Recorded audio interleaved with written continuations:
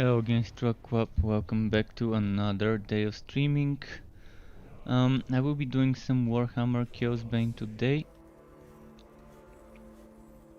So yeah, not too bad, not too bad.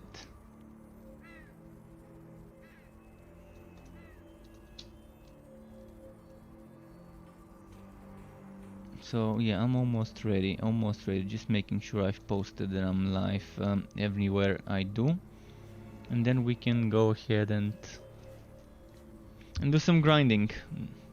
If you want help to level up or to gear up, any type of help, and you're on Steam, mind you, I don't think we can play with good old games. By the way, today is the launch of this game on good old games on the GOG store. The thing is, I don't think GOG can play multiplayer with Steam, unfortunately. So yeah, if you're on Steam, we can group up, we can play together if you're on Steam. If you aren't, well, not much we can do about it. Let's do a relic hunt. Just as a warm-up, a quick relic hunt.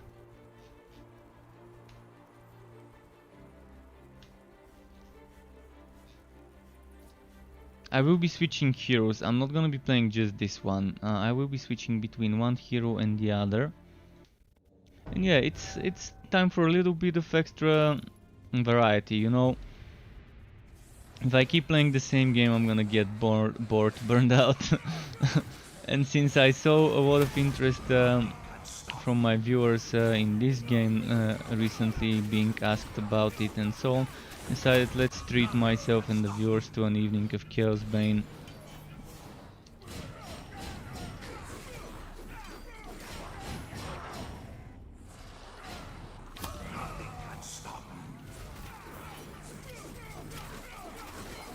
So this build is definitely not a meta build. I would not call this a meta build, unlike my jumpy build. This one doesn't do these high numbers, and it's a little bit less mobile, meaning you gotta stay in one place to do damage, which leaves you vulnerable. But it's a nice synergy because as you're doing damage, you're draining your own HP, but you're also draining the enemy's HP. And when you kill enemies, you also gain HP. So as long as you've got a lot of enemies around you to kill, you would be fine and you would be getting healed up. And you do have invulnerability. I mean, after all, it is Viragi. You do have Ancestor's Gift, so if you use that well and if you time your cooldowns well, you would be fine. I'm kind of missing a lot of good gear that I had farmed. Like I'm missing like 3 months of gear farming, on 2 months of worth of gear farming. After I backed up my hero. But it's okay. I mean, gear's gear. You find it eventually. I'm still happy with what I can do with this hero, even after losing a lot of items.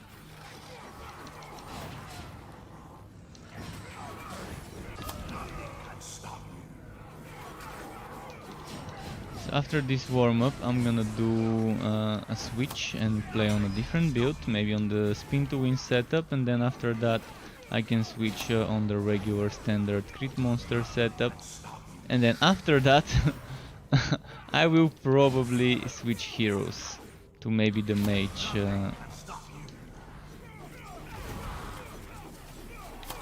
But if anyone wants me to play one of my specific builds, one of the builds I've got online, feel free to name the build and I can immediately switch heroes and play that on the next. A little longer, but I guess I had a lot of stuff I wanted to cover. I even had to shorten certain things. Then use text on screen to talk about legend levels, otherwise it would have been a couple minutes longer. Oh, not this boss. That's the worst boss I can get on this build against me.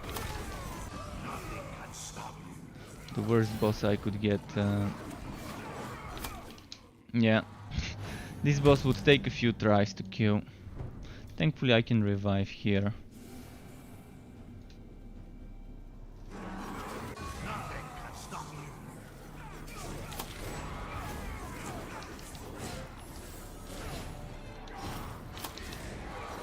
As long as I stun him in the right moments, I would be okay. And I just need to play a little safer. Less DPS, more dodging.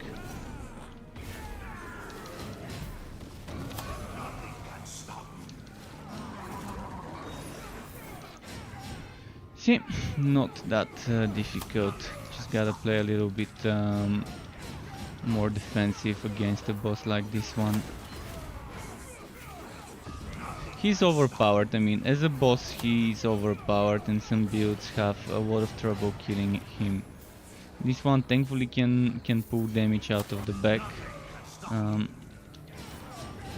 and has some invulnerability phase and stuff like that. That really does help.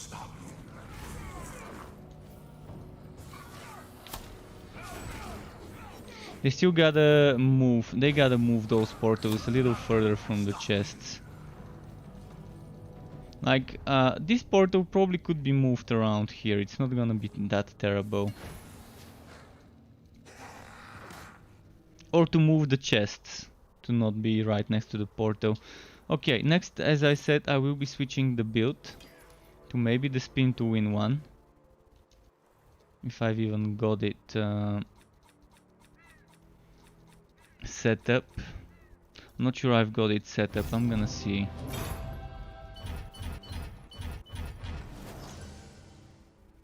Last song, yeah, I'm slowly and steadily getting back some of the gear.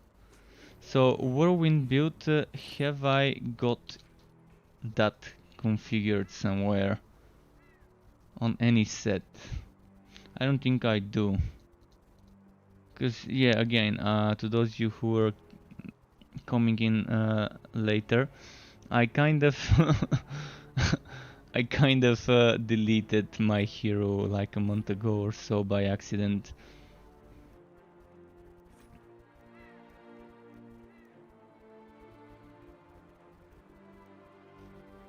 Let's say I wanna do whirlwind here.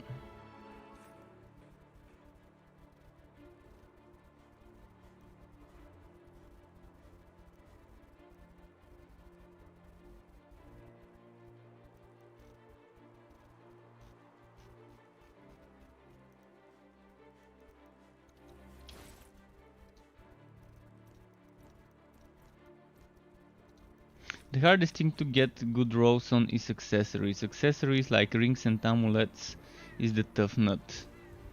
Let me quickly check my items. They need some blessings. And maybe some changes. Let's see if this one is an upgrade. Well, I would say it's an upgrade. I would say it's an upgrade.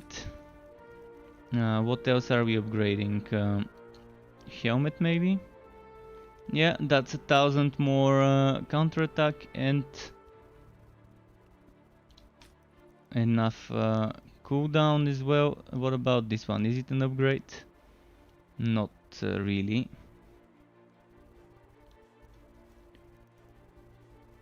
Okay, is this an upgrade? This seems like an upgrade and downgrade at the same time. I'm gonna get more crit damage, but I'm gonna get less HP. What about last song, bracers? See, what I'm using right now is not good. This one is a better option because it gives me flat damage. And anything more that's last song, this is last song.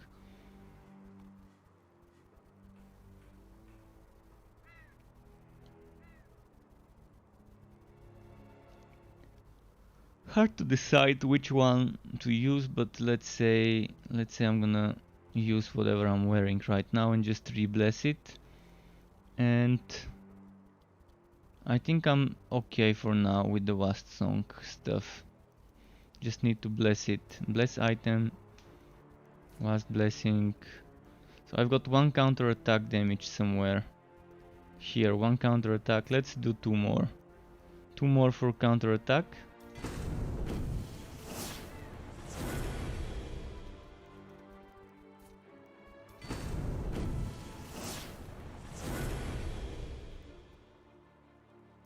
And this one can... I mean, I can probably keep it HP, because right now I really need HP. I'm bad with the HP right now. I'm missing HP in some items, so let's equip this skill.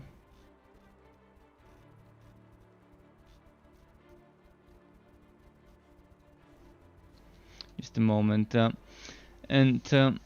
Dopewako says, "Oh, where is Torchlight 3 stream? Don't play this crap game." I need some variety, and welcome back, Eddie UK. I can stream some more Torchlight 3 tomorrow.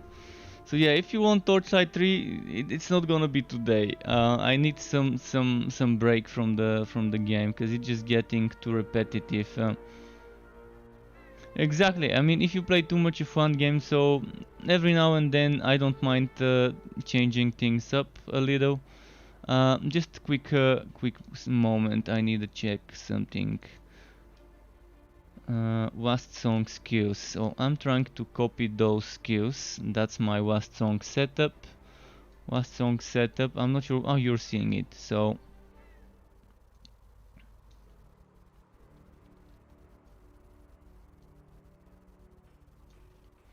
Just a moment. So let's make sure you're seeing what I'm doing. I'm trying to duplicate this, setup. So fighting spirit I've got. What I'm missing is the energy stuff and this stuff.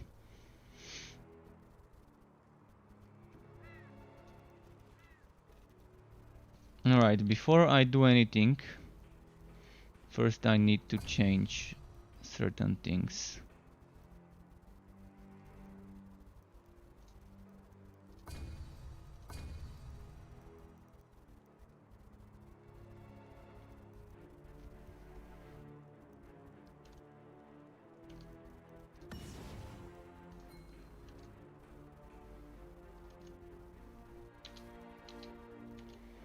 Then we get this thing in here, probably this thing, then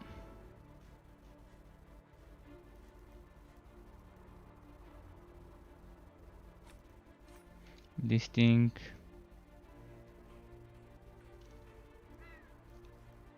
I was not using Hero of the Desert, interesting. Kind of forgotten about how I set this one up, but alright, what I'm missing now is the energy stuff, and then we're set after that. So the energy, is it superior? It's mastered, unwavering. And then I've got the other important things. Oh yeah, I'm missing dead bow apparently. Dead bow apparently is missing.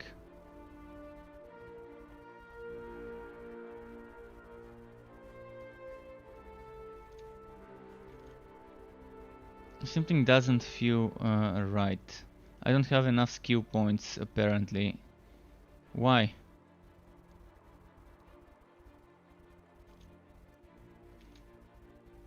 Oh, I see. The Eternal Grudge was the problem.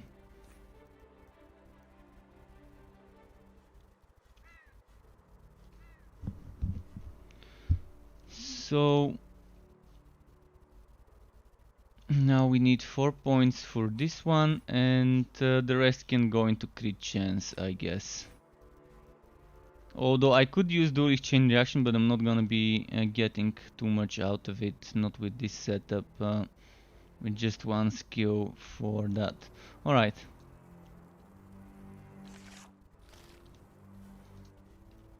Let's do Tower of Chaos.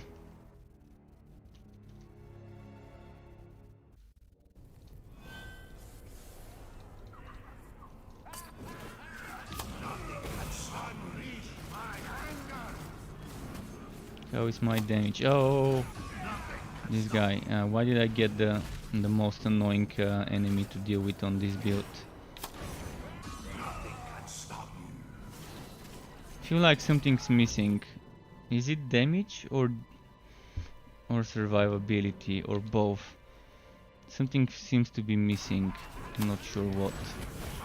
Oh, I know what's missing. I mean, I haven't killed enemies. I need to kill 10 elites to get that damage going. And my counterattack right now is only 40,000. That's not enough counterattack damage.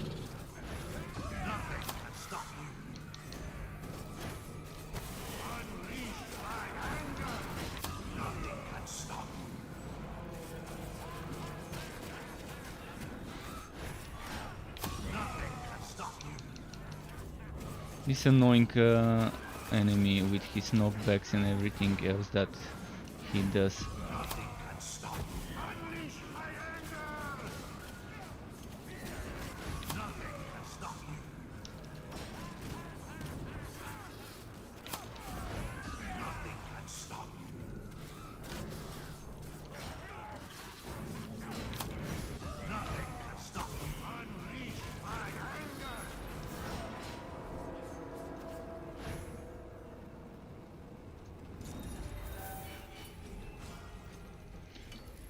Alright. Not too bad, but not as good as it used to be before I deleted the hero by accident. The thing I'm gonna miss the most is my old Grudge Holder and my old Victor's Tribute. I had a better old Grudge Holder. I think I had one with HP. And I had a better Victor's Tribute. Or maybe, I'm pretty sure about the Victor's Tribute being better, because this one doesn't have crit chance. So that's like 10 crit chance less. Let's do a relic hunt.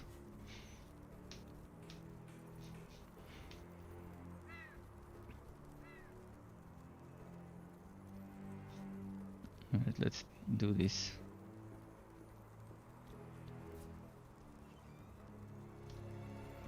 But yeah, there's been a lot of people who are wondering whether this game is worth it. Actually, right now it's 65% off on Good Old Games. But if you play Good Old Games, you won't be able to play with me. You won't be able to play with me if you get it on Good Old Games, because I'm on Steam. On Steam, I think it's still 60% off, and the Magnus Edition on Steam is not that bad. There's a lot of stuff happening in the game after some of the recent updates that can keep you farming and grinding. But yeah, if anyone needs help, assistance to gear up, to farm, let me know. I'm here to assist. I can switch to a strong build and just kill stuff for everyone.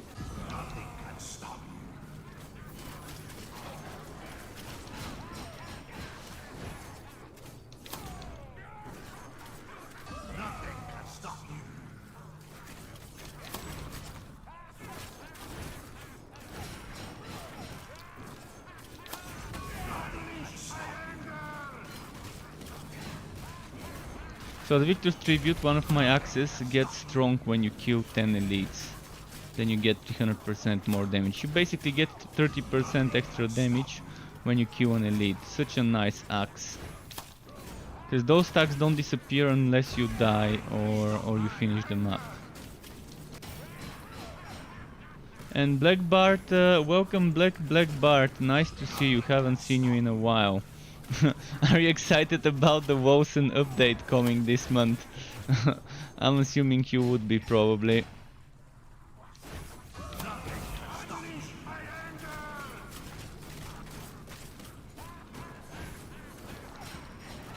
Let's move this way.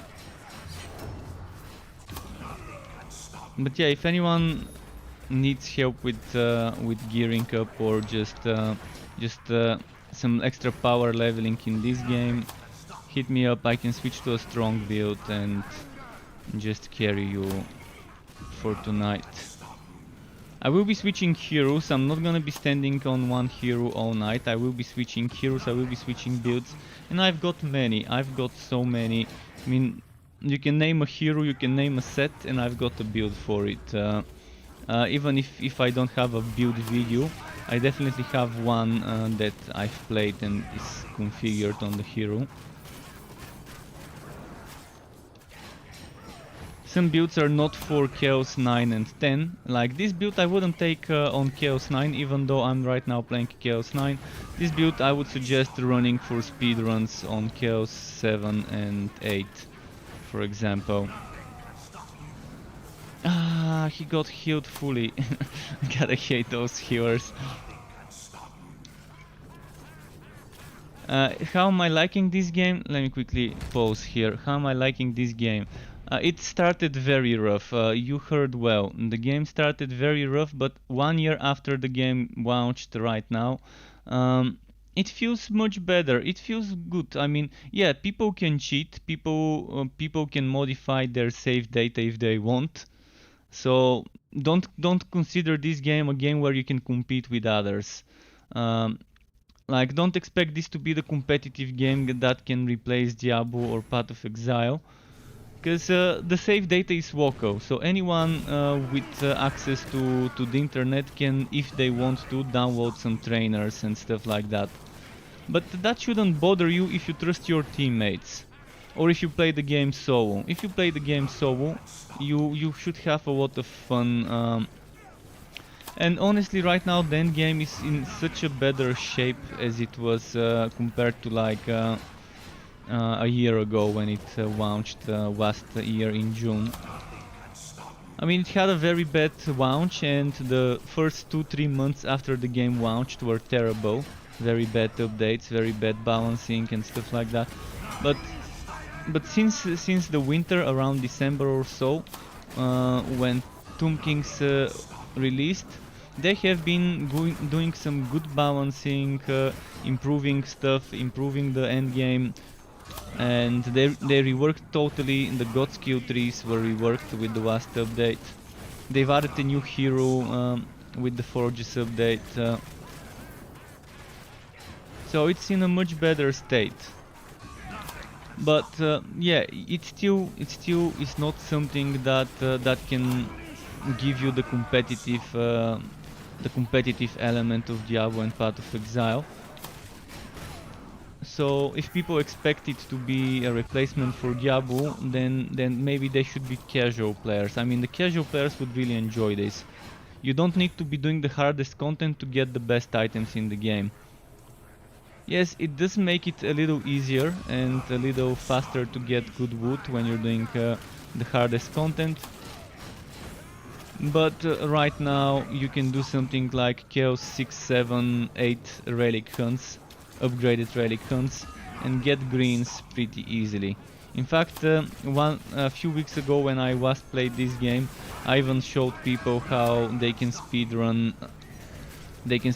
Chaos 5, or was it Chaos 6, and still get green items. I like got 3 or 4 green items in one run of that type. I mean, right now I don't have to kill the enemies. Right now, if I want to, I can speed run and rush to the boss. But you can see at the bottom here, there is this thing. This thing that fills up, and you get 1 key, 2 keys, 3 keys. If you get 3 keys, you can go to the boss, kill the boss, and get 3 chests. But you don't have to do it in order. You can just get the keys after killing the boss and open the chests after killing the boss, or just go for 2 chests. I'm gonna go on a more meta build, because this is not a meta build that I'm playing. This I don't take above Chaos 8, and I'm playing Chaos 9 right now. And okay, by the time I reach the boss, I should have everything I need. And the boss should be here. Alright, we didn't get a difficult boss. So as long as I pay attention to my surroundings, I should be fine.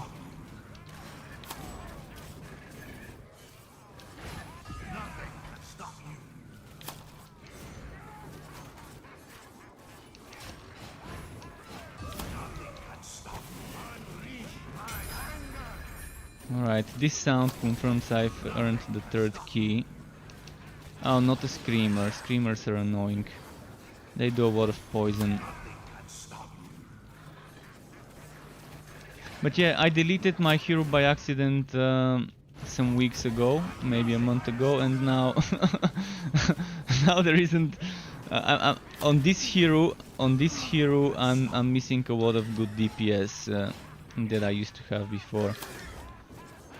He's still good though, he's still fine. You're gonna see once I switch builds, he's still gonna be fine. Oh no, fuck. I was so close to killing it. Well, I gotta kill the Screamer first, cause killing the boss with the Screamer around is just too annoying. The poison, the Screamer poison is what just killed me. It's just overpowered.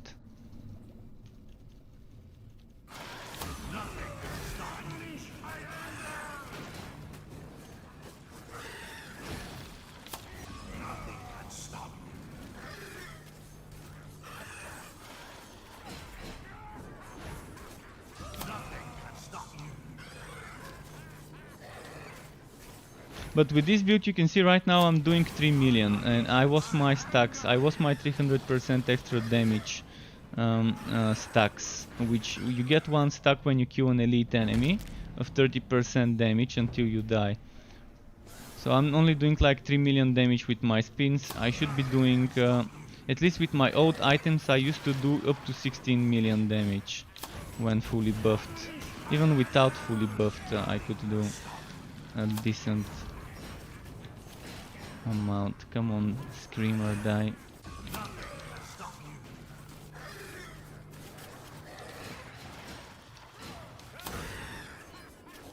Alright, now I can just focus on the boss fight.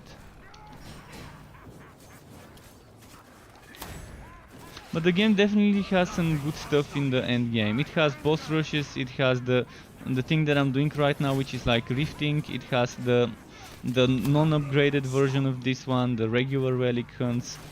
It has the endless mode, which is basically you pushing as far as you can get in a survival mode with different levels, which is not rewarding enough. It's kind of disappointing how the Tower of Chaos is not really rewarding. But the Tower of Chaos, right now the way I do it, I do Tower of Chaos for coins. And with the coins I do upgraded relic hunts, and upgraded relic hunts is where you get shitloads of green items. So the Tower of Chaos is probably for bragging rights, whereas if you want items you do upgraded relic hunts. And the invasion mode is very outdated, so they're probably gonna rework it with a future update. The invasion mode you only do to unlock certain skills, certain passive skills. And to get certain rings that only drop there. Apart from that, right now the invasion is kind of boring. It can still give you okay wood quality, but yeah, right now I'm at 9000 wood quality. Right, let's go get my... And anything above 5000 wood quality is good, let alone 6-7,000. But yeah, right now with 9, even 10,000 wood quality, as you can see, there are cases where this would happen, where you're not gonna get a green item from those chests. But most of the times you would be getting at least one green item. Like probably, let's say 70% of the time when you open those 3 chests at 10,000 wood quality, you're probably gonna get a green. And you can speedrun it. I'm gonna switch builds and let me quickly get rid of some items to show you a stronger build, how a stronger build can do this same difficulty. So I'm gonna unequip those items, then I'm gonna switch sets. See, this is your sets, this is like wardrobes, but it doesn't just switch sets, it also switches skills and passives, and it also switches god skills.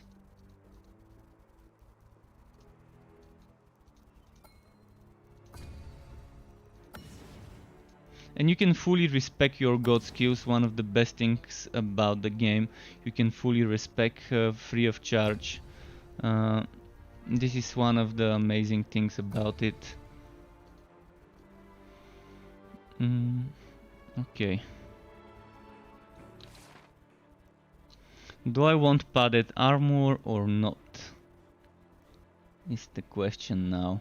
Padded armor is good for survivability, but if I want more damage... Oh, Legend 666, finally the best legend level. I need... actually, I forgot to spend my legend ranks earlier when I was playing the Wast Song build. So I probably was missing legendary punishment and other things.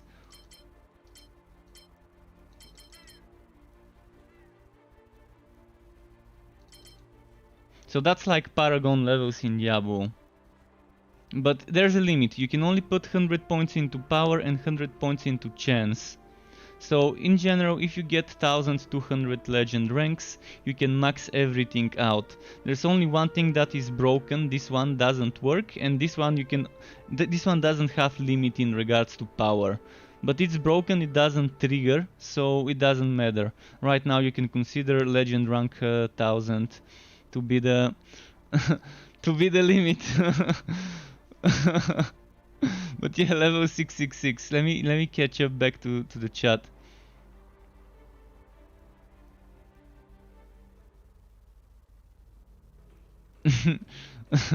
But yeah, I actually deleted my hero on stream. Like I was streaming and I was changing heroes, and what I did is I did this thing. I went to what is it? Exit, yes. So I did this, and then what I did is I clicked on change hero, and then I clicked on delete and yes, instead of play yes. Pretty stupid if you ask me, but only I can do something as stupid as this. But again, I think I was sharing my hero with someone, so they can get some items out of the storage, and I backed up my heroes in May. So I could kind of get this one out of the backup. So okay, what am I missing in this build? I'm gonna go for a more survivability setup, but I've got some screenshots here of my build. Normally I use challenge set 1 and challenge set 2.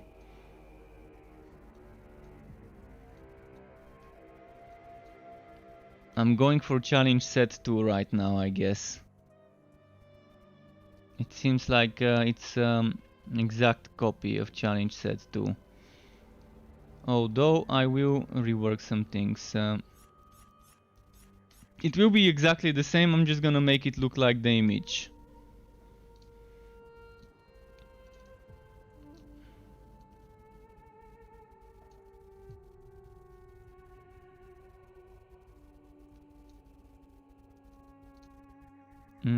What do I have? I have Dead Ball mastered first.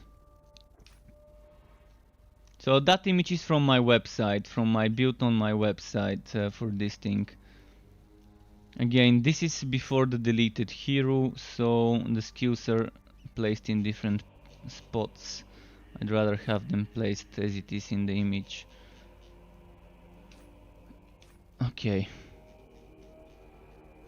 Oh, and I have to remodel. I have to remodel my axes to look like this, and my armor.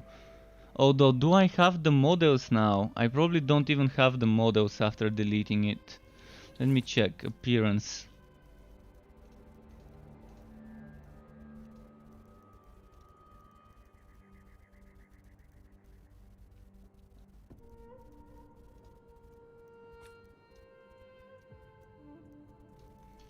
Okay. That's fine. Let's check the difficulty. Chaos 9. Let's do Tower of Chaos as a warm-up. Oh, I forgot to check my armor. My armor might not be properly enchanted. Counterattack, counterattack. Counterattack 3 times, okay. Oh, 4 times. See, that's too much. That is too much. I don't need 3 times counterattack damage. So, what I need to change is the gauntlets. And someone wants me to pet my sky pet. Alright, we just woke him up. But he's fine. He just went to sleep a few minutes ago, so that's not bad. Wasp Blessing. I'm gonna do something here. I'm gonna do 6k HP, 4k damage.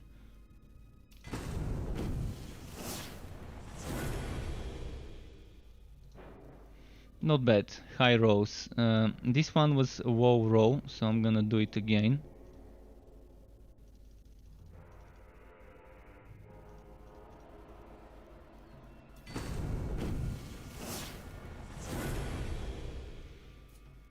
Let's do it again. I'm trying to get close to 2500. I don't have much blessings left. That's okay. 2385 counter attack. 1000 counter attack translates into 40 crit damage.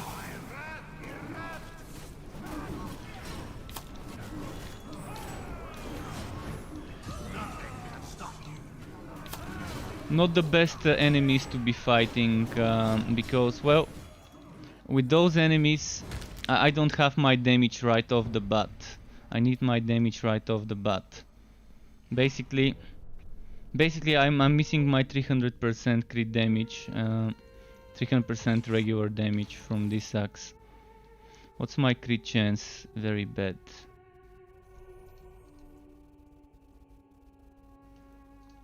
Alright, let's try again. Hopefully I get a better one. Alright, that's a good one. That is a good one. Wait, what's my cooldown reduction? 15% cooldown reduction. Why? Why is it only 15%? That makes no sense.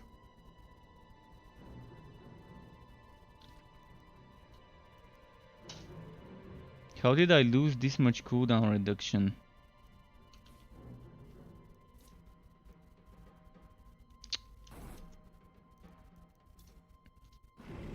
Cooldown reduction is just not what you want to be doing. It's one of the most actually it is the most important stat for this build. You want cooldown reduction to spam your skills.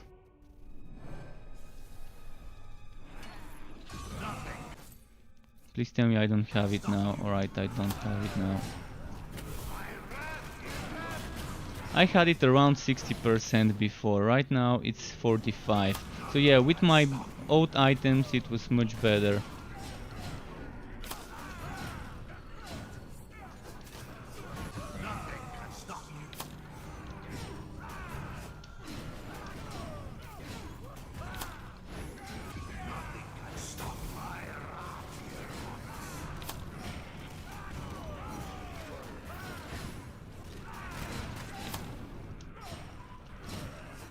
Thankfully, when I deleted my hero, it was only this one, my mage and my engineer, and the other two did not get affected by me deleting the slayer.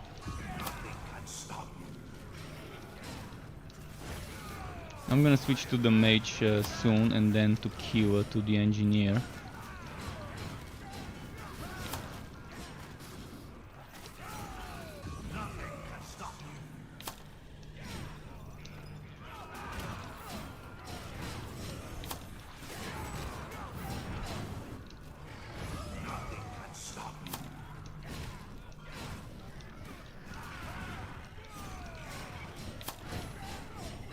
How many do I need to kill? 3 more. Alright, let's start killing something.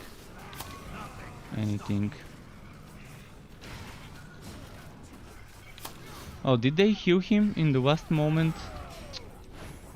Wow. Annoying healer. The problem with this healer is you kill it and it's gonna respawn, so you're probably better off out damaging the healing if you can. Or killing him quickly and then DPSing before it respawns.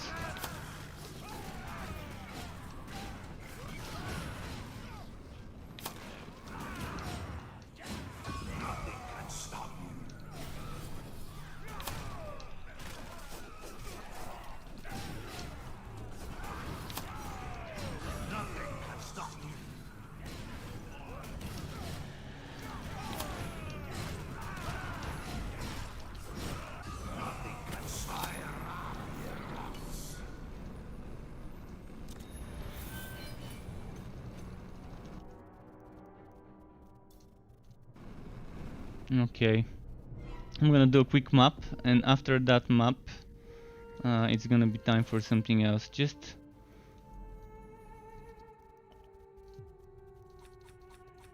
I'm just thinking of switching quickly to the ever peak set. No, not this set. I mean this set.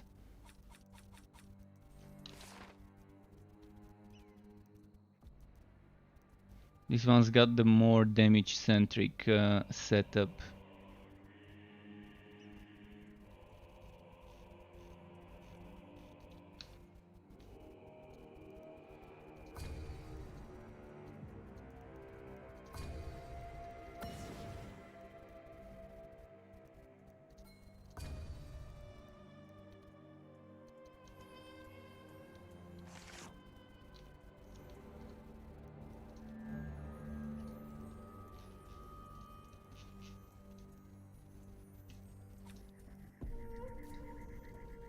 Let's see the chat. Have you played Path of Exile? Yeah, I've played Path of Exile, and I've played Path of Exile for the first time in 2013 during the closed beta, when I won a key at the Christmas closed beta event. And I've loved it. I loved it back then. It was nice. It wasn't anything special, but it was pretty fun and nice. But the more stuff they kept adding to the game, the less appealing it became to me. It's got a lot of good stuff, but even more bad stuff in it. For a casual player like me, I don't want to be the best of the best. I don't care whether I'm the strongest or not. I just want to play builds that are fun, and I want to reach max level quickly in a game. I don't like when I can't reach max level in a game quickly, when the game punishes me too severely when I die. I keep saying this, but Path of Exile feels, dying in Path of Exile feels like being double penetrated in the same hole. That's how dying in Path of Exile feels. Or at least how I imagine it would feel. Because I'm not speaking from personal experience, but yeah, it's too much. You're punishing twice for what? For just dying. And there are just too many other non-casual friendly things. 50 casuals in Path of Exile. It feels wrong. It feels wrong. Most of the content there forces you into playing boring meta builds, and most meta builds are super boring. Also, there's the trading, which I just don't like. And if you're not trading, getting the best items is almost impossible. I mean, so self-found players probably take a lot of time to gear up. I mean, I never could gear up well without trading in Path of Exile, without selling stuff, without buying stuff. I've never tried so self-found, but I'm assuming it's gonna take me 3, 4, 5 times as long to gear up. And it's just not my type of game. I know that it's not my type of game, and I'm gonna stay away from it like the plague. First, it has competitive in it, and I just don't like PvE and competitive mixing together. It feels like competitive PvE to me sounds like saying competitive Care Bear. That's what that term sounds like to me.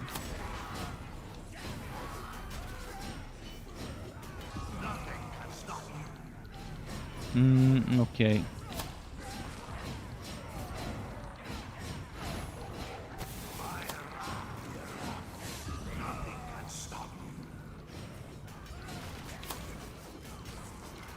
But yeah, if Path of Exile didn't punish me when I died, and if Path of Exile had a Care Bear leak, where you die and don't get punished, and where you don't have to participate into the leak. Like, for example, if it allowed me to opt out of the leak of the racing, of the leaderboards, but not be punished when I die, and if it also didn't make me do a labyrinth to unlock my ascendancy, because I find it very bad game design to walk character progression behind things that could be difficult, like the labyrinth. And the XP level up is just my worst my worst enemy there. I mean, I once spent 16 hours in one day trying to get from level 97 to 98, and I just kept dying and losing XP, and I just couldn't. I couldn't, and then I did that on the next day, and then I did that on the next day, and then I just got bored. I mean, I was stuck in the mud. I didn't feel like doing safe maps. I didn't feel like making a meta boring build that doesn't die, and sometimes it won't even be my fault when I die.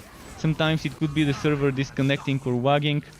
Yeah, of course, sometimes it would be my fault and I would be fine with that. But again, it's just not for me. Believe me, I did play though. I mean, 16 hours I didn't stream back then. I didn't make content, so I was only playing. And I could afford to play it for 16 hours a day. It was kind of, yeah, back then I really wanted to get to 100 just so I can test my build with all the points, because I'm not a fan of theory crafting on paper. I want to see the build at 100, I want to test it, I want to play it, and then I want to start respecing and try a new build once I'm at 100. I like games like this one that allow me to do this. With this game, you don't grind levels. I mean, after Chaos level 3-400, you're fine. Another thing I don't like about Path of Exile is starting over every season and league. It just feels wrong. It feels wrong. Why can't I play with my old heroes on the new league content?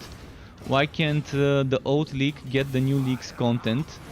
And why do I have to wait 2 months or so until the league is over so I can test the new content on my old heroes and old builds? It just feels wrong. It feels limiting. But that's the bread and butter of Path of Exile, leagues. They make money from leagues.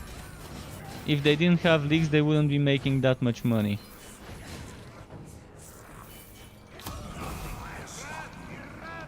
And they have new stuff every league, they have people returning to it. And I understand it, it's just not the right game for me. And I don't think Path of Exile 2 would bring anything new in this regard, other than the good technology, the good visuals, and all of that they showed in ExileCon.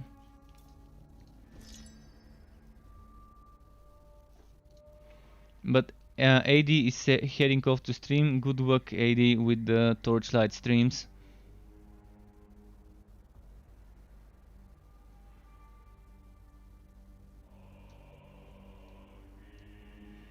But yes, if you wanna skip this Path of Exile leak, I don't think this game would be the best choice for a Path of Exile player.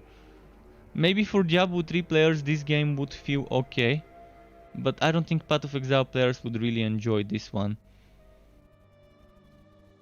I mean, from most of my viewers, the ones that are Path of Exile players, most of them quit this game within 2-3 weeks and moved back to Path of Exile.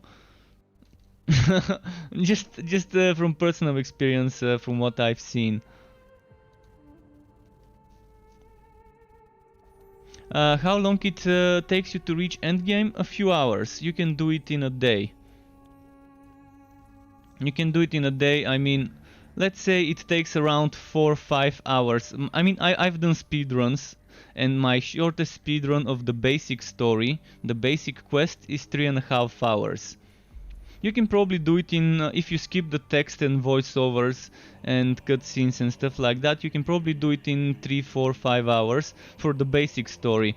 But then, the basic story is not all there is. There's 2 more stories, which take you around half an hour each. So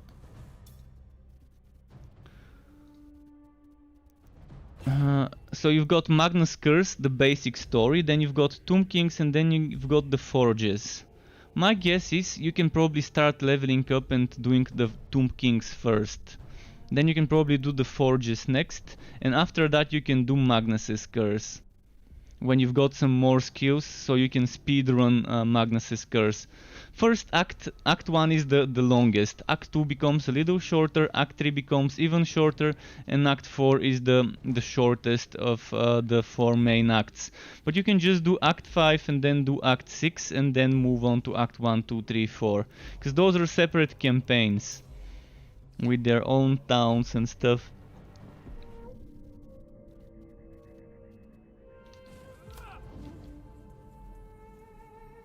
So which build am I on right now? Ult 1. Okay, this is Ult 1. That's a very good support multiplayer build. Doesn't do as much damage, but is probably one of the best tankiest builds. One of the tankiest builds and one of the best builds for buffing your teammates and yourself.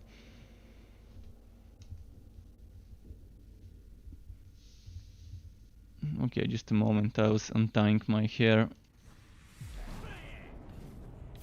I tie my hair and my beard when I'm eating, and I was eating before this. And I forgot to remove the rubber band and the bands, not rubber but the hair bands.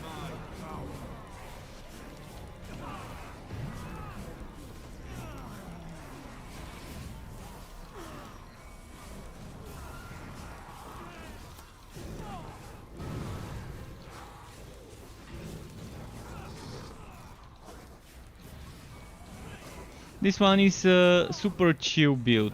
It's super hard to die with that setup. As long as you're pressing the right buttons and as long as you keep fighting, you're not gonna have a problem. Wait, what's my god skills? Oh, I'm using the counter spell. I'm using the counter spell setup. I've got a lot of builds for this game though. On my YouTube channel and on my website where I upload builds, I've got a bunch.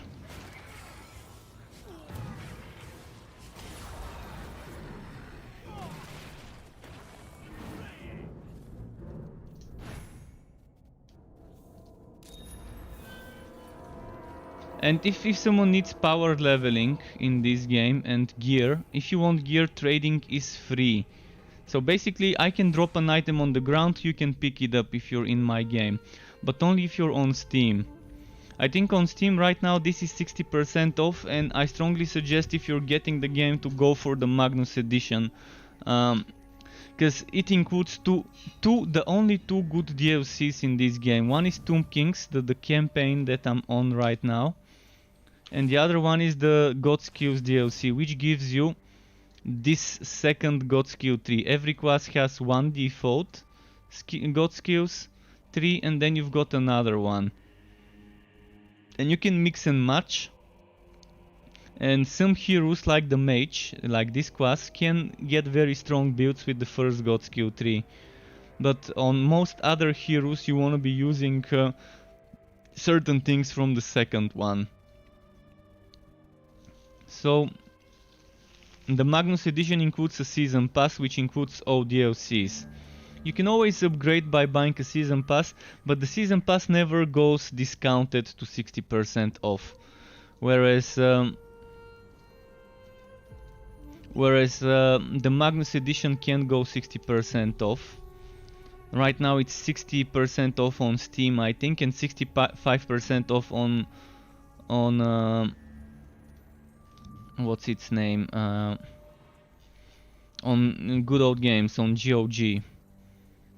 But again, GOG players cannot play with Steam players, Origin players cannot play with Steam players. And the same goes for PS and Xbox players. But there were rumors about this game migrating over to PlayStation 5 and the new Xbox, apparently. I'm not sure how real this is, but people are saying that Nacon, the publishers, had some sort of an event and they mentioned something about this. I tried watching this event and I never saw anything about Chaosbane in this event. So not sure where people got those news. I'm gonna take it with a grain of salt about this game and PlayStation 5 next gen consoles.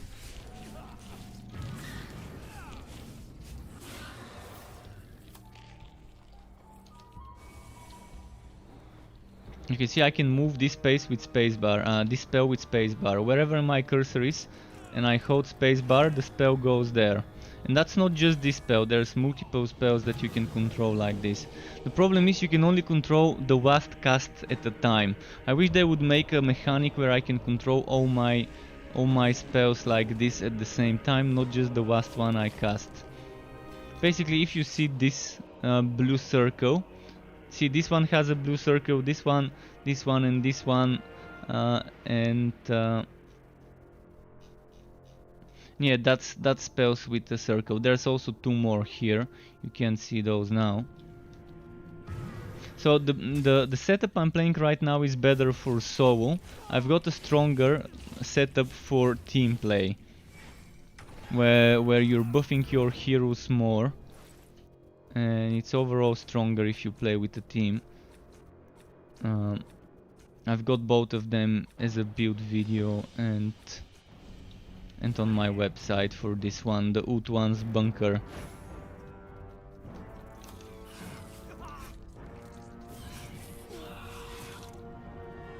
Wait, is my cooldown reduced? Are my cooldowns reduced? Status. Cooldown reduction. Minus 84%, what the hell? Minus 84% cooldown reduction. I think there's something wrong. This map doesn't say... Oh, I've selected the wrong one by accident. I'm just gonna do a new map. I don't want to complete this one, it's gonna be boring. When did I select this? I don't remember selecting cooldowns reduced. Energy reduced, alright, cooldowns is here. That's what I've selected by accident.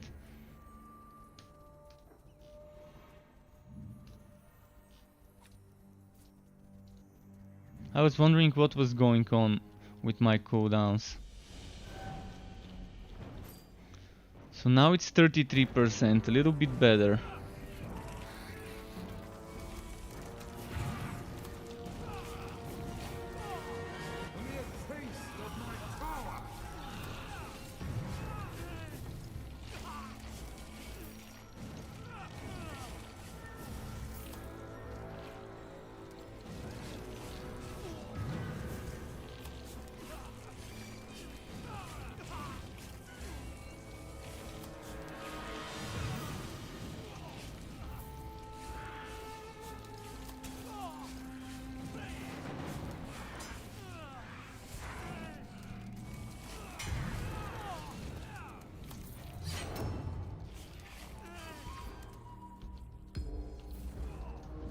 Alright, nothing too fancy here.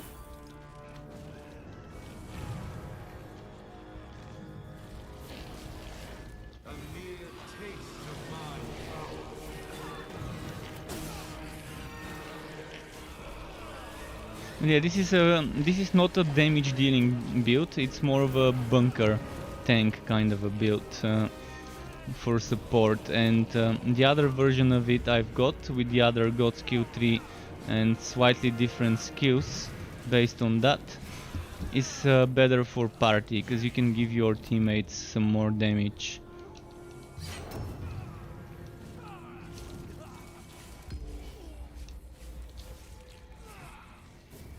And right now I'm missing some counter-attack damage, so this build can probably get another 30% more damage from this skill, counter spell. Where is it? Counter spell.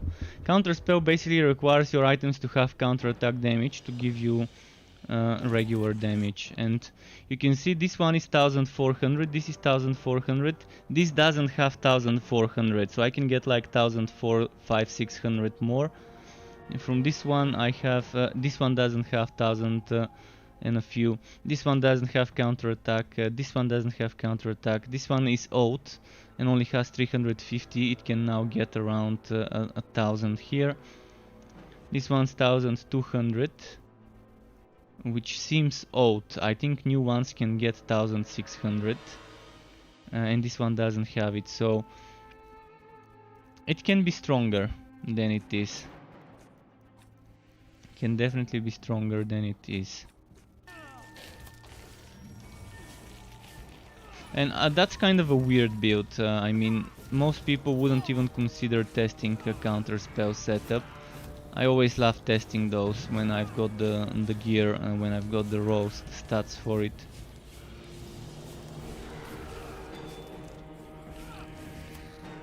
But there's a balance. You gotta balance out counter-attack damage and regular damage.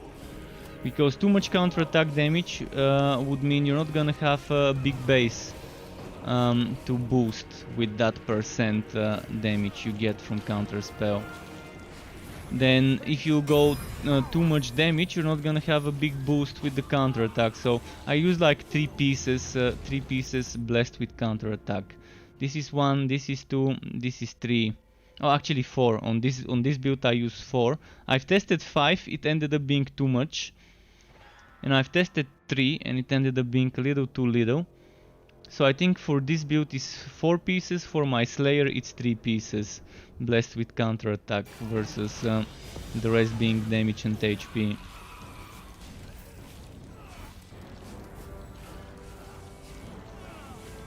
And Terry the Tank, welcome back.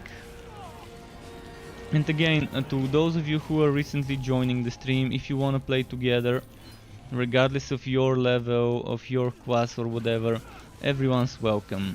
I can even help you boost your levels, and then if you haven't done the story, you can just do the story later at max level with all the skills. But you have to be on Steam. I can't play with others that are not on Steam due to restrictions of the platforms. No crossplay and all. Right, boss fight here I think. Oh no, not yet.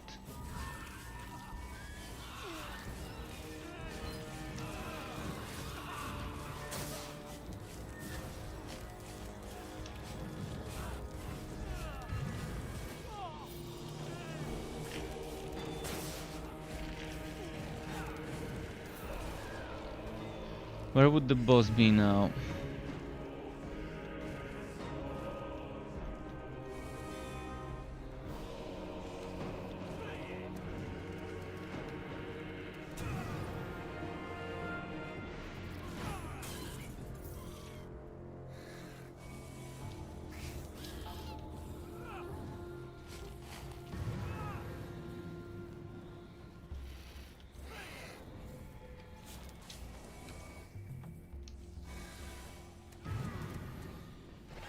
Right, I've missed something. Probably it's this way.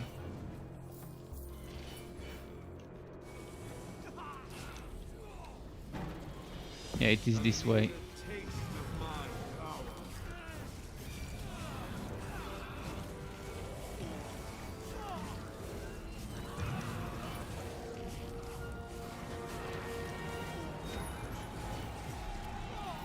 Oh, Ring of Cain, perfect. I actually needed a good rolled Ring of Cain, so hopefully this one is one of those.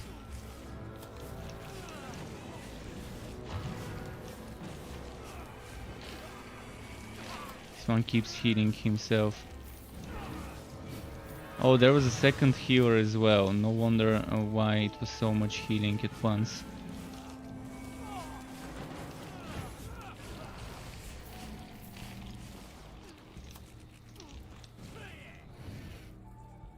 Wrong way. And Terry's asking how comes I'm on Chaosbane. Well, I can't play Torchlight 3 forever. I mean, I need some variety every now and then, cause I'm gonna get bored if I only play one game for too long. So today's Chaosbane day. Today I can just help people in this game if they wanted to. I can just play a little bit of that, and it's actually a good coincidence. I did not know about this, but when I was on Twitter today, I saw a message that this game launched on Good Old Games. And I was like, okay, if this game's on Good Old Games, even better. I already decided yesterday that I would stream this game today.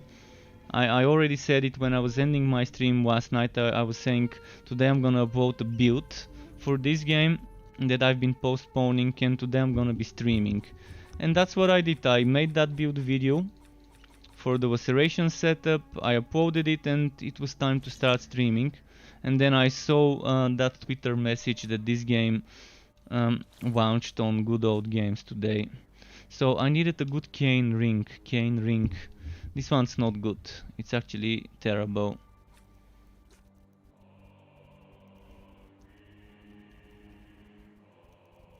Is this better?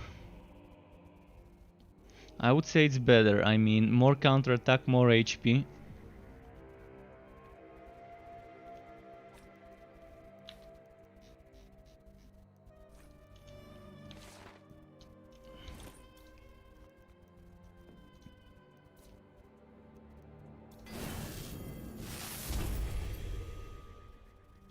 Alright, not too bad. I mean, the other one was 2441, but still, this one had a better base and the HP difference. Oh wait, shit. Shit, I was looking at the wrong item. Or never mind, I wasn't looking at the wrong item, so I am 18,520 HP more with this one. Pretty solid change.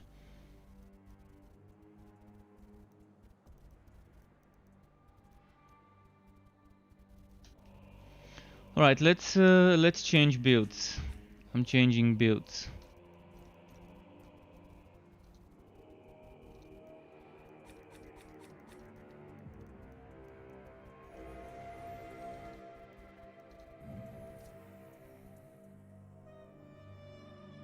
And yeah, I'm also hoping for a new update very soon. They've been kind of quiet, so they did say later this year, so they're probably gonna do it in a month or two. We'll see. I'm hoping for a rework for the invasion mode or something new. This annoying champion.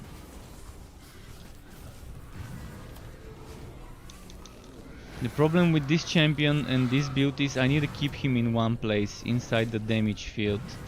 And the other problem of this skill is it knocks back enemies.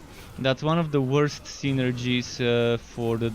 Whoever designed this skill really needs to redesign it and redeem it. Because right now, it does a ton of damage as long as the enemies are inside the damage field. But it knocks back the enemies away from the damage field, because fuck logic. It's like saying, hey, look at what great damage skill you've got. Would be a shame if someone kept the enemies out of that damage field. I really hope they reconsider this skill, the heroic blinding light, to not knock back, but to actually pull enemies inside the field. Enemies outside the area cannot enter it. Why? Why? What's the point? I know they wanted this to be a skill to regenerate and to heal you and all of that, but it does so much damage. So much damage. I mean, in a team of multiple people, I managed to get that to almost do 100 million, like 80 something million. And with the way I play this build, you can spam this. You can kind of spam this.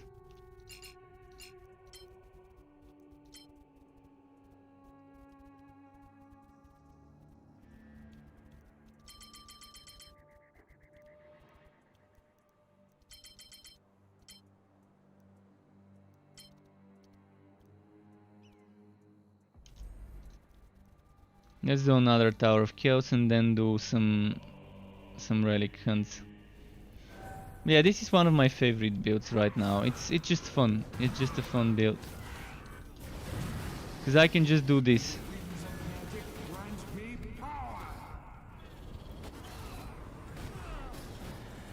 You can see how my number 2 skill constantly keeps its cooldown fast forwarded.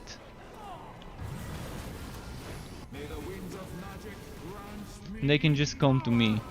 But when I need to kill champions, I have to go and be aggressive. And I got the same type of champion, cause yeah, bad luck.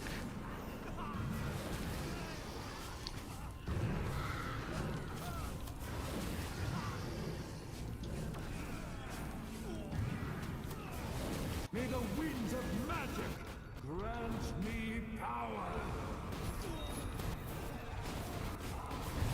And I can stack multiple fields of this next to each other. You can see there was 2 fields. I intentionally moved so you can see that it's 2 fields. Wrecked. Indeed. Alright, let's go and do something else.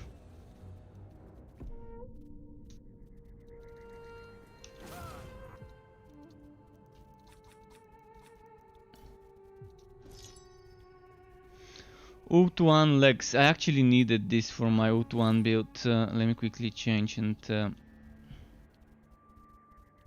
20,000 HP. That's such a nice upgrade.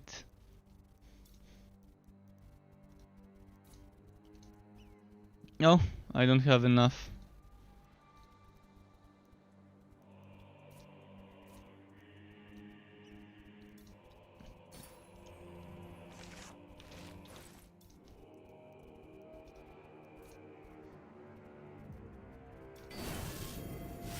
Be good to me, be good to me. 2,400, that's good. So there is the change.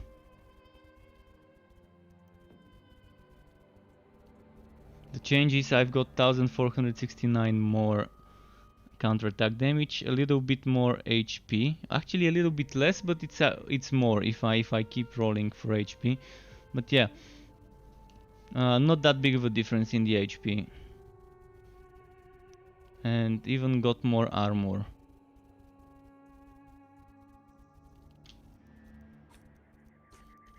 I keep my old items because someone might want my old items.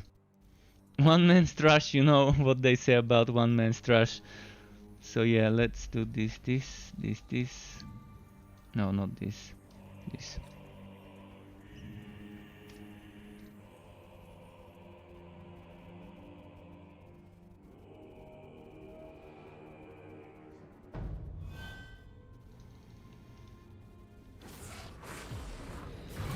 May the winds of magic grant me power.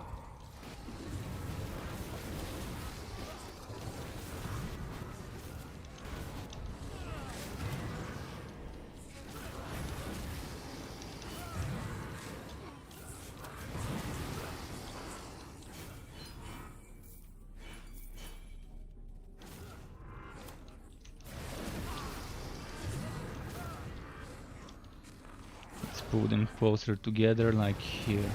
That seems like a good place to set up camp.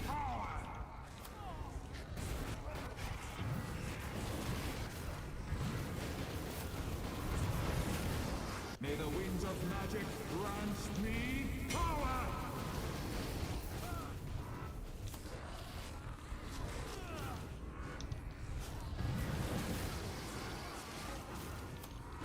And that's like a good place to set up camp as well. Winds of magic grant me power. But yeah, I think what one might need in endgame diversity this game can offer, but not every endgame in the game right now is worth doing. And you've got invasions, you've got boss rushes, you've got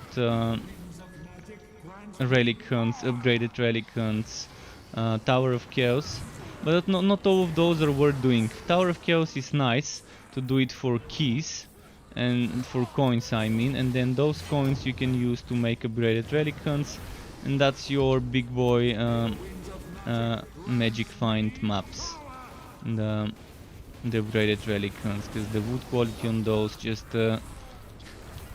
goes so high, over 11,000 if you're playing Chaos 10. And Chaos 10 is definitely nice to do as a team, whereas Chaos 9 is probably the best thing to do solo, for a balance of XP and items.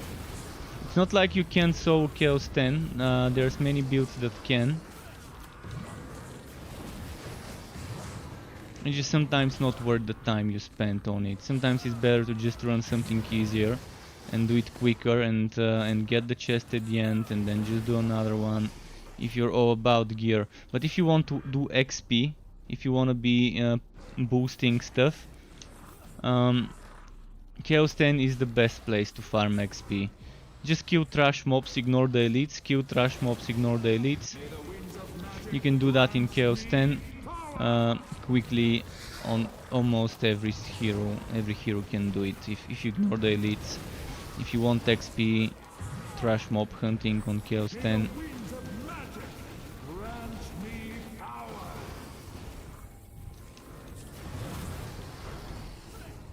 Let's group up some more over here.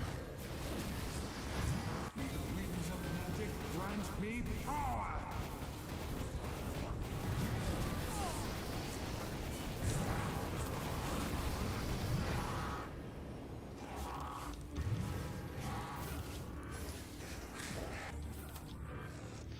Okay, next. May the winds of magic grant me power. Yeah, this game had a very rough start, unfortunately, and that hurt the player base very badly. And right now, the main reason people quit the game is probably the lack of co-op.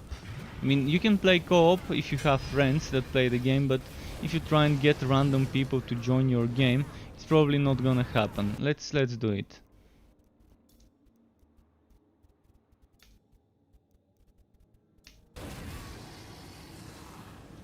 I'm opening my game. Let's see if someone would randomly join it.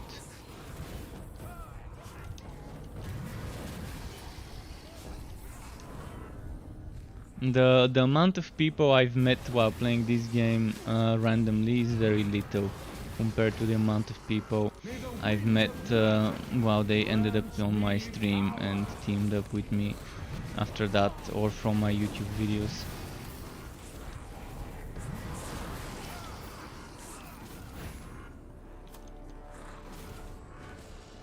May the winds of magic grant me power.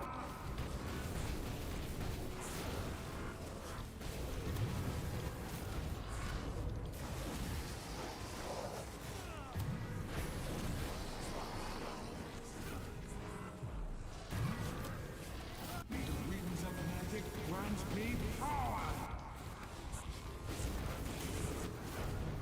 The boss is gonna be over here.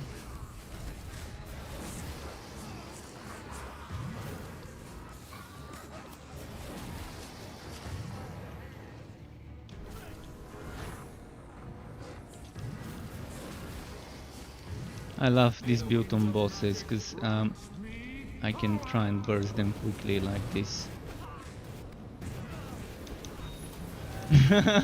I'm stacking those damage fields underneath the boss, and it's just a nice synergy.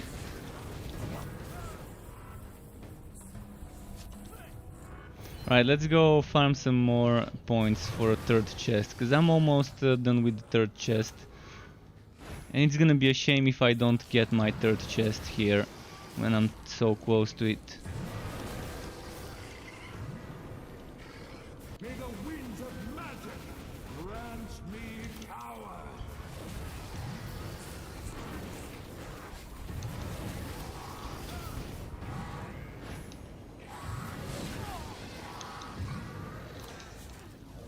May the winds of magic grant me power.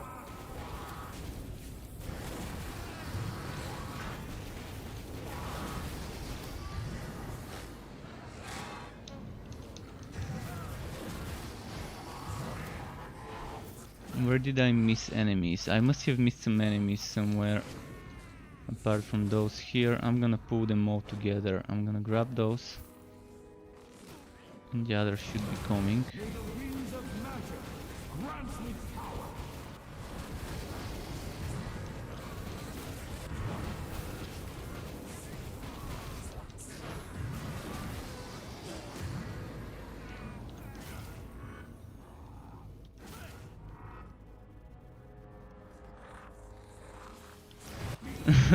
Some mobs are difficult to kill because they've got some damage reduction buffs they get for a few seconds.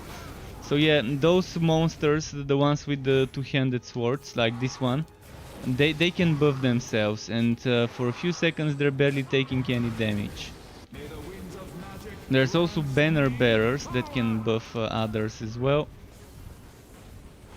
This map was short. This one was a very short layout of a map.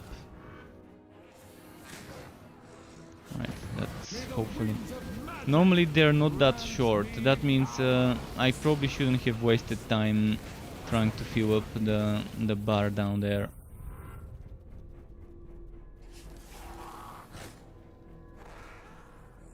It looks like this is one room, this is another, third, fourth. It's easy to see where the maps connect, where the different pieces of the puzzle connects. This is how this game builds levels.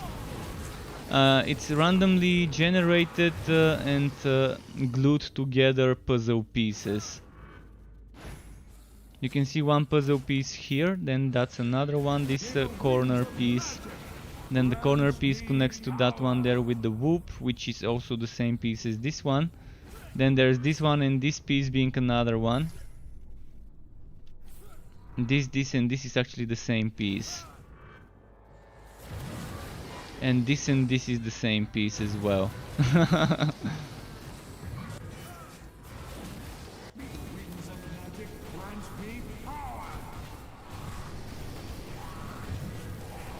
So it has a few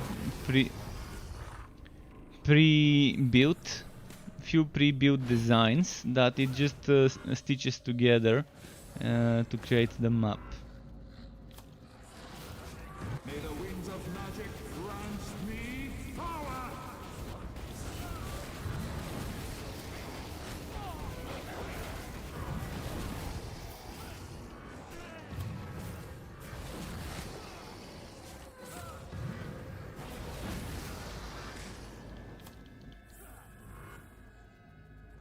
Hydrate. You want me to hydrate? Let's hydrate. I didn't even mute myself this time. Made it loud. Ah, come on, monsters, just a few more monsters. I really wasted a lot of time. I should have just collected 2 chests when I saw this was a short map and just be done with it. But now that I'm so close to it... Systems repaired. Oh, Terry the Tank, thank you very much for resubscribing to my channel. Thank you very, very much. Nice having you again.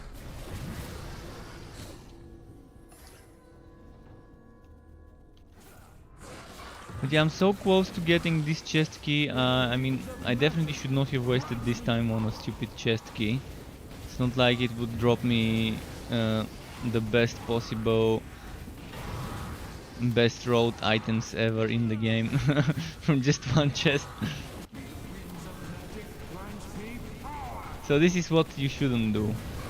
If you end the map and you only have 2 chests unlocked and it's obviously a map that you've completely killed every single enemy, and the only source of wood quality and bar upgrades would be the spawns from demonic portals, you wouldn't want to do that. I'm actually giving up. I'm not gonna get that 3rd chest anytime soon.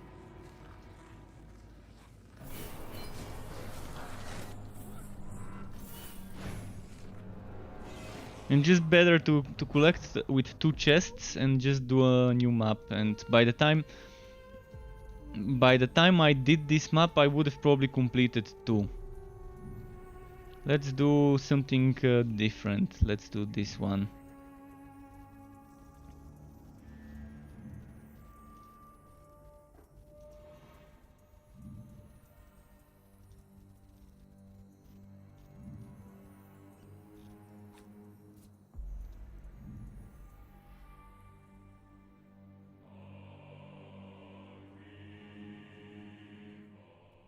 I can switch to Kiwa afterwards.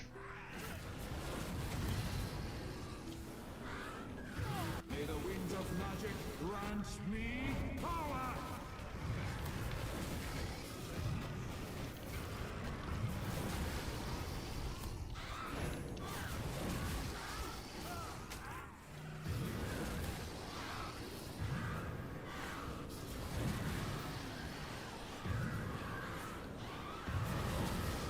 May the winds of magic grant me power!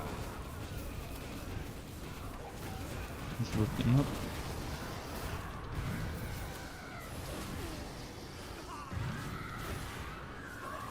May the winds of magic grant me power!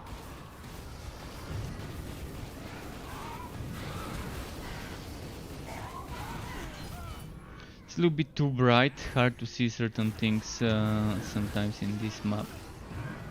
Winds of magic grant me power.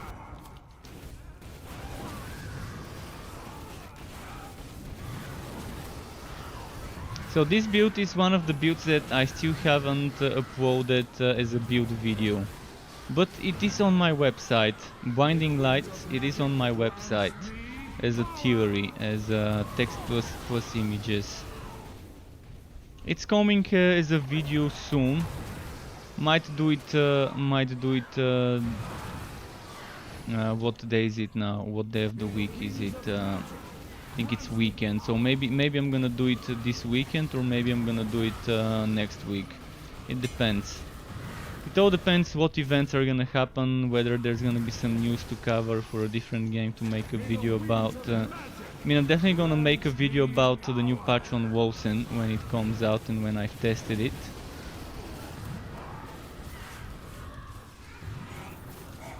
To see whether it's worth coming back to Wolsen after that new patch.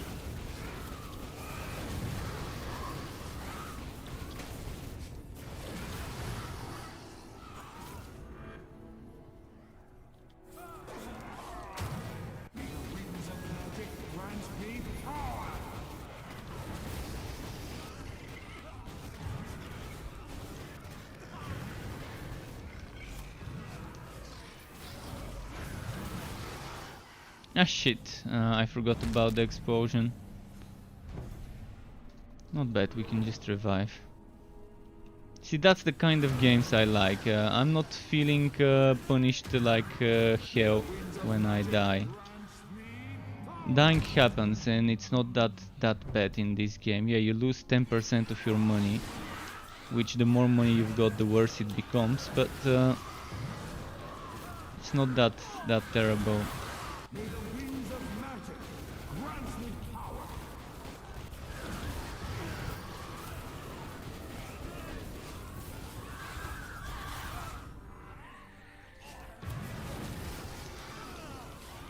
May the winds of magic grant me. There aren't that many gold things in the game anyways.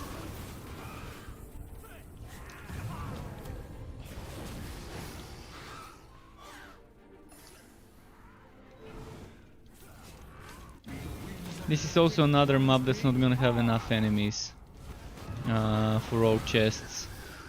Maybe I can get at best 2 chests on this map, but I'm not gonna be trying for a 3rd chest. May the winds of magic grant me power.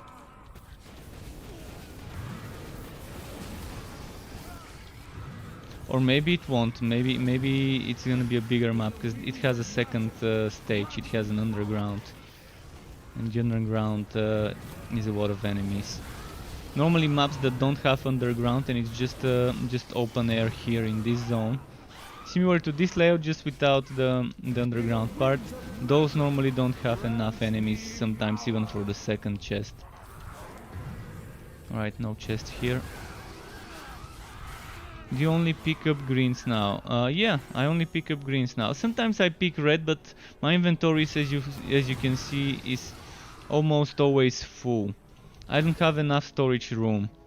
I don't have enough storage room. Sometimes I pick whatever, but I try to not pick every little item, because I just my storage is full. I'm saving a lot of gear to give away to people who play with me, viewers or just randoms that join my game. So I keep like see, the storage is only 100 items, so I've got 100 out of 100 full in my stash, my shared stash.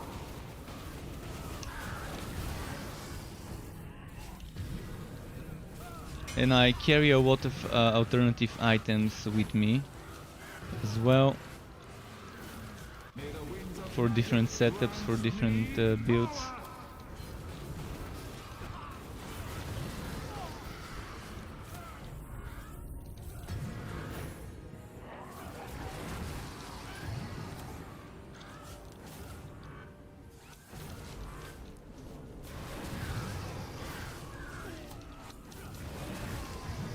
May the winds of magic grant me power.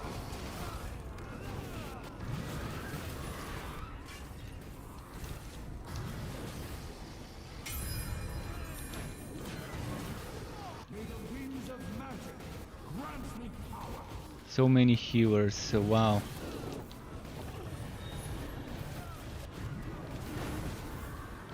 I outdamage the healers. Sometimes it's nice when you outdamage the healers. Winds of magic grant me power.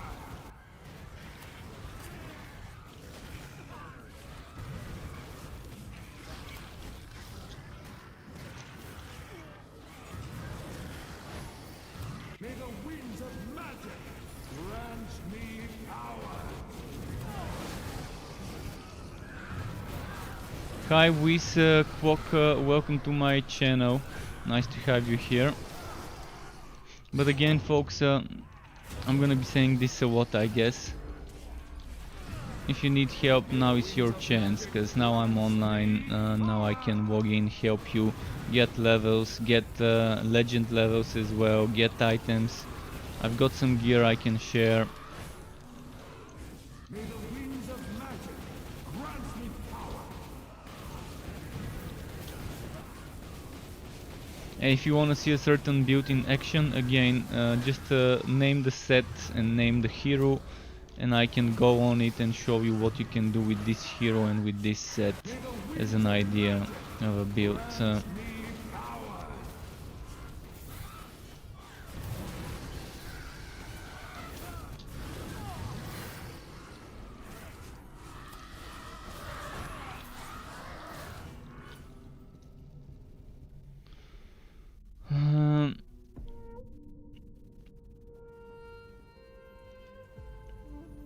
Let's see what I've got this run.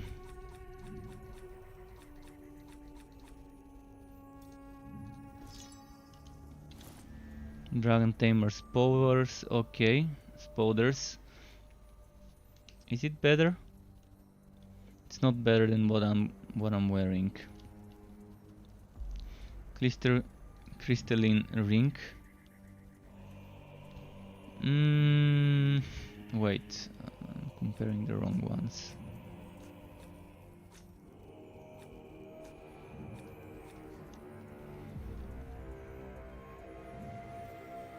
That might as well be an upgrade. Resistance to damage over time, energy and wood quality is changing for armor piercing, cost reduction and counter-attack damage. For my counter-attack setups it's gonna be better. Also 0.9 more crit chance. And that armor piercing. I'm gonna change stuff.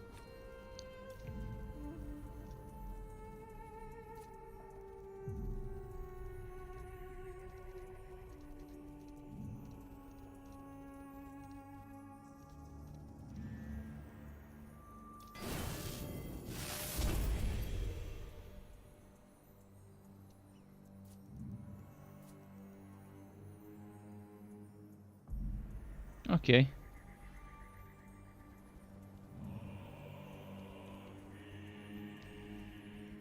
Whis says, I looked at your builds before and I will follow them, especially that of Volunteer. This 600k attack is with some things, with some buffs. May the winds of magic grant me power. Now it's 1 million, see? It's buffs, it's all buffs. Buffs and procs, basically. May the winds of magic grant me power.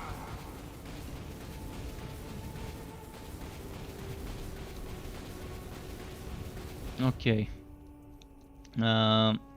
Should we switch heroes? Or do one more map on this one? My base attack, let me see. 297,000 my base attack.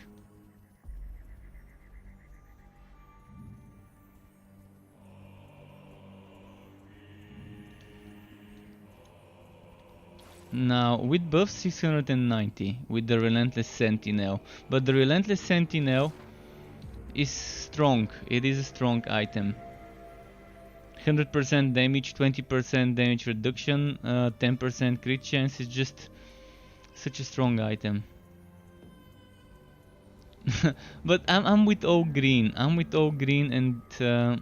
my passives are strong, and see, this one gives me some crit damage, damage over time. Actually, this is a damage over time build, keep in mind.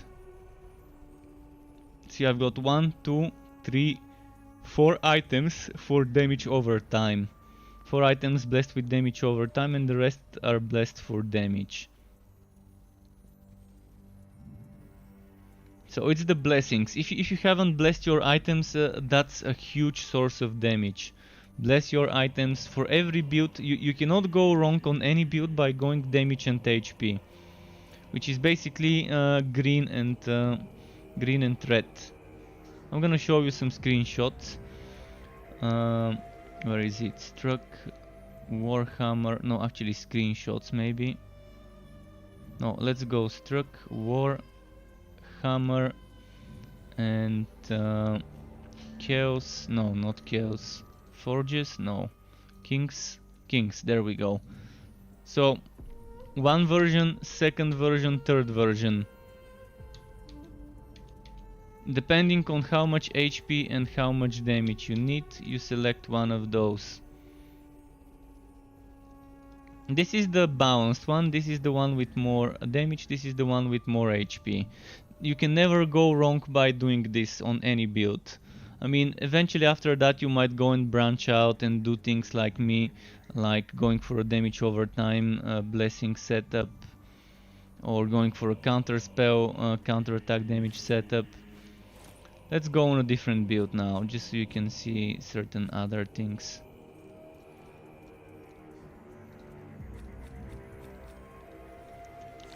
This one is the counter spell setup.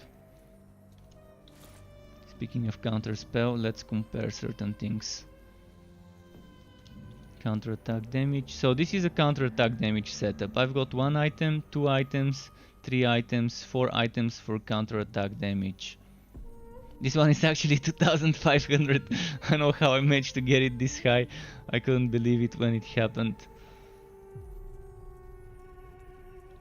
The rest is damage. Let's show you this build.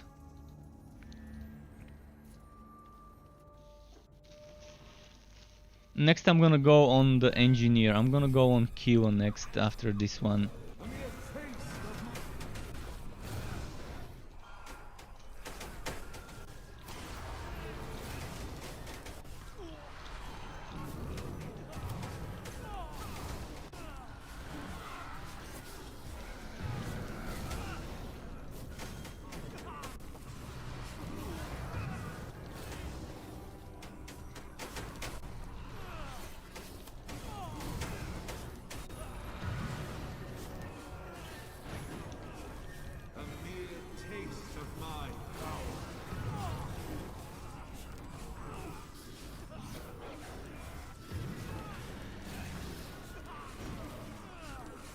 No, this one was a beefcake of an enemy. So with this one again, it's not perfect because I don't have enough counterattack damage on my items. But it's strong. It's still strong, and this is more of the weird build setup. Whenever you see me using counter spell, it's the weird build version of the build.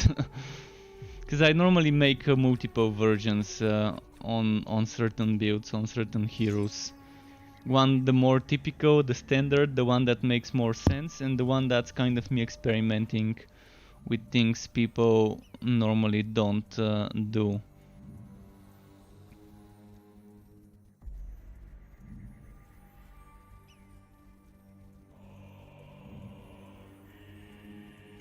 This is not really great because no cooldown.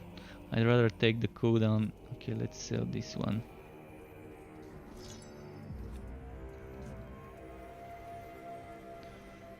Dragon Tamer, this might be an upgrade. I'm gonna get more attack due to the counter attack damage. I'm gonna lose a little bit of cooldown, but this build can afford it. Let's see, if I do this and bless it.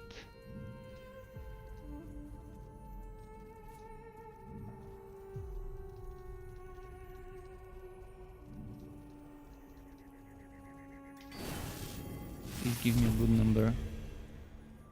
Right, it's not bad, it's not bad. I'm only losing a little bit of counterattack damage, right?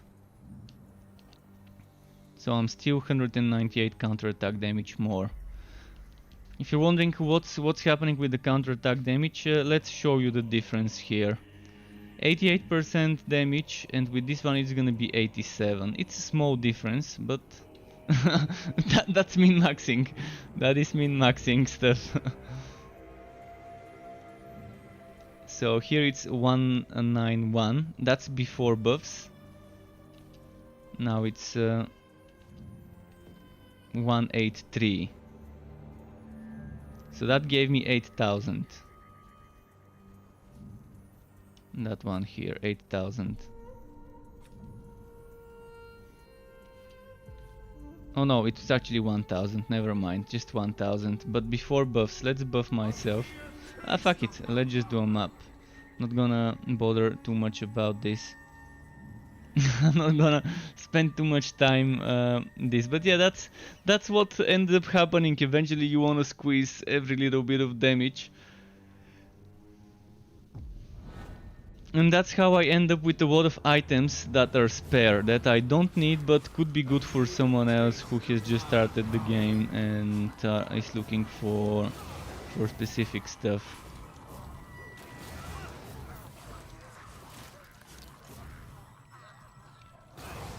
Alright Terry, enjoy your walk.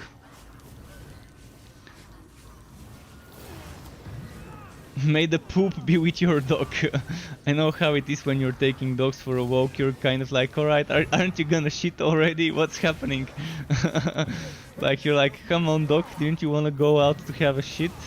Why aren't you shitting? Our dog used to take so long to find a place. He was shy. He seemed to be shy and wanted to find a hidden place to take a shit. He was like looking for a place where it's kind of a more secluded or something like that, right next to a tree or something like that. And he would be sniffing on the ground for like minutes and minutes, just his nose pointing towards the ground, trying to find the place, the perfect place to drop the bomb.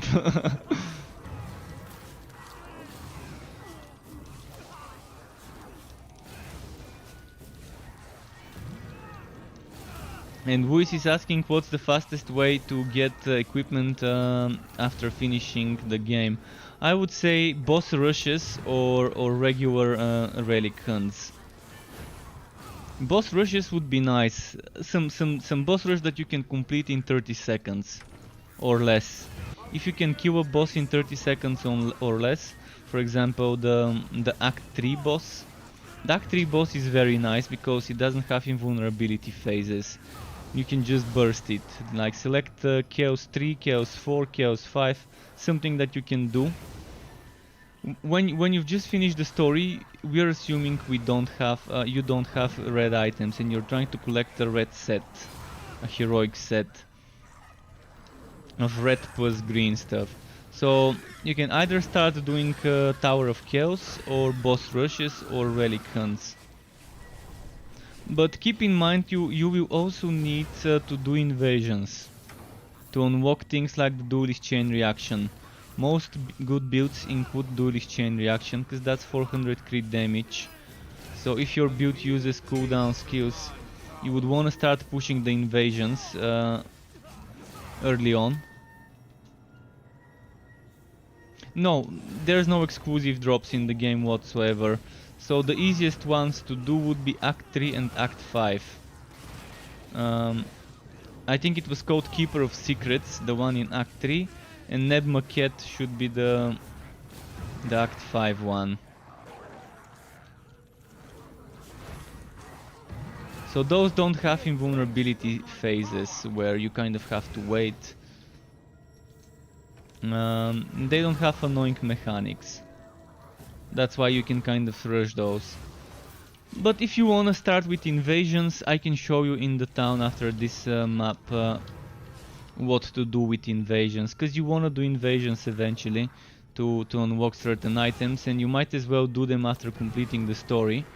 because invasions start from easier ones and then progressively become harder.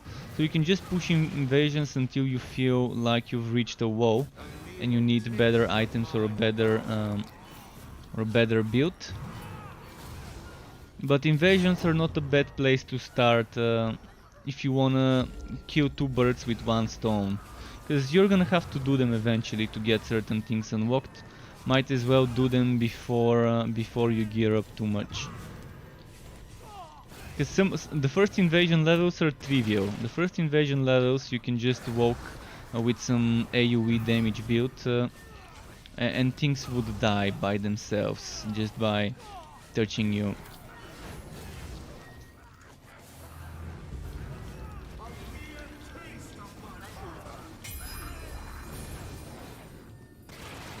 But then eventually things become harder and harder, of course.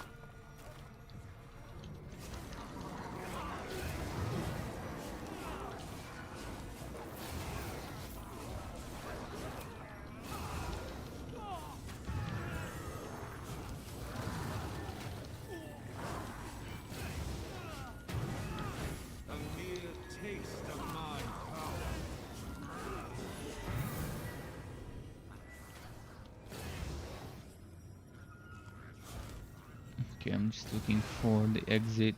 It's this way.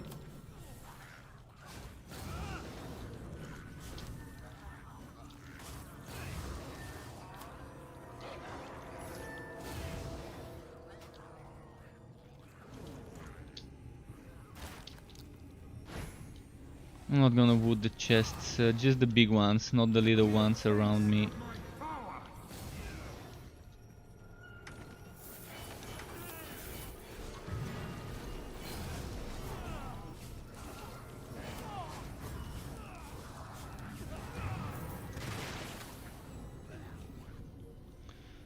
Okay. Not bad. Not bad. Is the best way to get fragments the same as items? For fragments, the best way to get them is to use the bloodlust as soon as it's ready. Don't wait for the bloodlust to fill completely. Let it fill up until you get one red orb. I'm gonna quickly show you. So once this one is full to 100%, use it. Use it, kill as many enemies as you can before it's done. Wood the stuff, then wait for the next one. Once the next one happens, use it, and so on. So that's the best way to get fragments. And don't forget to go here under fan skills and equip this thing for farming fragments. You can stack this 5% with the Collector's Guild 20%. You're not gonna have Collector's Guild immediately. You probably by now only have like maybe 1 or 3 of those. So eventually, as you keep donating to the Collector's Guild, you're gonna unlock some new skills. You're gonna unlock those skills here. So this one's not bad, because that's 20%, the other one is 5. And eventually it will add up. Eventually it will add up, and you can collect stuff and donate it, and donating stuff eventually would give you fragments as well. If you collect everything and donate all the useless stuff. Do I need those Morvel trousers? Actually, that's an upgrade if I do counter-attack builds. I'm switching heroes now though. And I'm gonna show you about invasions.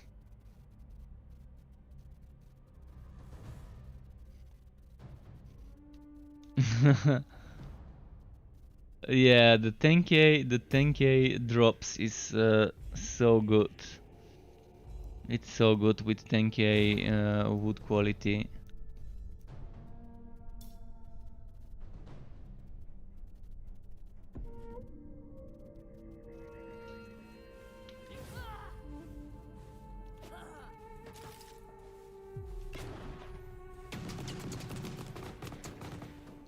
So with invasions, I'm gonna do some invasions just to show you.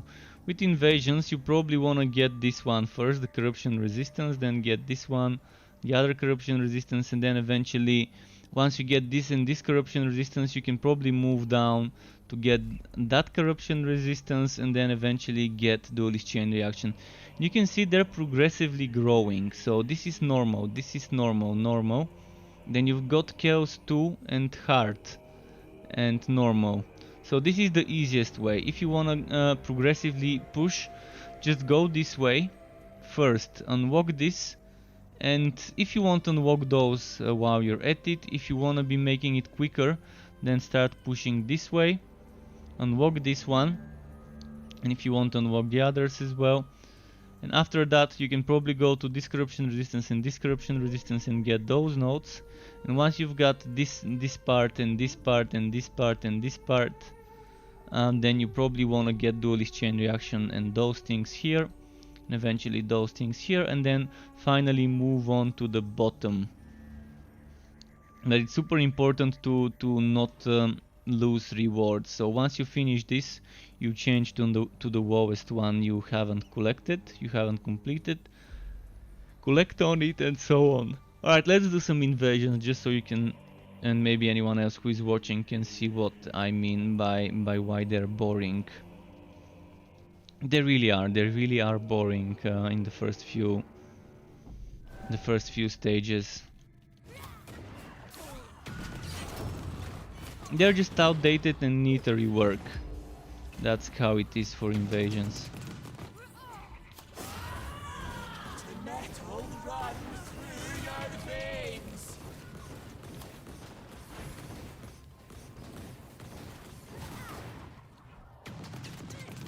Probably not using the best build for invasions.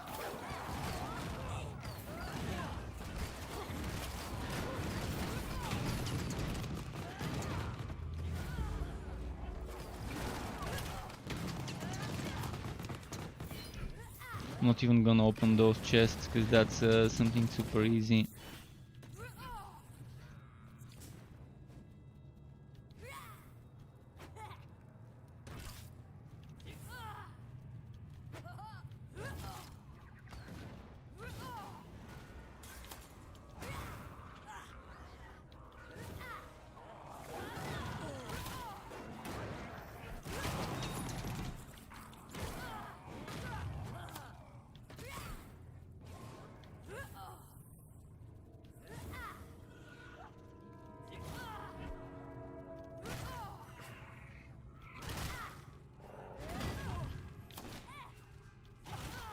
Oh, that's a lot of running.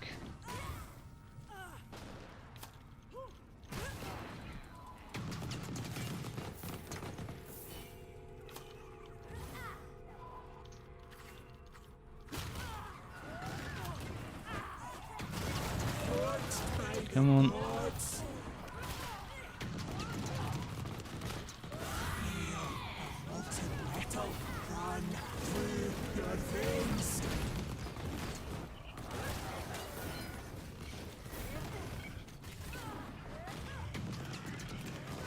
You can see this is super boring when it's so easy. But you have to do it, and that's why it's good to do it before you gear up, so you can actually feel some sort of a challenge when doing this. So maybe doing the invasions would be a good start for someone who has done the story and feels like they'd rather do it while it's still challenging to them instead of when it becomes trivial. Of course, this goes up to Chaos 6, and you do have the corruption resistance that keeps draining your HP. So it does become a little bit challenging for a new player eventually. But overall it is kind of... it's probably gonna start becoming difficult around Chaos 4 5 to a new player. Before that they can probably push it with red and yellow items without that much of resistance from the enemies. And on speedrunny build you don't have to kill everything. I mean, yeah, you do have to kill some enemies. You do have to kill a certain number before you can unlock the boss fight.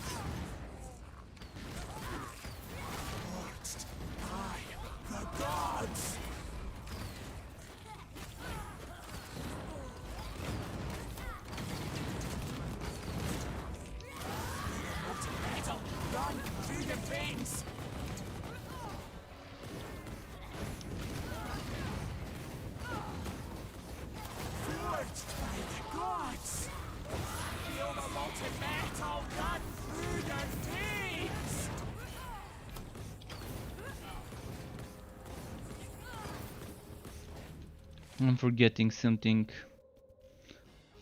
I forget that when speedrunning, one should use Scout's chain reaction.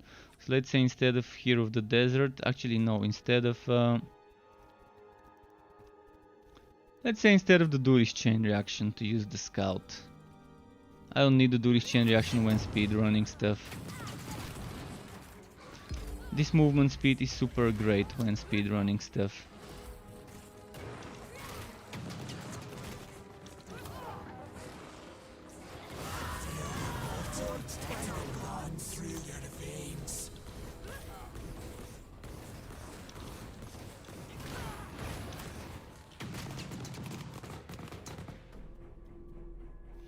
And yeah, it is boring. So enough of this. Enough of this. What chaos am I on? Chaos 9. So invasions don't benefit from this difficulty. When you change this difficulty, invasions don't take that into account. Invasions have their own difficulty, each of them. And as I said, Chaos 6 is the hardest you can get into invasions. So there's like 1, 2, 3, 4, 5, 6 Chaos 6 nodes. Actually, it's 9 Chaos 6 nodes. 3 on each of those parts. But you do want to be doing those because there are certain items that you can only get from invasions, the invasion rings. In fact, I really need one on this hero for a specific build I want to make. But yeah, I'm not gonna go for that now. Let's do some fun stuff. Some not boring invasion, but rather something challenging.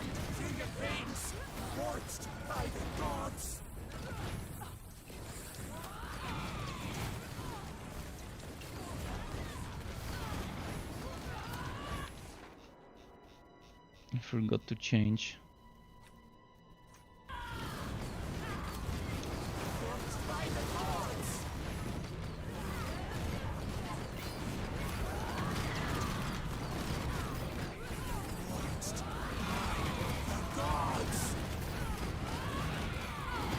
And in each rank the invasion is not reset. I'm gonna explain it again. I'm gonna do an invasion level just to show you what I mean. So you want to be doing invasion on the highest rank you can. You do it on the highest rank you can, but then you collect rewards on the lowest rank. By collecting rewards, I mean rings. That's the only rewards you want to be collecting on the lowest rank. Not sure if I can show you right now, because I don't have a ring unlocked, but let's do an invasion so I can show you. I'm gonna do this one. So let's go to rank 11. You can see it looks exactly the same as my rank 19. Let's go to rank 12. It looks exactly the same. And why? Because once you complete something on a certain rank, it unlocks for all ranks before it that don't have it completed. So I'm gonna complete this one and then show you. Actually, let's do this one because it's gonna be easier. Or maybe even this one. Let's do that one. And then you're gonna see that on rank 11 this would be completed.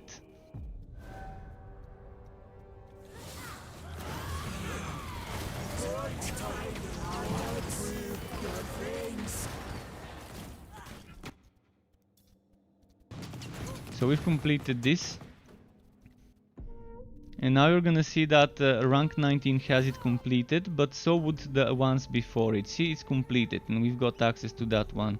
We go back to rank 11 and you see it looks exactly the same. So you want to be doing that on the highest rank you've got available. And you want to stop. Once you complete this, you want to stop. Once you complete this, you want to stop. Once you complete this, you want to stop. And before collecting those rings, before clicking on this or this or this, you want to make sure you're in the lowest one and collect it on the lowest. Because what's gonna happen if I collect on rank 19 right now? If I finish this one and then I click here on rank 19, it's gonna give me a ring. But then when I go to 18, 17 and all those other ones, that ring would already be collected, meaning I'm losing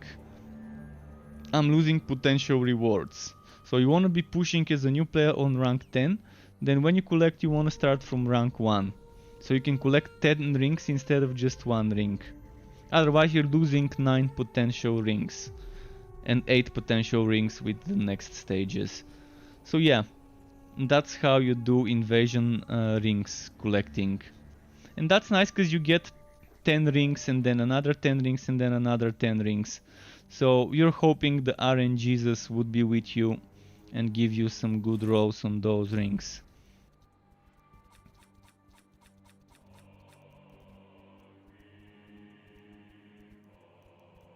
Yeah, complete as hard as you can, complete the highest one you can, and then once you start collecting, clicking on the rings, you go down to the lowest one that has not collected the ring.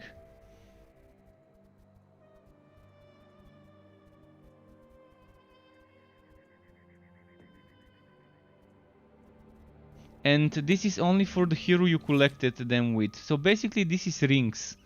These are specific rings. I'm gonna show you what they are. Things like this. Oath Ring of Shadows. Oath Ring of Resonance. So they have specific unique things, and they're always gonna be green. You're collecting green rewards. They're always gonna be the same ring but with different stats on it. So you can see this one crit chance, crit damage, this one is crit damage, and so on. So the Oath Ring of Resonance is great for some cooldown builds.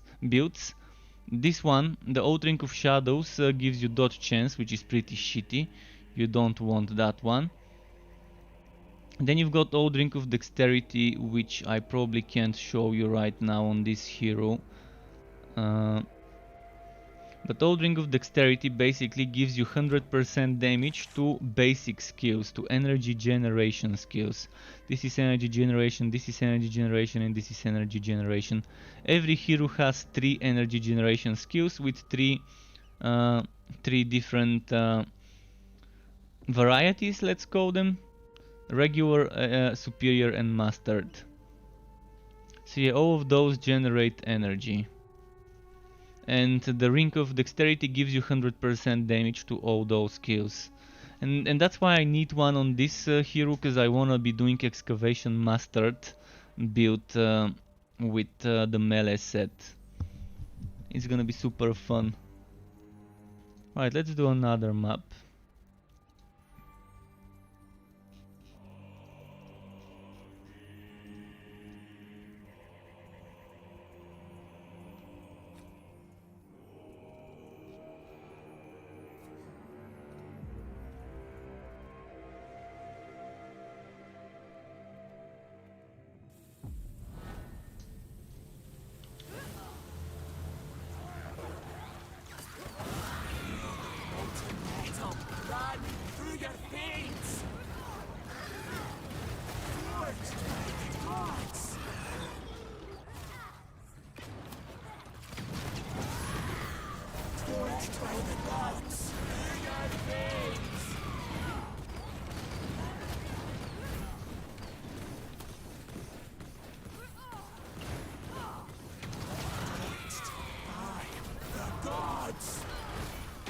Come on, come on.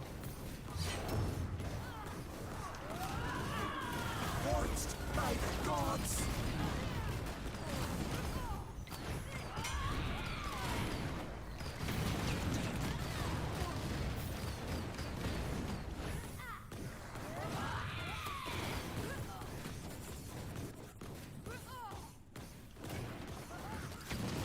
Come on. Drop something.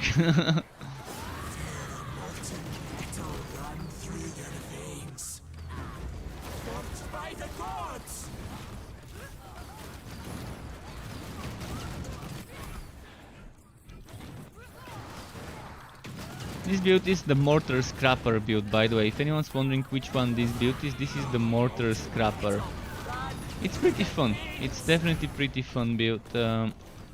It's the 2.0, Mortar Scrapper 2.0. I had it as the regular Mortar Scrapper when Kyo first released, but with the Tower of Chaos and the reworks to it, it became stronger, and Yeah, Mortar Scrapper 2.0, pretty fun build to play. If you love explosions and fire and burning the enemies, can be very good. And this can be very good for a speedrunning setup on something like a lower difficulty with the Scout's chain reaction. Get that extra movement speed bonus.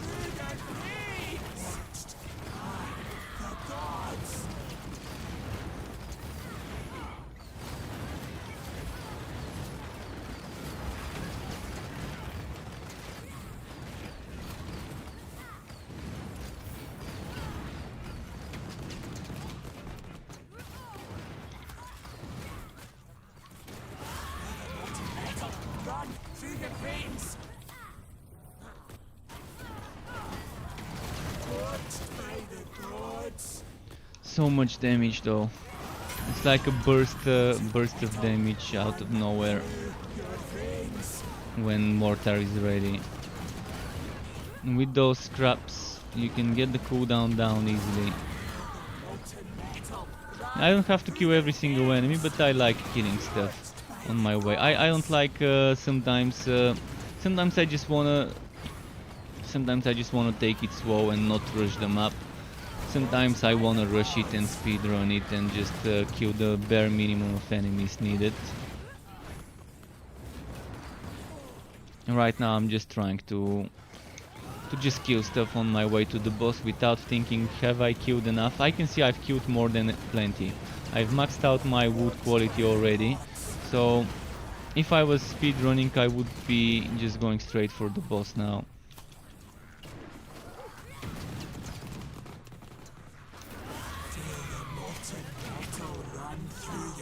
But there's a lot of elites, that's the thing. Most of my items in this game have been from chests and from elites, not from boss kills. But if you're speedrunning, you get 3 chests at the end if you do it well. And that's a lot of stuff, that's a lot of wood. And that was Quatch Hill with the potion.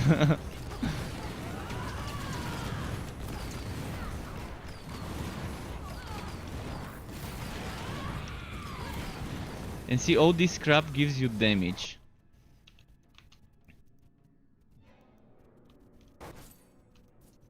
This scrap, where is it? Scrap recycling gives you 30% damage with the 10 stacks I've got.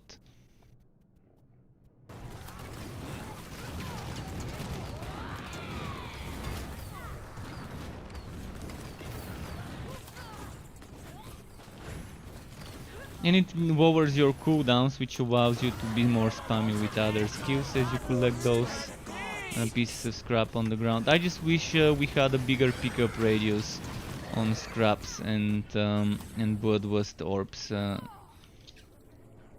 Really wish we had a bigger pickup radius or something that increases the pickup radius.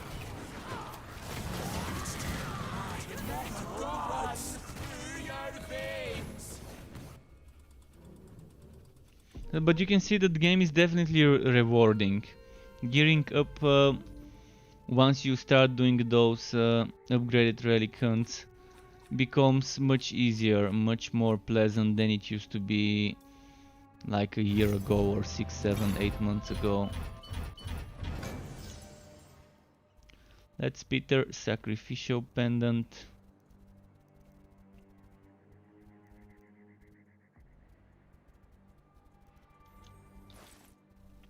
Is this Let's Peter worth keeping? Damage, nature time, HP. Where's my other Let's Peters? See, this doesn't have crit chance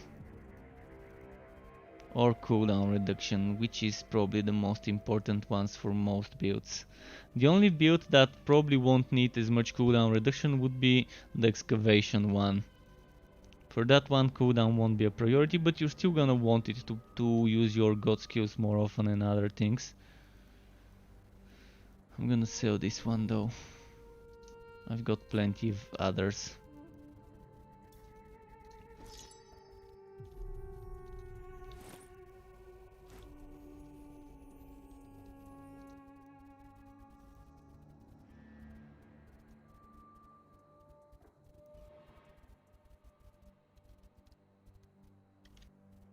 Just a moment.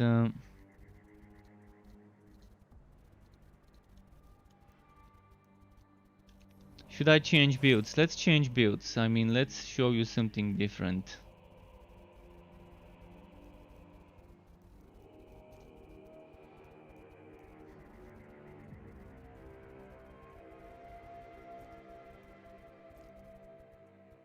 Which build do I want to go for? Let's go for my regular build I like playing. The one with the melee.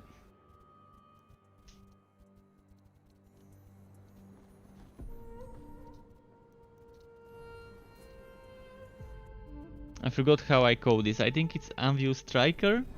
I think it's Anvil Striker 2.0 in this build. Oh, that's actually right now on an excavation build. It's right now set up as an excavation build, so never mind that. We're gonna be doing that. So this is a build for which I wouldn't need that much cooldown. I mean, still nice to have the cooldown, but I can afford to sacrifice some.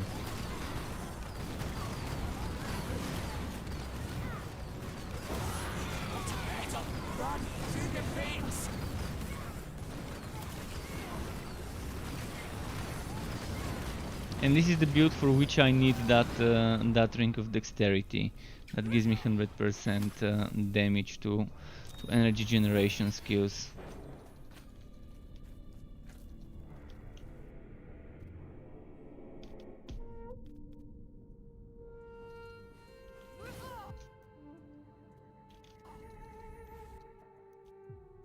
Let's do another Tower of Chaos.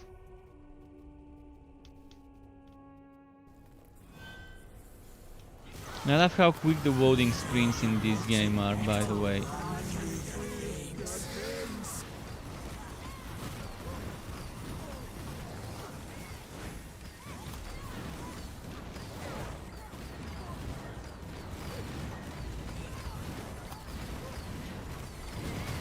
Oh, I forget, this is the map where I can't kill the elite until I kill and the ones that are part of the ritual.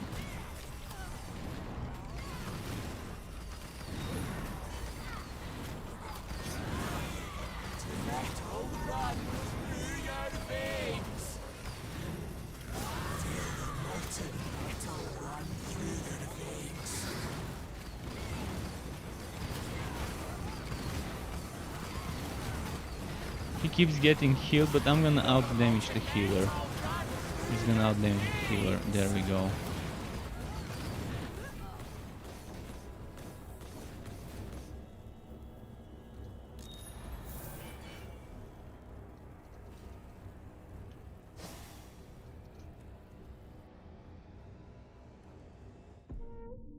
We've got those coins. Let's do some damage stuff.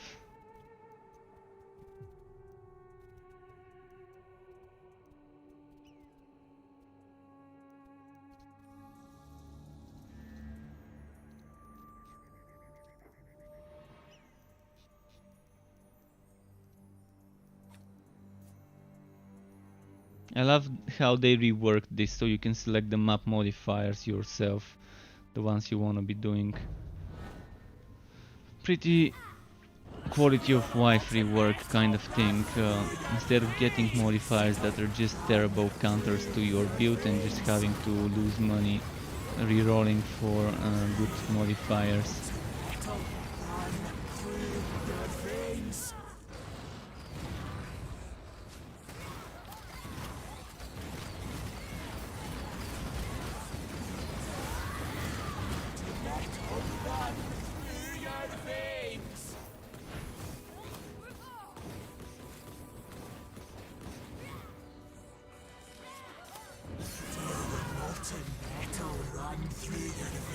But yeah, a little bit refreshing to play some bit of Warhammer Chaosbane today. Because yeah, too much of anything can be bad. Too much Torchlight can be bad for me. I need some change of pace and scenery.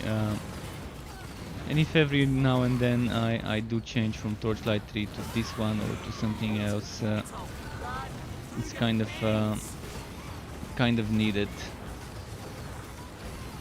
And again, there's still builds I haven't completed in this game as build videos. Like some of them I do have as text versions, not as build videos, but this one I don't have either version of it.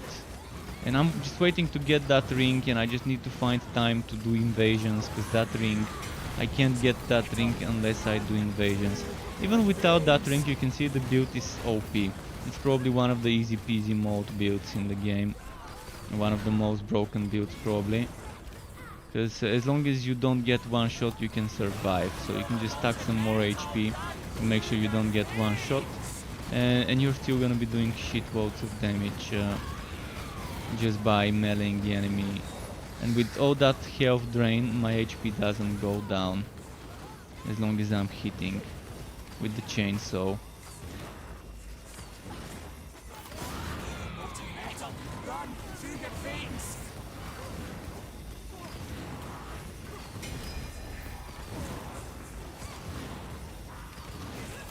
It is kind of a reworked version of my Blazing Excavator, but I'm doing the meta version. The Blazing Excavator was using the Blazing set, which is not the best set for this, because the melee set gives you more bonuses for a build of this type. Even though the Blazing boosts fire damage and Excavation Mastered is fire, it's still not a better boost than the boost you get from the Daughter of the Forges or whatever, and the Anvil Strike set.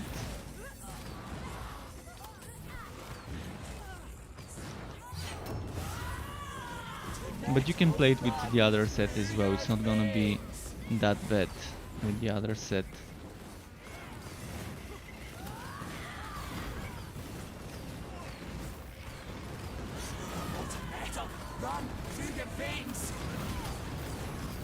You can always get more survivability with padded armor if you don't want to go all in on the damage.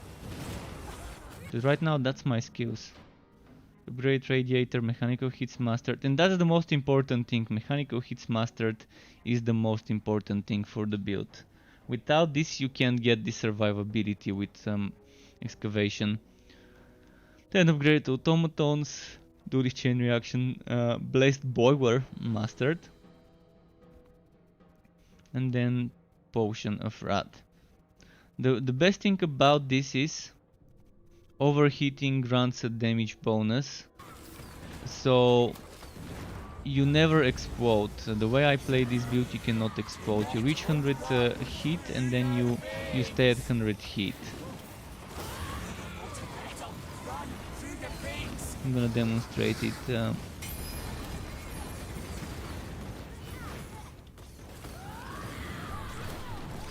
See, I'm at 77 heat now, I'm 81 heat,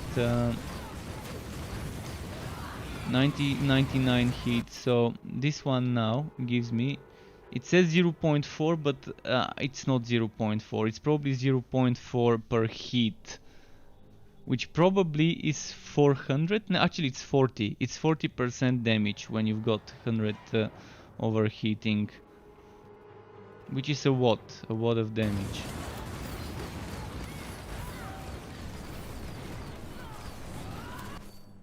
A lot of damage.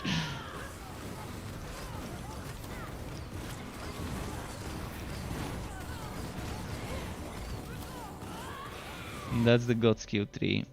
All the way here. And just 1 point here, 2 points here, and all the way here. This is just some extra damage thanks to champions. And this is a lot of stuff. That's what we lose if we remove all those points here.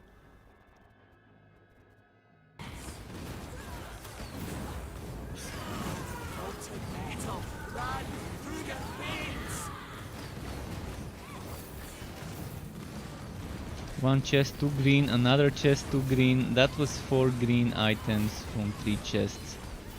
I don't even have room for all of it.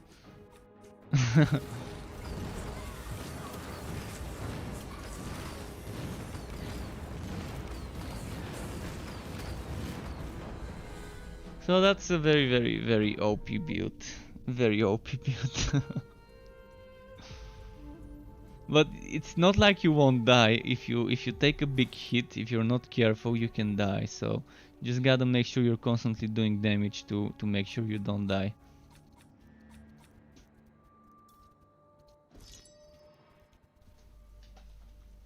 Cause look at my number 1 skill. Boom, it drains my HP. I mean, it doesn't drain my HP in the town apparently, but it does. It does drain HP.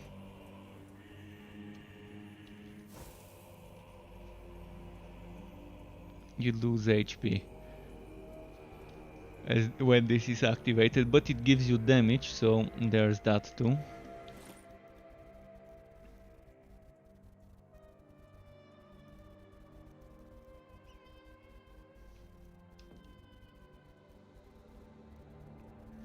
Vawaya's gift.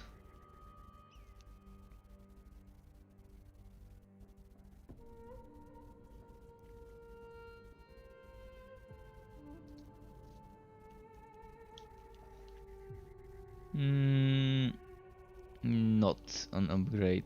Look at how many spare items I've got here that I'm just trying to save for others and not get rid of them, but I'm gonna have to get rid of some stuff. Now is your chance to help me get rid of some items, make room in my inventory. Help me and help yourself. You're gonna get wood, I'm gonna get an inventory space to farm more stuff. So it's a win-win. I'm gonna have to get rid of this one and keep this one to give away.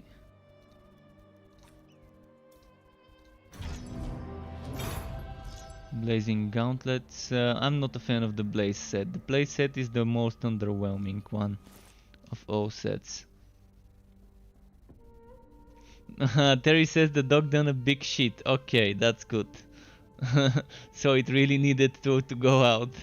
It's been holding it in.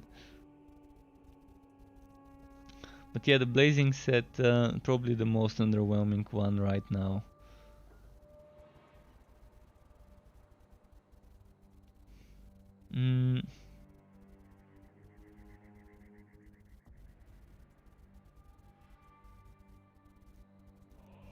Okay. Shall we change heroes? Played some Kiwa. I've not played Alessa and Conrad. And Alessa is kind of weak and Conrad is kind of boring, but let's play Conrad for a little while. The Holy Justice build is the one that is kind of probably the best balance between damage and survivability on Conrad.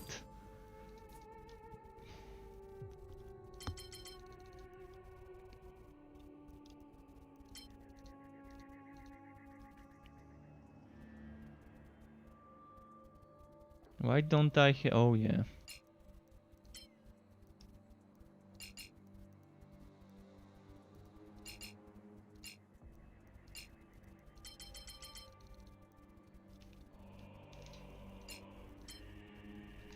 Something like this.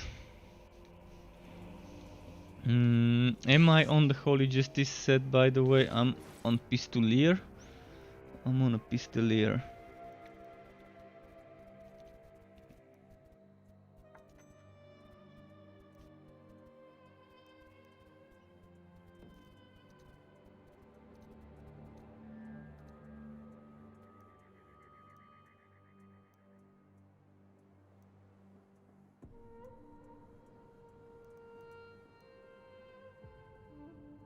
I'm wondering which ring to use. Let me quickly check my screenshots to see what items. Actually, I can check screenshots of items. I didn't make screenshots of my items. But okay, let's say I want my medal of the Thrice Blessed medal. On Blade of Vengeance, Thrice Blessed medal. Maybe Signet Ring of Endurance is nice. But I'm gonna be losing energy. And I don't think I can earn energy on my Sowans build this easily. So let's just let's do something like this.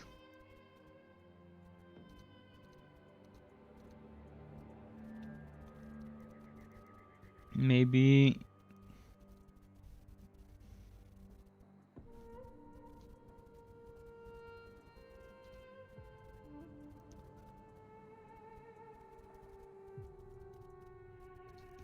I'm gonna grab this ring. No, shit. This ring, I mean.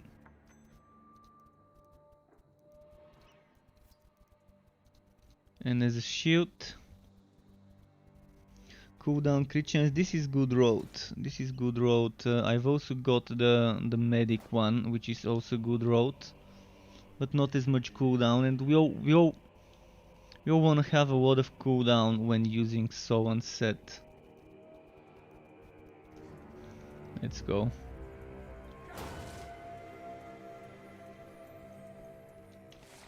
Wait, why have I got a taunt here?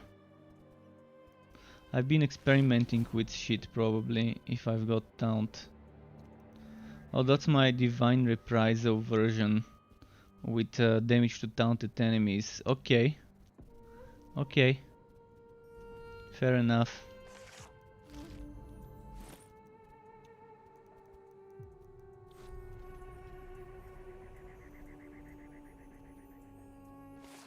Probably gonna replace the taunt with the movement skill, but we'll see how it goes.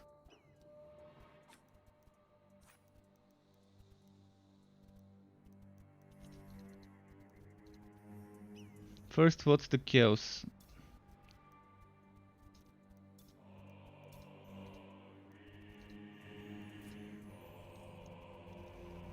We says I'm at work and watching you play makes me anxious. I wanna go home and play. It's nice to hear that someone can get anxious for this game. It's definitely fun. I mean, there's what to do in the game. It mostly looks the same thing. It mostly looks like doing the exact same thing, regardless of what type of content you're doing. Maybe the boss rushes is the only thing that looks kind of different than the other types of endgame. But it's nice. It's definitely nice and fun.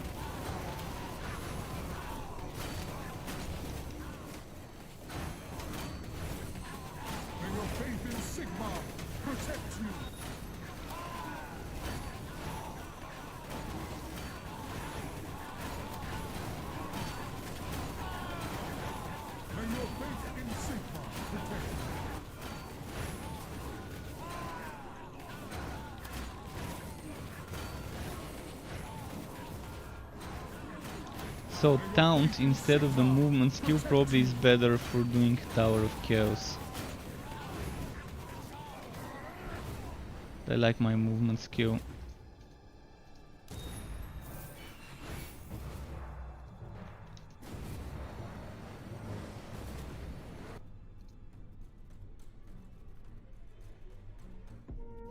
It's a fighter, it's a fighter. It's not a mage with meteors, it is a fighter. Let's show you something more from this one. It's the soldier boy. Conrad the soldier boy.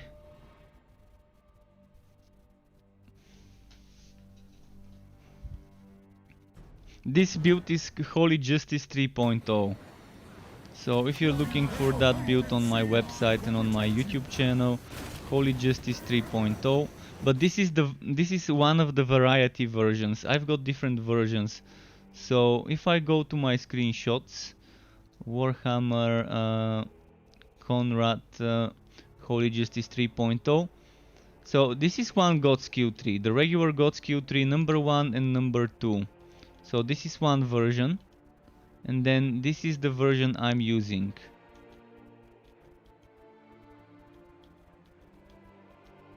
Right now.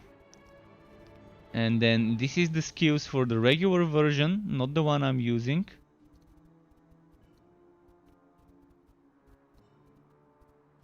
And this is the skills for the version I'm using.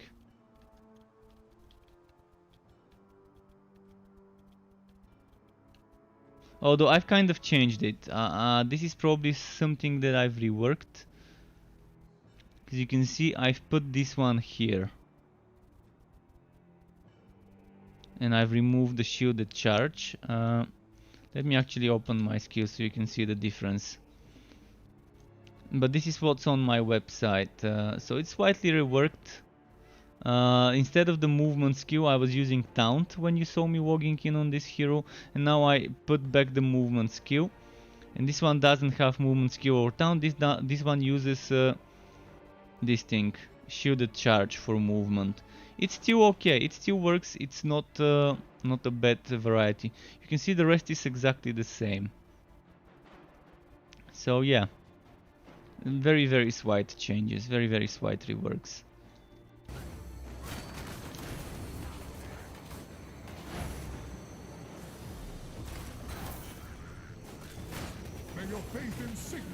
That's just some flavor reworks. The main thing is the heroic justice of the Empire. And the thrice blessed copper medal. The most important thing is to have the medal I'm using. This is your source of extra healing. And all the god skills I'm using are also healing. That's 3 god skills. When using a god skill you can get 20% HP. Fuck. I forgot to heal. I was talking about the healing, but I wasn't doing it. See, this is a perfect example of how one might forget about healing.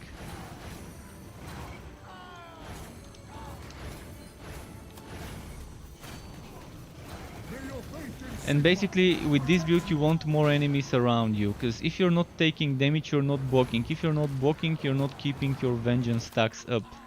Meaning you're losing 300 or 200% damage. This one. 200% damage. So you gotta keep this at 10 stacks to get the damage and damage reduction. So if you're fighting just a single lone enemy, it's not gonna work very well for you.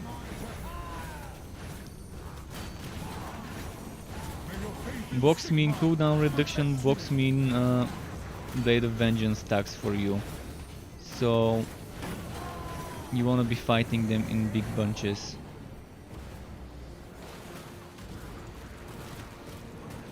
May your faith in Sigma protect you.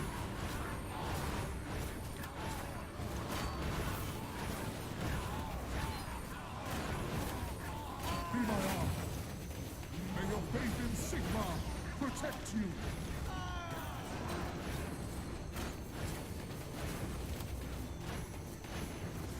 See, now it's just 3 enemies. It's not really great of me to do that, but let's keep fighting them.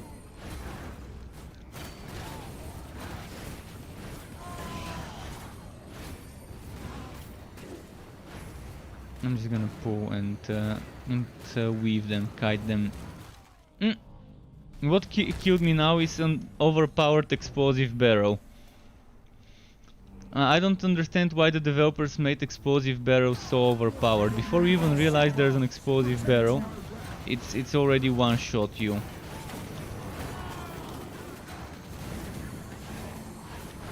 And they just didn't balance the damage scaling when increasing the difficulty. And that's more of a tanky setup. Oh, sorry, I'm not seeing the chat. Okay, now I do see. I don't have a Chaosbane planner though. It's not a Chaosbane planner. You can see my builds here, but it's not a planner. There is no Chaosbane planner. May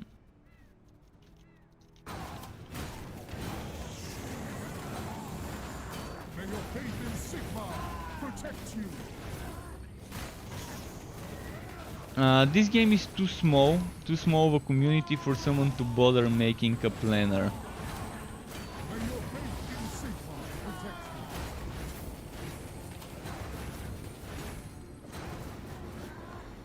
you. It just never got the attention it deserved to get, and now it's too late. People already have branded this game as a bad game, and they don't want to return to it to give it a second chance.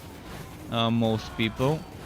Um, because, well, it really isn't that amazing compared to the other games. It's fine, it's good, it's a good game, it's just not an amazing game. For some, a game being good is not enough, they want it to be amazing. They want it to have as much content as a game that's been out for 7 years or so. You can't expect a game that's only 1 year old to have as much content as games like Grim Dawn and Path of Exile, and to be as perfectly balanced and so on. Especially a game like this one that doesn't have that much people investing into it to give the developers money for further development. Thankfully, there are people still buying the game on all consoles and on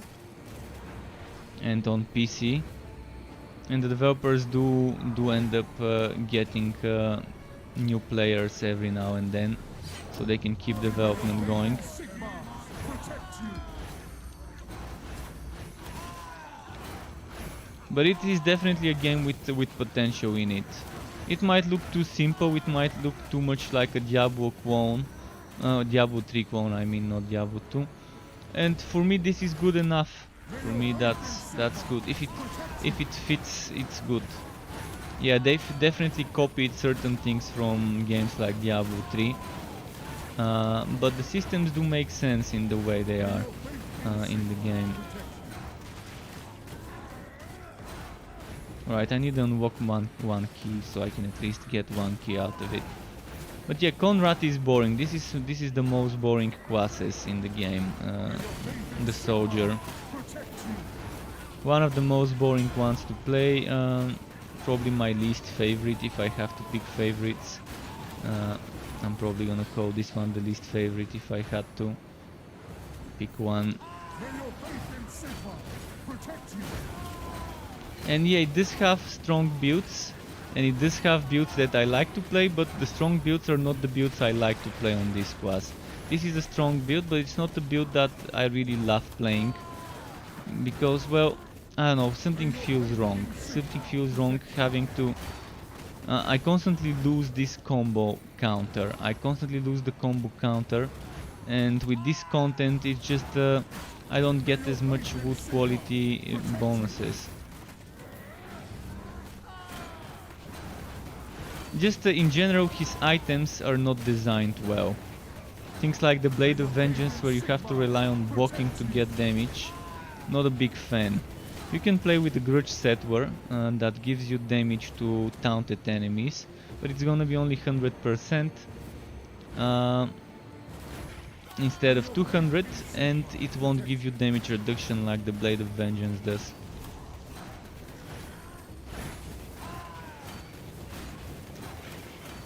I do like the item design of Bragi, Kiwa, and Eontyr, especially Eontyr and Bragi. Kiwa does have a lot of boring items as well.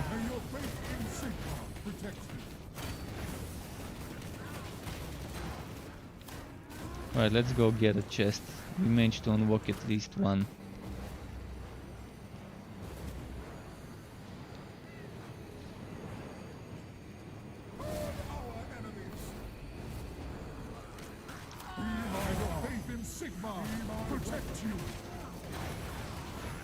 Let's open the middle one.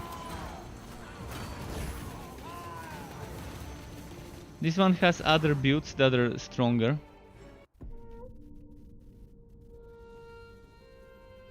How I open this screen with the skills? This one? G? Do you mean this one? This is in the game. That's my god skills. And this one is also... this is in the game on PC. That's how it looks on PC. This is how the skill window looks in PC. On PC.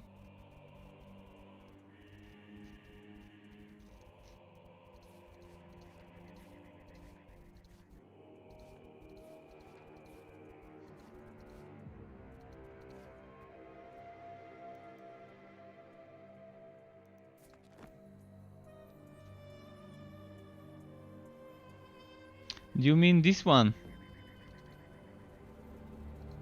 That's my image viewer. This is Honey View, image viewer, where I'm just opening images. See, this software, I can open something that's not Chaosbane related, or I can open things like this. A lot of screenshots. This is just an image viewer called Honey View. You can see it over here.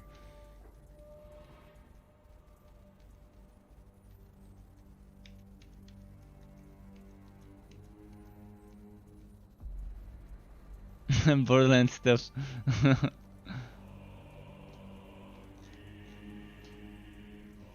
But yeah, it is definitely just an image viewer. And that's the one you were asking about. And I've not played it on console. I do not have it on console. I mean, I don't have a console myself. Just some information there.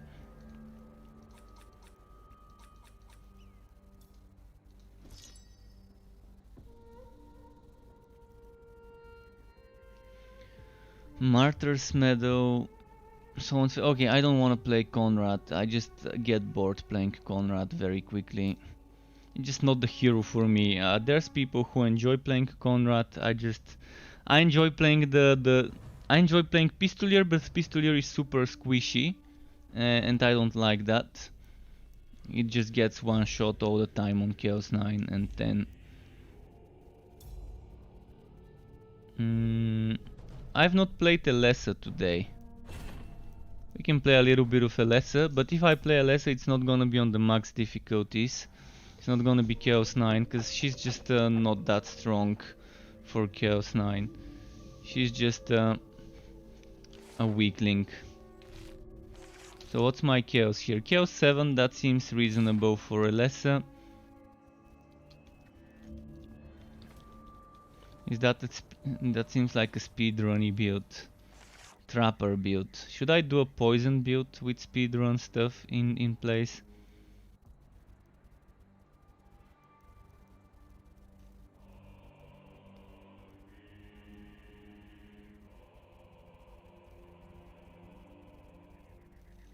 Let's do a speedrunny setup on her with the poison trail.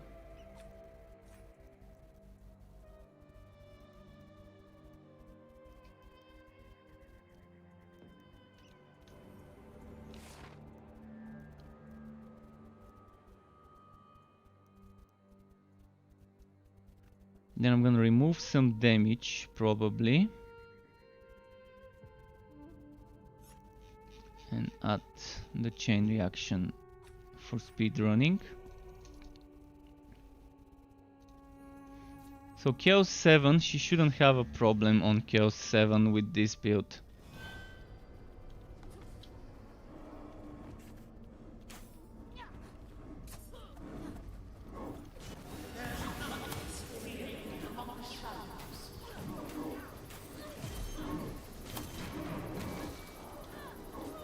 We don't need the movement speed for this one though. For this exact level, the movement speed is kind of useless, I guess. Can I face tank them? Let's see. I don't think I can. Yeah, I just can't face tank those.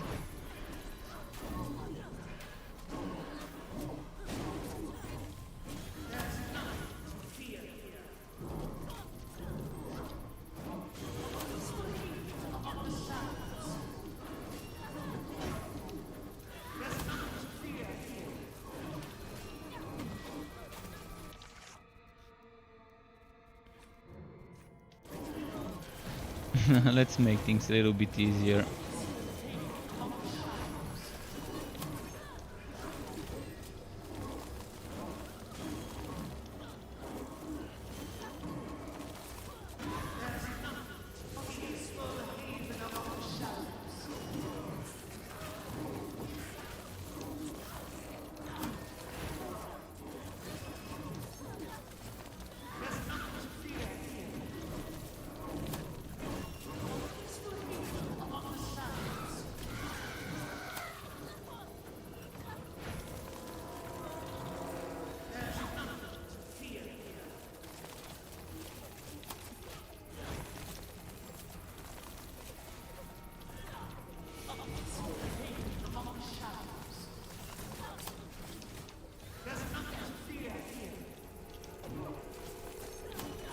Those are taking forever to kill. The worst enemies to kill on a weak build.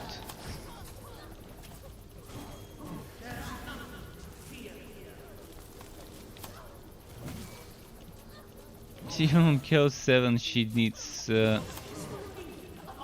lot of time. By the way, what's my god skills? That's a very weird god skills. Oh no, it's not weird. It's not that weird of a god skill configuration. But what about the cooldown? Well, I did get the cooldown. I did get this cooldown. So I do get 35% cooldown.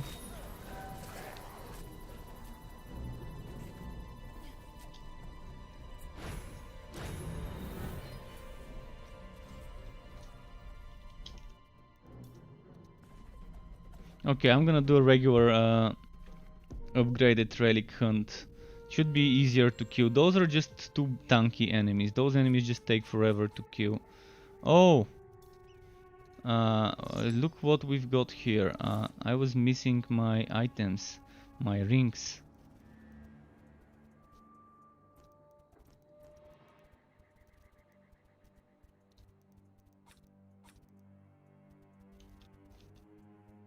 Not sure why Wild Hunt Talisman was there. I was showing something probably to someone to be using the Wild Hunt Talisman.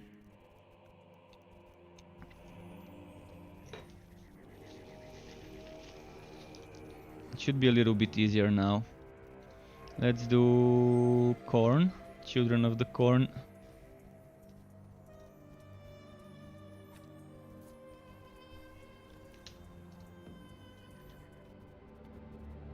Forges of Known is basically the 6th act of the game. It's chapter 6 of the story.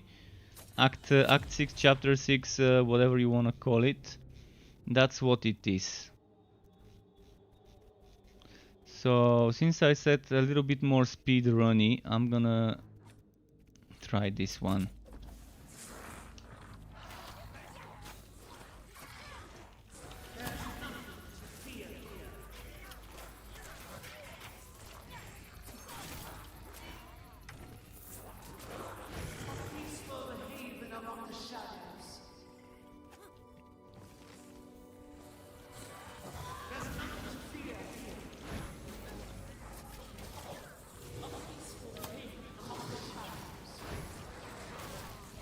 So the damage is not that great, but for this difficulty it's fine. For this difficulty it's fine. This is like more of a speedrunish build. For this difficulty, again, it's the weakest hero of them all. This one is the weakest, damage-wise, survivability-wise. She kind of doesn't excel at anything. She's neither the best at survivability nor the best at damage, so... Summoner builds are okay with her, but still not as strong as other heroes. But this is on Chaos 7, so you can still get good wood quality on Chaos 7. I always say it, as long as you have more than 5000 wood quality, you're fine. You're gonna be getting green items.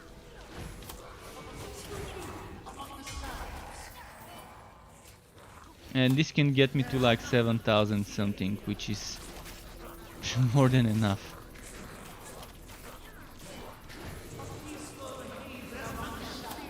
Even with 11,000 wood quality, I can't guarantee a green drop every time. But yeah, as long as it's over 5k, you're okay.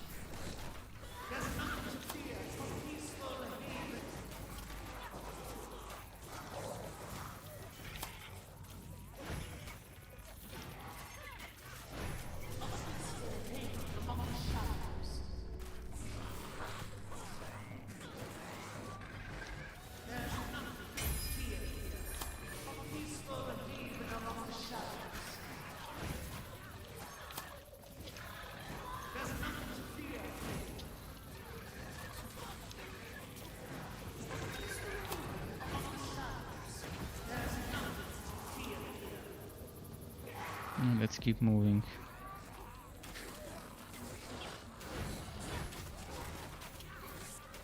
I wish this skill would get buffed, Reflex Shot. It used to be so strong when Chaos 5 was the limit. But when they added Chaos 6 and 7, this became a very weak skill for those difficulties. And now we have Chaos 9 as the limit, so... yeah, definitely not that great of a skill. But it's a great as a mechanic. I love it how you've got those things shooting around you, poisoning, piercing, and all of that.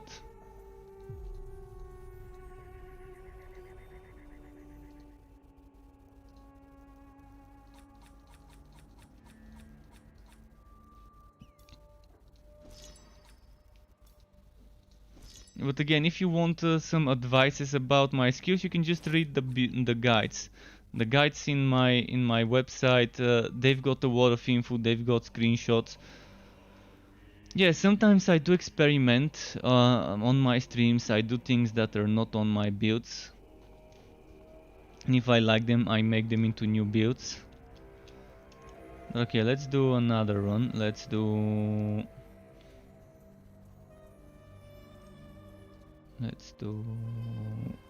Act. Maybe Siege? I've not done Siege.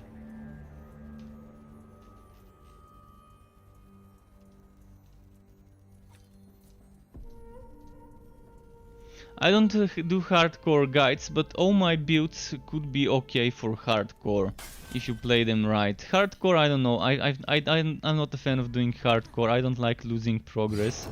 That's why hardcore is just not for me. But you can still use those builds and just adapt them, make them a little bit more defensive. If you want to play hardcore, just adapt them. It's not like you can't change a build to lose some damage and get damage reduction. For example, one of the best things you can do to any build for damage reduction is padded armor. Then you can add Hero of the Desert, and then you can add things that maybe give you even this gives you some damage reduction, but it's kind of not advisable. But yeah, every hero has some damage reduction, but not Killer. I mean, not Elessa, not Elessa. Elessa, you can get damage reduction from here, but this is such a bullshit skill. First, the 40% damage reduction only applies on the first attack if you have maximum HP. So if you're like at 99% HP or lower, this one is lost. The other 10% is only when the enemies are not nearby. Meaning, why would you need that damage reduction if the enemies are not nearby? Only for ranged enemies. And mostly it's not gonna be that troublesome to deal with the ranged ones. But yeah, then you have some damage reduction here, and that's pretty much it. There aren't that many sources of damage reduction. Guardian Spirit, yes, it can give you damage reduction. For this one you have to be inside the field, and for this one you have to regenerate energy from the familiar. So it's kind of very specific damage reduction. You don't have any damage reduction from God skills, which is the worst thing. Not having any damage reduction from God skills. Yeah, you do have health regeneration, and they nerfed it. I'm gonna show you something. This used to give me 10% damage reduction. Then they nerfed it with the last patch. They nerfed that little bit of damage reduction I can get to become a little more tanky. But yeah, basically damage reduction is your best friend. If you're doing hardcore, you wanna be using that one ring that gives you 20% damage reduction, minus 40 damage, and every hero has one of it. It reduces your damage by 40%, but gives you some HP and damage reduction. I don't have it to show you right now on this hero. But, oh, there we go, cheating links, that's the one. 30% more HP, minus 20% damage taken, and you do 40% less damage. So this is something for when you... oh, look at that bug, that's a nice bug. That's a ring you wanna be wearing on any hero if you wanna be more defensive. And you've got other defensive rings, so for hardcore you're gonna be stacking damage reduction. Damage reduction is your best friend for hardcore. That's all I can suggest for hardcore. Try to get as much as you can from different skills. Health drain, again, another stat you want. You want to prioritize some health drain on hardcore, because it's definitely gonna help you.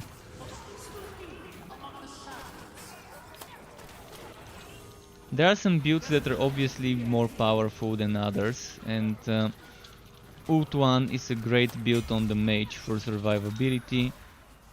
On Conrad, I guess the one I was playing, the Holy Justice, is strong. On Elessa, you can do a melee build, it's probably the stronger one, regardless whether you're using the cheesy way with the excavation and mechanical hits mastered, or just a regular one. Elessa is just weak. I don't suggest Elessa for hardcore. If you play Elessa for hardcore, probably don't go above Chaos 7. Because she's just not strong enough. And who am I missing? I think I talked about all of them. Conrad. Oh, Bragi. With Bragi. Bragi is a little bit, I don't know.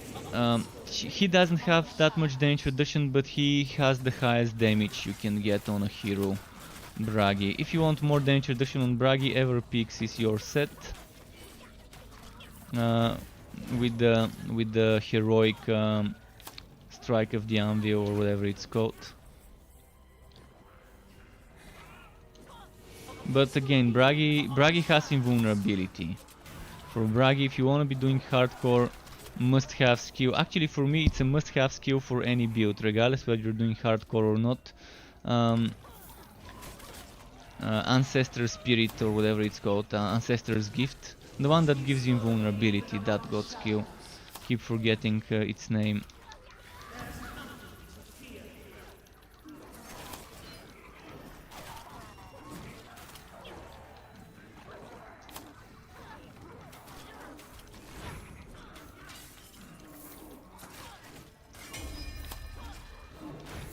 Come on, open. There we go.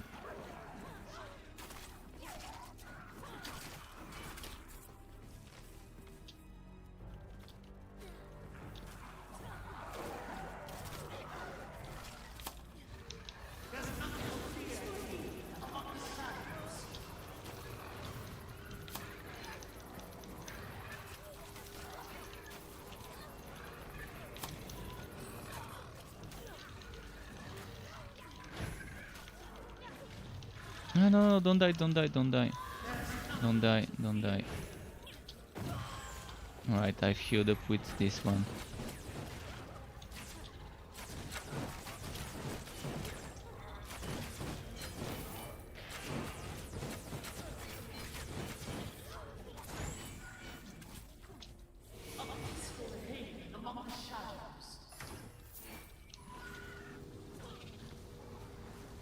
Let's see the relic chest.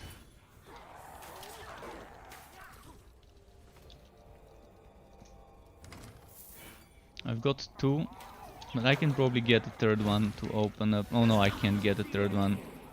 So you can see even on Chaos 7 I get green stuff. Fuck, three green items on Chaos 7. That's actually too good. But that's 8,000 wood quality. 8,000 wood quality without even maxing it out. Trying kind of like a speedrunny setup. So Chaos 7, good enough. Again, you don't need to be playing on the hardest difficulty to get the best items in the game. Even lower difficulty ones can be rewarding.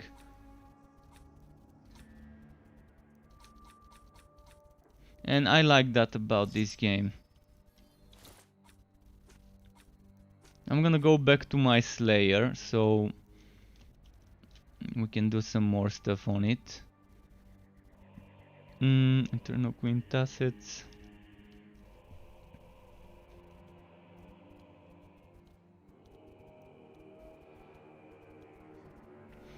By the way, damage over time builds, there aren't that many damage over time builds that you might wanna do.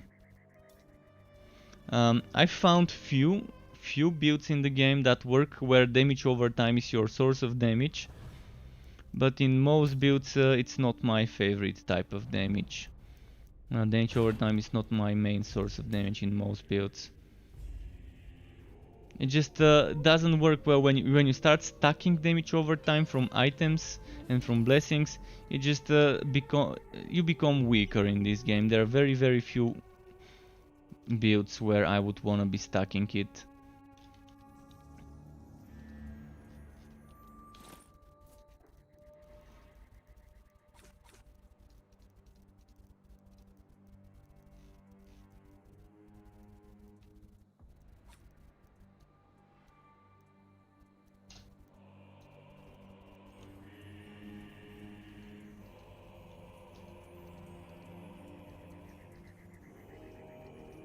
Wait, my pet wants food. I need to go give him. Just a moment. Come on, Sky. I'm gonna give my pet some food.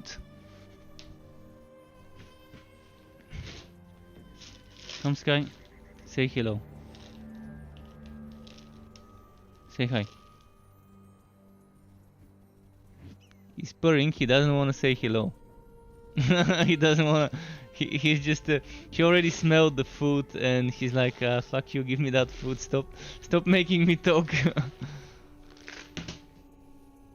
All right. I'm ready. I'm coming back.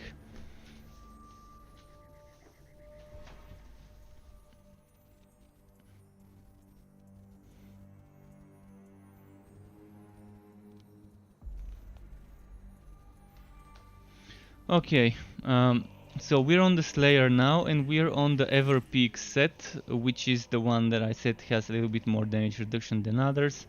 Those are my god skills, my standard crit monster, god skill evocation, crit monster 3.0. Alright, giving my pet a petting while he's eating. He's crunching and munching.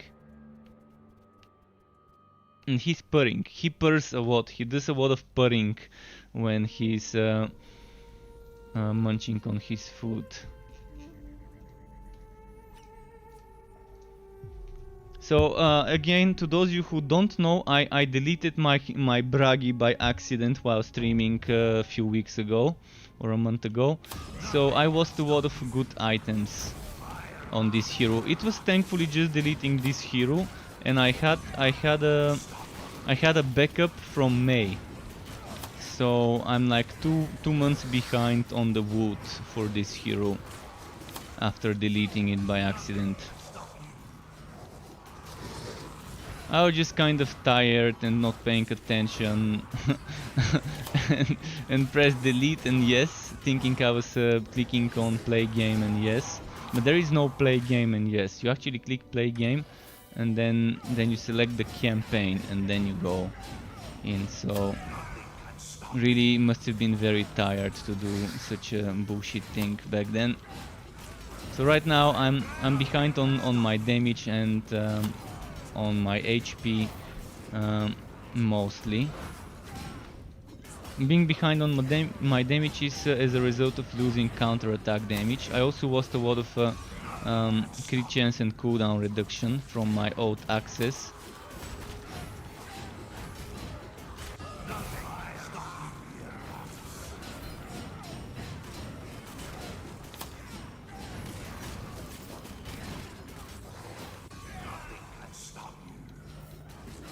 So today I uploaded a not so meta build that I don't suggest playing over Chaos 8 on, even though on the build the footage is Chaos 9 when I was recording it.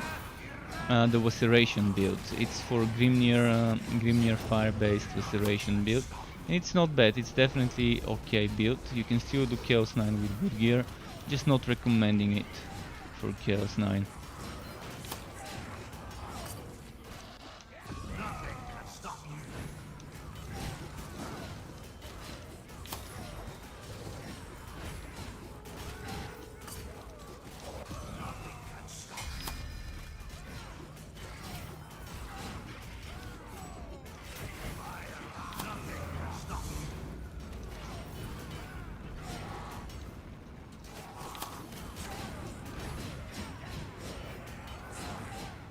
How am I doing with enemies killed? I need to kill a bit more enemies to make sure I get triple chests. So let's group up everyone from here and everyone from here. Actually, there's not many more there.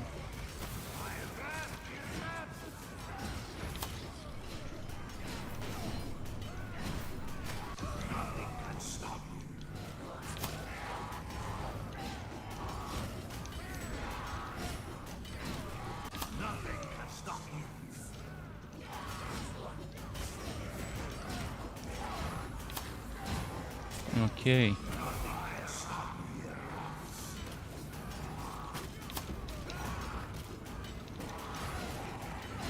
Those guys can buff themselves so much. They're beefier than the beefy bosses sometimes.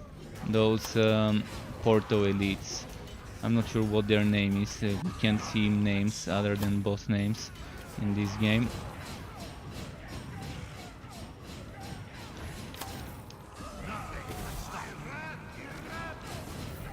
Let's group up some more. I think that's good enough.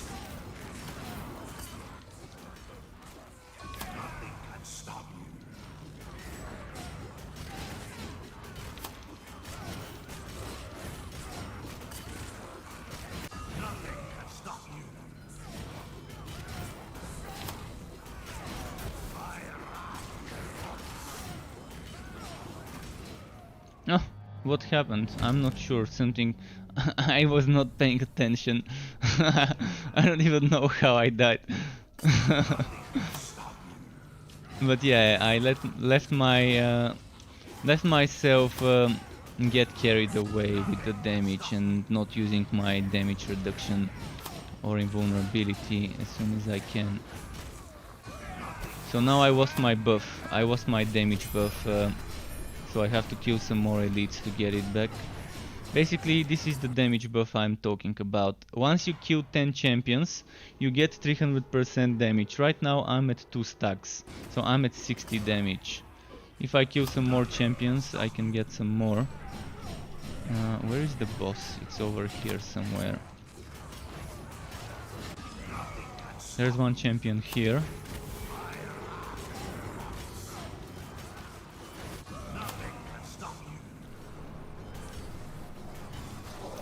Alright, another champion spawned. I'm gonna try and group them up. Let's try and group up some more of those together. I can get some damage before the boss fight, but the boss fight is over here as well. I'm already good to go. If I wanna just go and kill the boss, I can do so.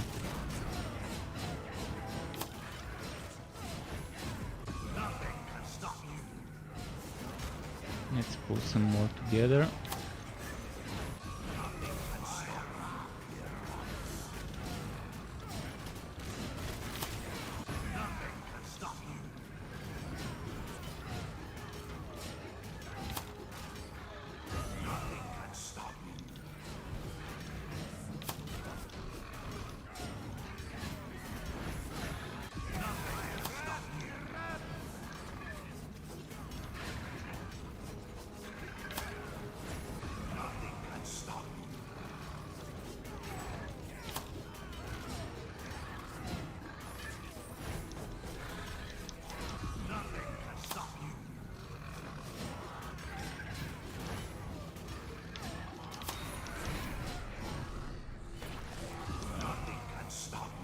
Come on.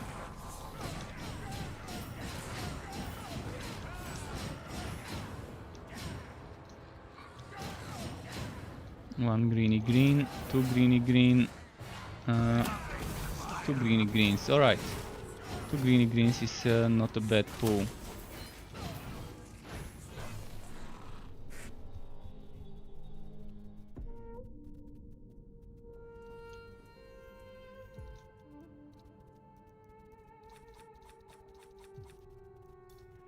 Let's see here.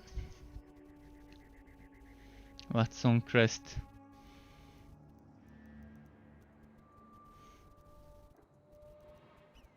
I really need a better tribute and a better grudge holder. I mean, this one's fine because it has cooldown, crit chance and damage.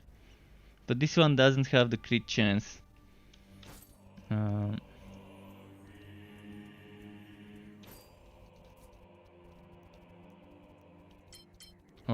I've forgotten to max out certain things.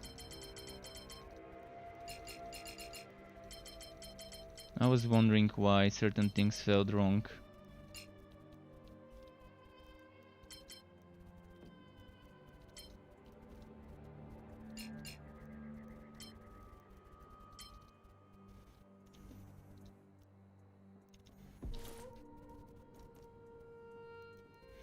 I'd rather farm on this build because this one is more spammy than that one.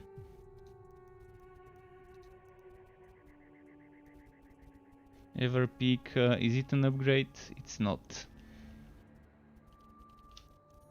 Gonna have to get rid of some items. I mean, if anyone is on Steam and wants some items, please let me know. I'm in dire need to get rid of my items. Look at that, 100 items in my storage, all of them waiting for someone to get some of those for their heroes. 100 items is the limit of the shared stash, and it's not enough for me with the amount of stuff I get. Got a lot of spare gear for all sorts of classes. Probably the least amount of spare gear I've got probably for Alessa and for... Yeah, I guess for Alessa is the least amount I've got. For Kiwa I've got some stuff, for Evontier I've got some stuff, for Conrad there is a little bit, for Bragi quite some stuff. Not for Alessa though. Only this one.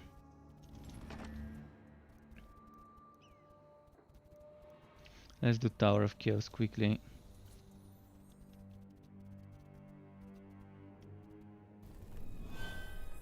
If you want to see me play a different hero or a different build on this one, don't be shy, ask me. Any of the builds I've got online, or any set. You name the hero, you name the set, I can show you what I do on that hero with this set when I play it.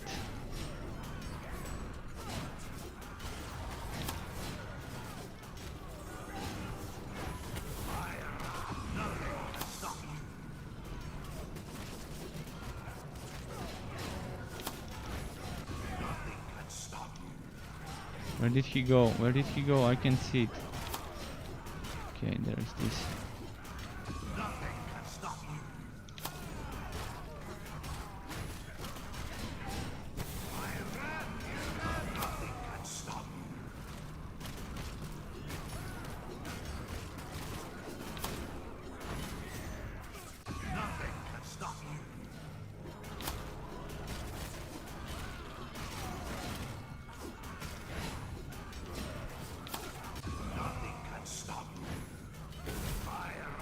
Where did he go? There it is. Annoying teleporter, just when you start getting momentum. And by the way, on this map you see I don't have any other champions, so I'm not benefiting from this 300% weapon damage. 300% damage. It's just because there's no elites, this is the only champion, and once you kill this champion the map ends anyways. Should I go push a little? Let's push a little.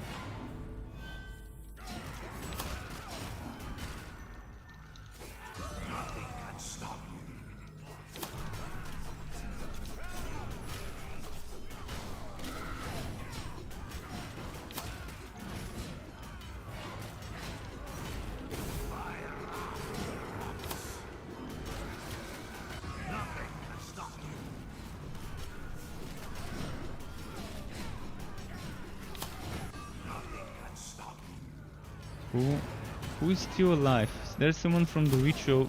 Alright, not anymore.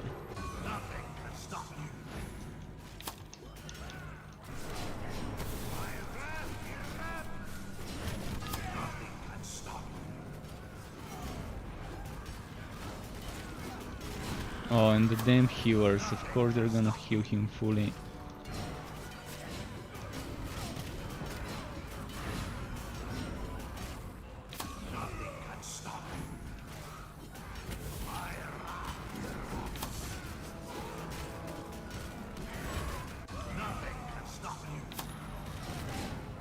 Let's push a little further, just Just out of being bored doing the same type of content, I wanna try a little bit of pushing. I know it's not rewarding, I know I'm not gonna get amazing wood quality pushing for this one.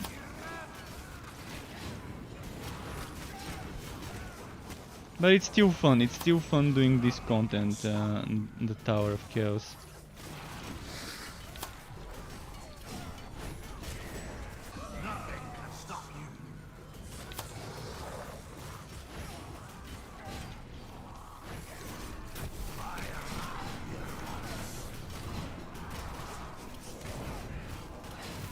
How many more?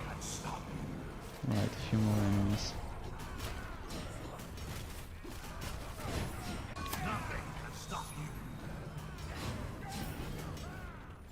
Let's push a little more.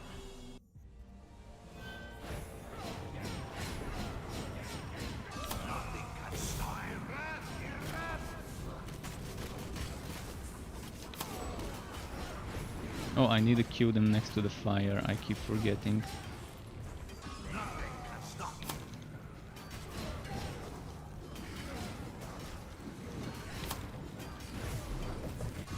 I need to be here when I kill them. What? That was a weird bug. Very weird bug.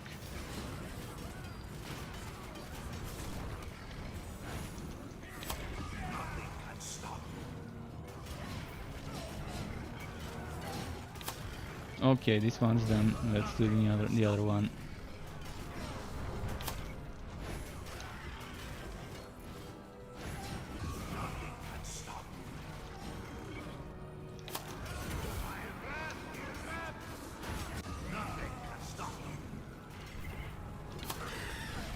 Ah, fuck screamers, I hate those. They have too much damage sometimes. That poison they do.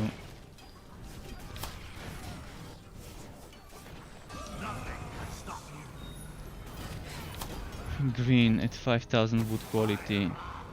Let's do some more.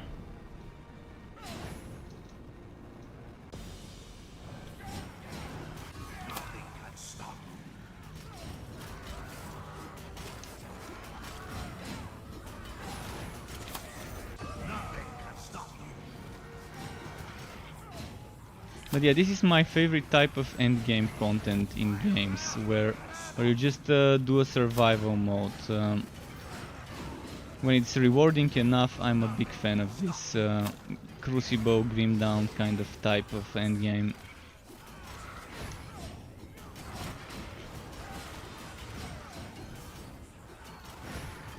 Still haven't seen anyone do it better than the Crucible in Grim Dawn. I just love how they've done their version of this. It's not a real endless. It's got end. It's got checkpoints. It's got buffs and points you can use to get those buffs, or you can just save them to try and see how far you can get with the points.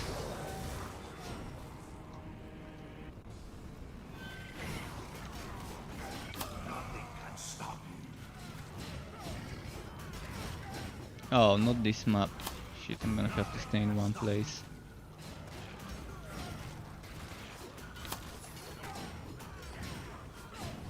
Ah, fuck, I knew it. As soon as I saw this map, I was like, alright, I'm gonna die. Because I end up jumping or dashing where I don't want to.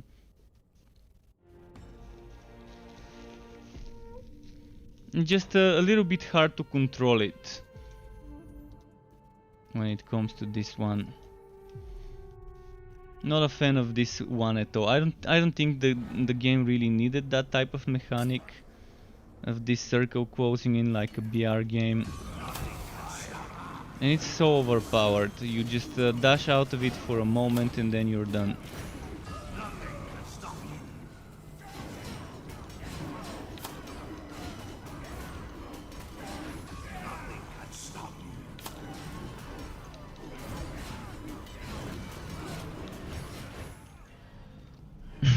Those are annoying.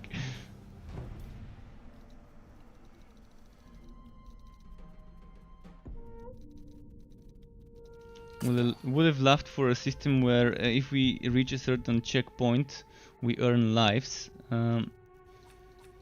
Would have been nice. For example, I reach checkpoint, I reach stage 10, I earn a life. I reach stage 25, I earn another. I reach 50, I earn another one. So I can still revive even if I die.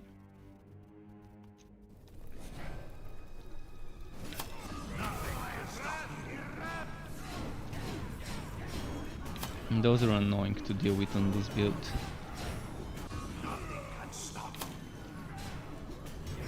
There is a way to counter it. Yeah, don't play like me. You can counter it by not playing like me. That circle, the death circle. If you try and control your hero better, you can counter it. The thing is, for this hero, it's super difficult to control it. Sometimes I'm like my mouse would be here. I'm gonna try and jump to it, or maybe my mouse would be here. I don't know. Sometimes it jumps where I don't want it, and I'm constantly pressing my number 3 as well, and I end up going where I don't want to. I just play I'm mashing my buttons. I don't press my buttons with a purpose. Like I'm not trying to use this right after this. I'm just mashing my number 3 and my number 1, like my left click, no, right click, all of the time. If you're good with your APM, you're probably gonna play it much better and still survive it. But yeah, the way to counter it is play properly. That's how to counter it. But Bragi again is a little bit difficult to control when it comes to his movement.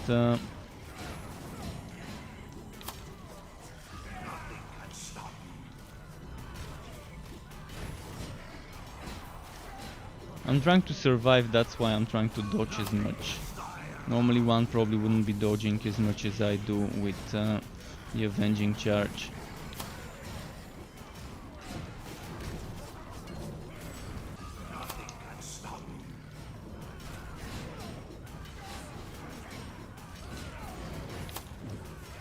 And sometimes it does the charge before I do the jump, and I want it to do the jump before doing the charge, and I end up see where I end up jumping. I end up jumping where I don't want to, and now I ended up charging and jumping into the exploding enemy, and I wanted to jump on this enemy, not on the exploding one. The problem is when you're charging, it moves your camera with you. So when I do this and see it moves your camera. I don't like this. I don't like moving my camera. Because see, my cursor is... I'm gonna demonstrate it like this. My cursor is here, and if I do it, I'm gonna go there. But if I press charge and jump while my cursor was here, I ended up jumping here, even though I pressed my button when I was aiming there. And that's my biggest problem with Bragi right now. You have to move your mouse as your camera is moving to make sure you end up in the same place. It's a little bit annoying.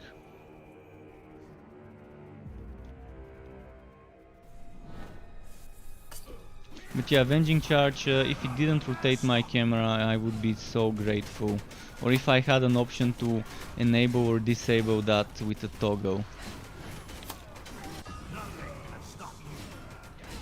Most of the time when I'm jumping where there's no enemies, it's as a result of exactly this.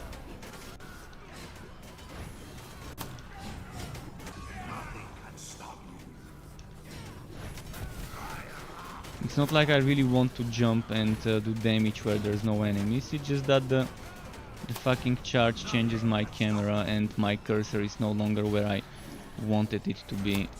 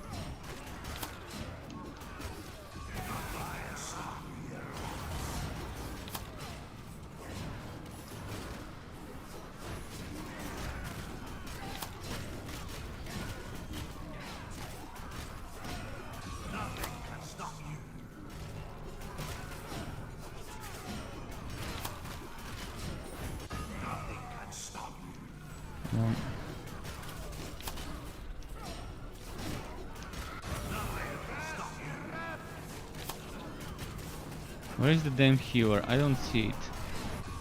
There is a healer somewhere.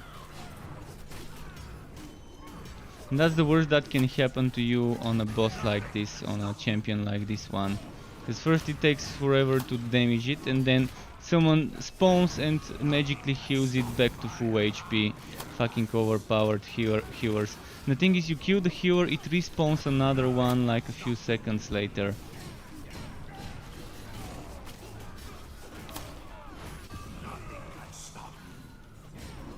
And those ones have shitloads of damage reduction, those knights.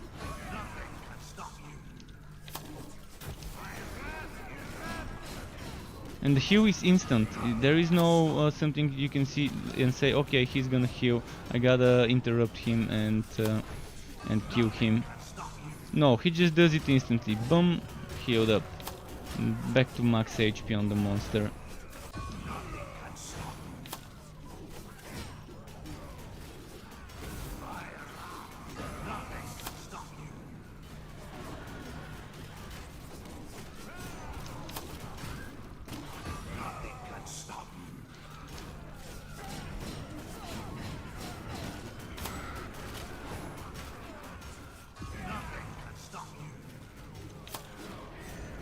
I don't have enough time to finish this fight. I've only got a minute and 40 seconds.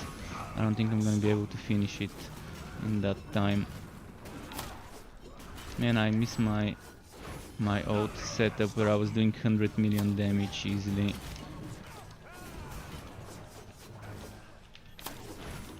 Fuck. And now I kind of stopped paying attention. But anyways, even if I didn't die, I would not have been able to do enough damage. Let's switch to a different set. Maybe a little bit more damage would help. My biggest problem is my old items were so much stronger.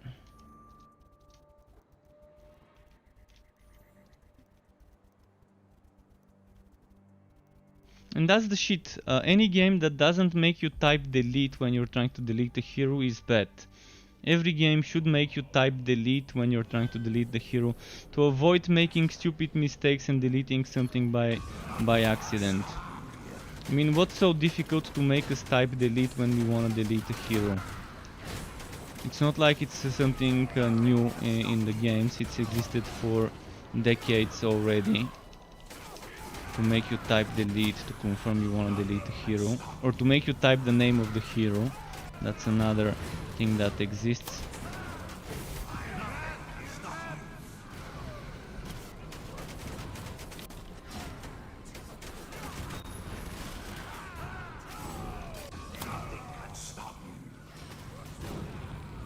And I got another one with this knight and healers. I'm not gonna do it. I'm gonna try another one. It's just gonna take forever, and even if it takes forever, I can't guarantee I'm gonna kill it.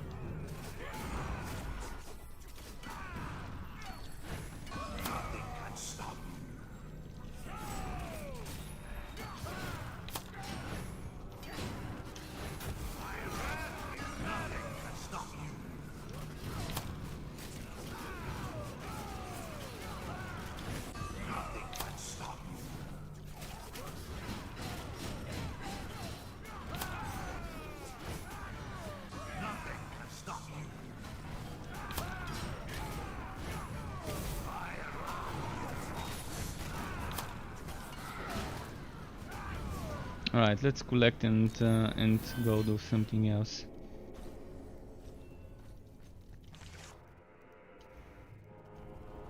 This one does less damage, so I'm gonna modify the build a little for more damage. Less survivability.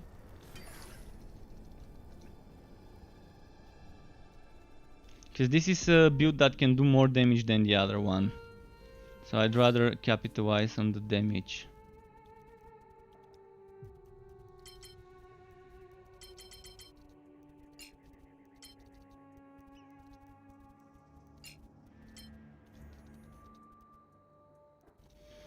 Let's do this one. Got 9 tokens, so that's fine.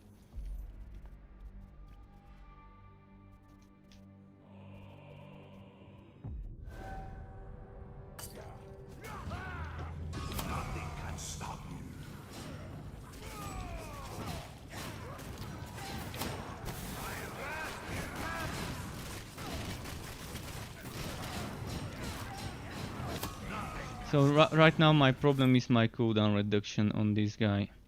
It used to be 63% or something like that, now it's 45. For this set I need that cooldown. On the other set I have cooldown from my heroics, so I can afford to play it without as much. But with this one you can see I can't spam my jumps as much. The cooldown on this one is 8 seconds, on this one it's 2, but 2 with the procs. 33 seconds here, 11 here, 8 here. Not that great. I can lose damage and get more cooldown if I want to though. But that's gonna be a big damage loss.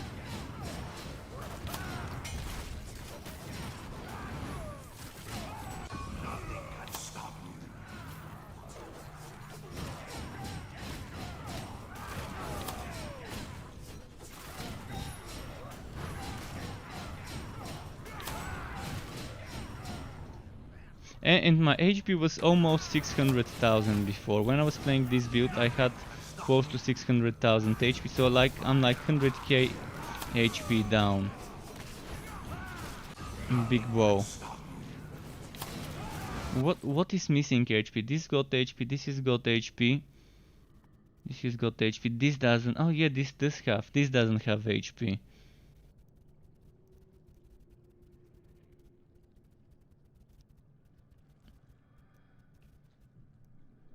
So on this one I can get up to like 20 something thousand extra HP, which getting boosted would be like 50, and I probably had like 18,000 here, and I probably had 19 or 20,000 here,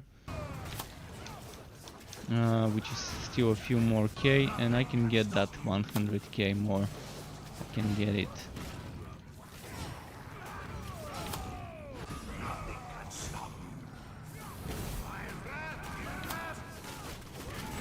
What's my god skill bonus HP? 16%. 16%, and when I do the buff it's 100, right? No, it's 50 when I do the buff.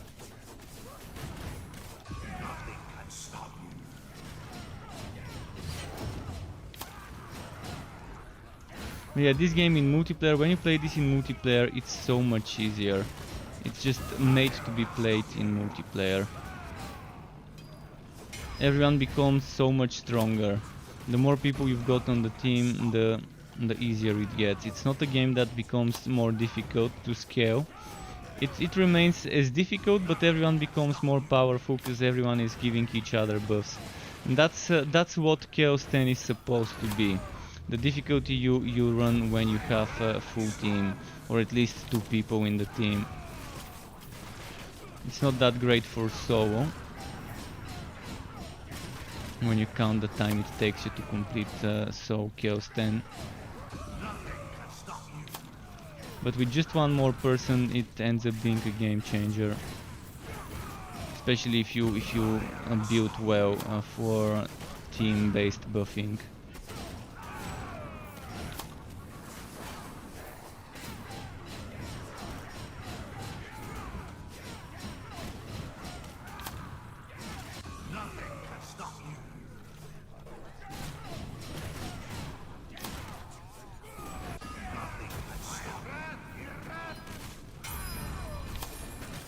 Right, I've got the key, time to go for the boss.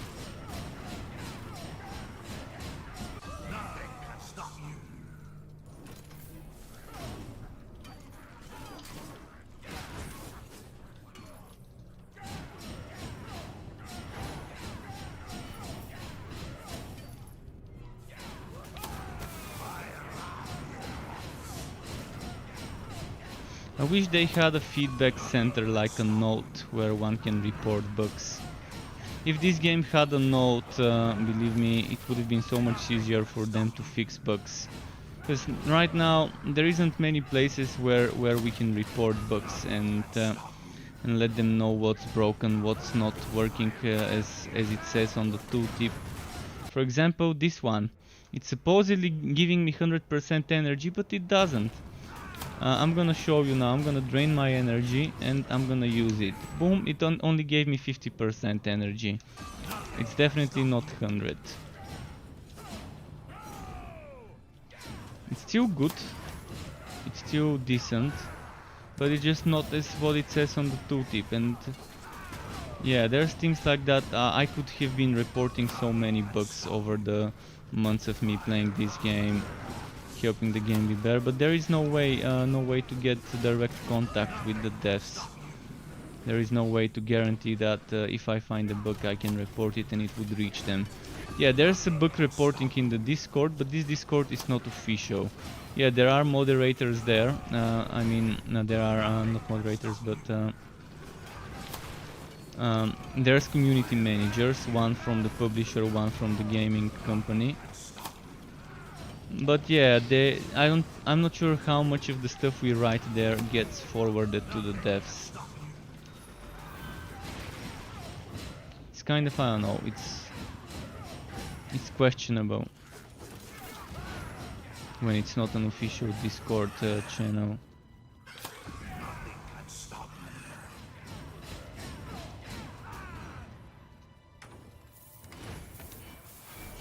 Oh, Victor's Tribute, oh yeah. Oh, and a Fiery Ring of Tori, oh yeah. That could be a great one, although I already have a good one. Can't wait to see those ones. Two good bases, let's see if the drops are shit as rolls. Ring of Tori, yeah, this Ring of Tori is shit, no cooldown. I mean, it's not bad, but it's not great. And this one, cooldown, crit chance, okay, that's an upgrade. This is an upgrade.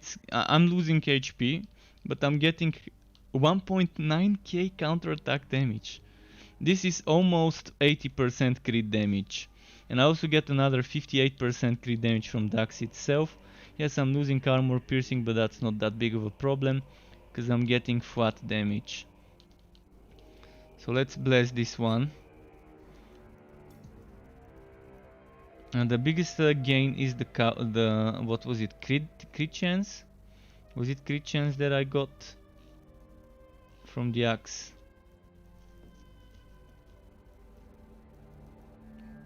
Yeah, it was 11 cooldown, 0 crit chance, and this is 13 cooldown, and so I got 2% more cooldown and yeah, some more crit chance.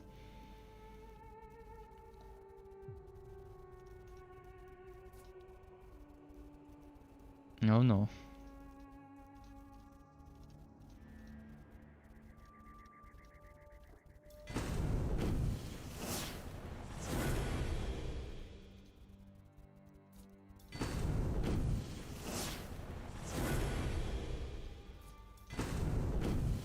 Trying to get a good roll here.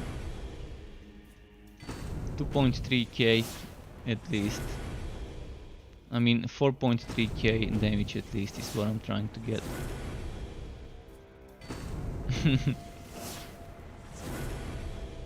Alright, that's good. Now let's compare. So I got 709 more damage versus my old one. And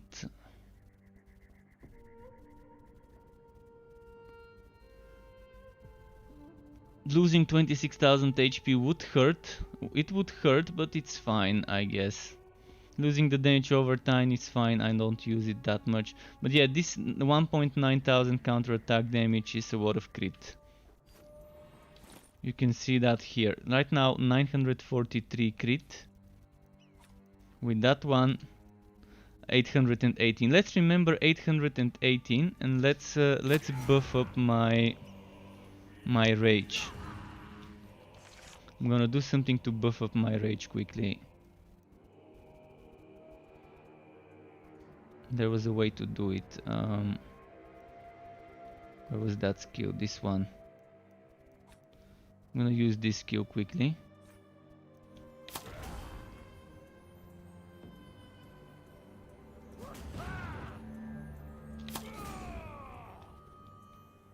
I wanna check.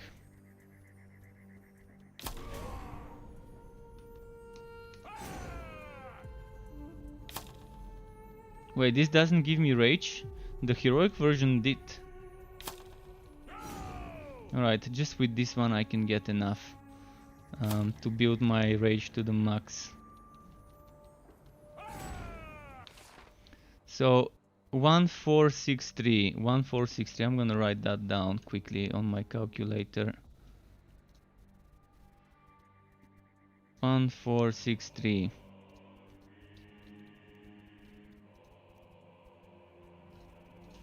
Let's change access. 1588.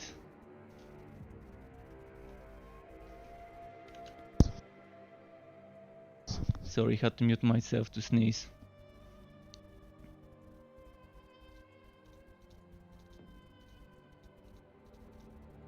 So 125 more crit damage when I'm at max rage.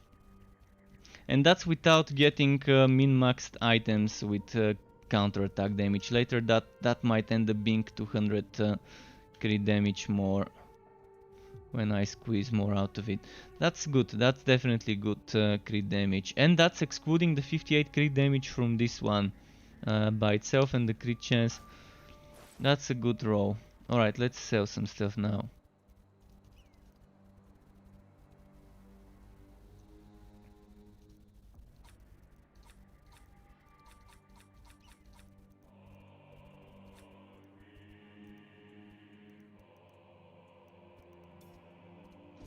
Flint pendant. Damage over time, health drain, regeneration. Yeah, no thanks. Impatient one, crit damage. Yeah, that doesn't have crit chance, that doesn't have cooldown. Although on an impatient one you probably don't need that much cooldown, but still, no crit chance.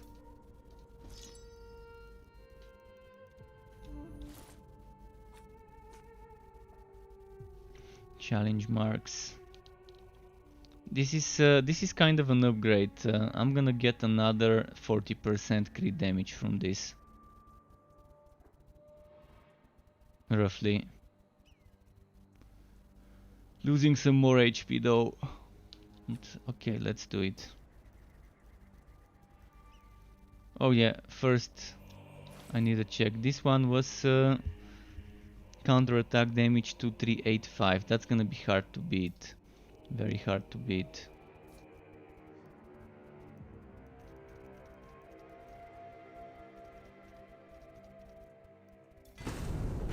Two, 385. Can I beat it? At least 2-3 something. 2-3 something. 2-3-1-4. Alright, let's keep this 2-3-1-4. 905. So that's gonna be like 75 roughly more crit damage from that new item. Let's go test this new damage.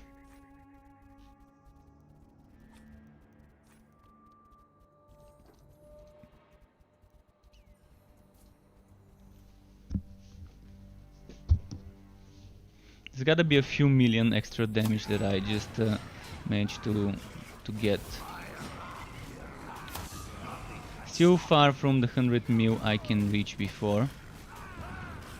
120 mil I could reach before when I get the Victor's Tribute. But yeah, I'm gonna be critting more often. How's my crit chance? 48. Pretty nice.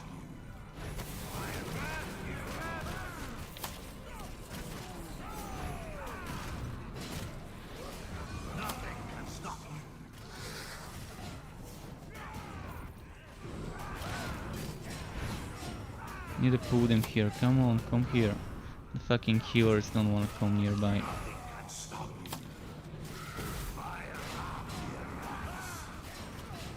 And We gotta put them here.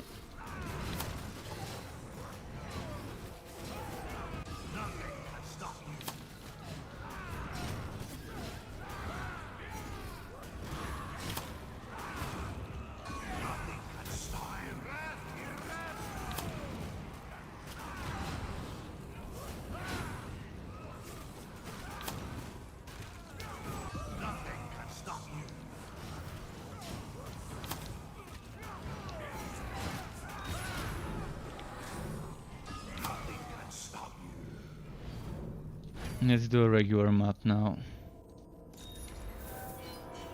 Challenge boots. That might also be an upgrade for all we know.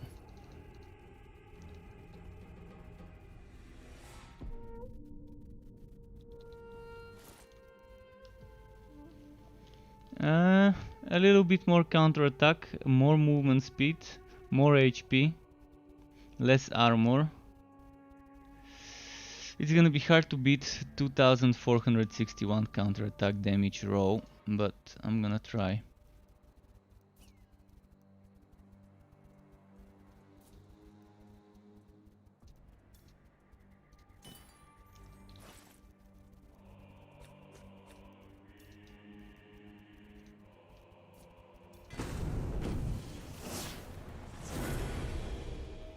Two, 337. Probably gonna keep it. Let's see the difference now. The others are plus 48.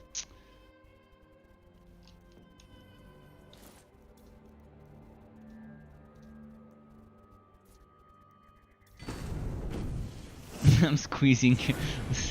Oh, there we go. This is fine now. Now we've got a winner. We're 32 more, and we get the movement speed bonus, and yeah, we get the HP bonus.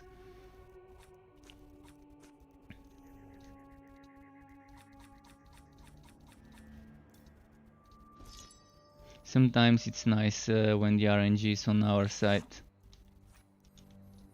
Let's do the Children of the Corn.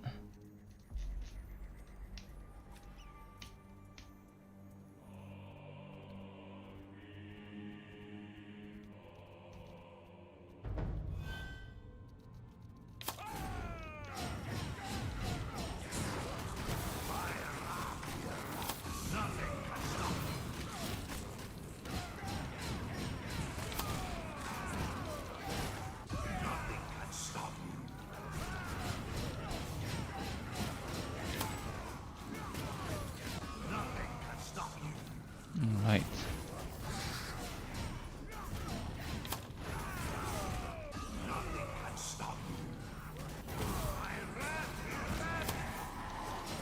Let's keep moving.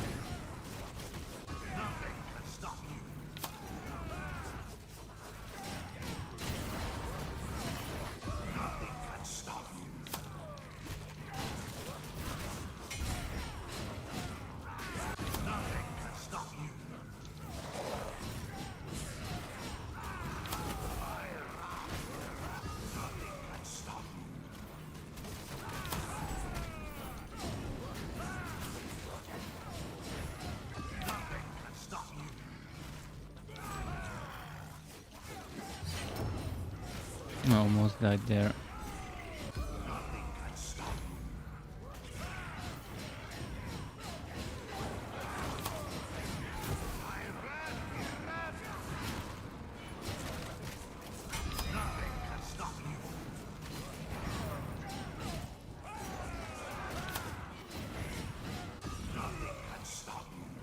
One more chest and then we can just go for the boss. I guess after one group we can go for it. After this shit. Lost my buff. At least there's 4 elites, so I can quickly get at least 40% of the buff. That's gonna be 120 more damage if I kill those elites here. Fuck, I couldn't move. I'm not sure what happened, whether I was stunned or something. I think I was in a knockback walk from the scepter enemy.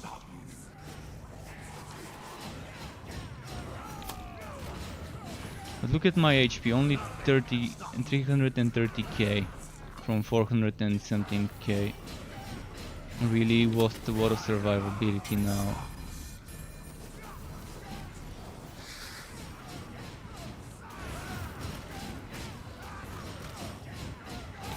So it wasn't the perfect axe, cause yeah, the fucking cost reduction instead of HP.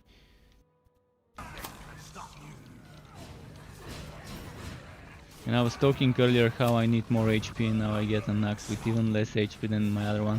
But it's too good to miss out on an axe with crit chance and cooldown, even if it doesn't have HP.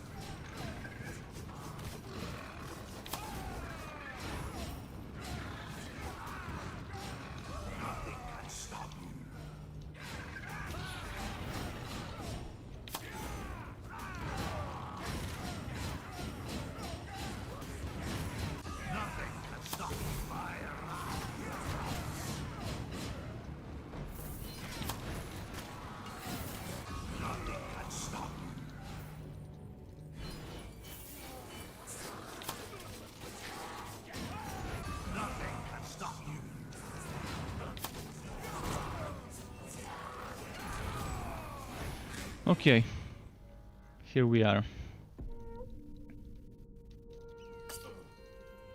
I'm gonna go play on the mage a little, cause time to switch heroes.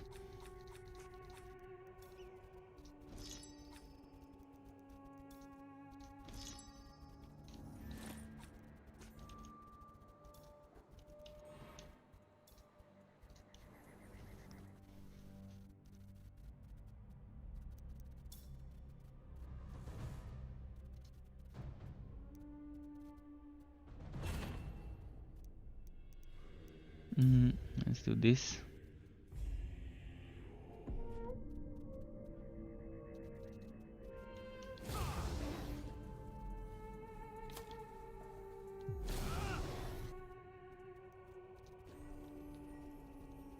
Wait, what build am I on right now? Oh, I'm on the Dragon Tamer, okay. Dragon Tamer it is.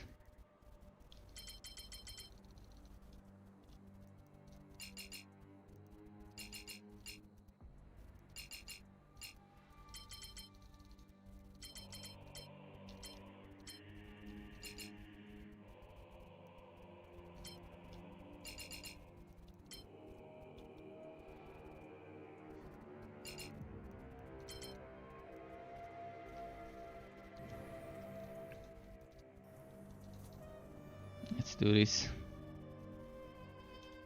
You can see, by the way, getting levels is super easy and quick in this game. Getting those legend levels, which are kind of like paragons in Diablo. So yeah, it's not that hard to get them, and since there's a limit, at one point you're gonna be okay. I can't spend any more points because I've maxed out my passives, and that's fine. It's good to have this limit instead of constantly grinding stats and having a constant power creep. It's definitely good to have limits to this. And if you play in a team Chaos 10, the XP is very good.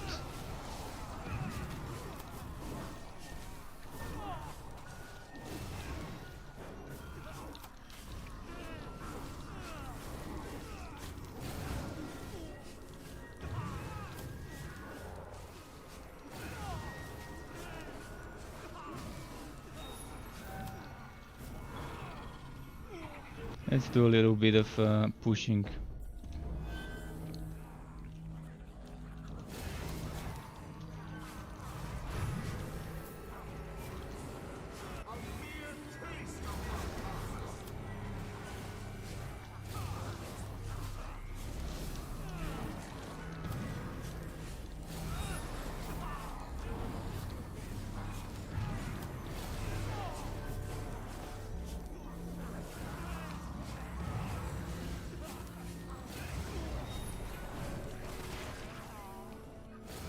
Let's push some more.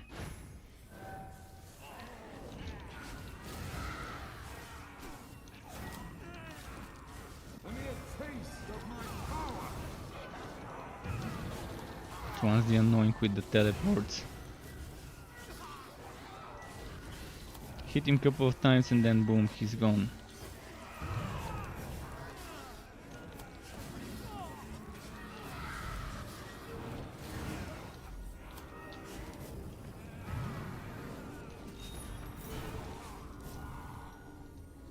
I'm gonna push a little.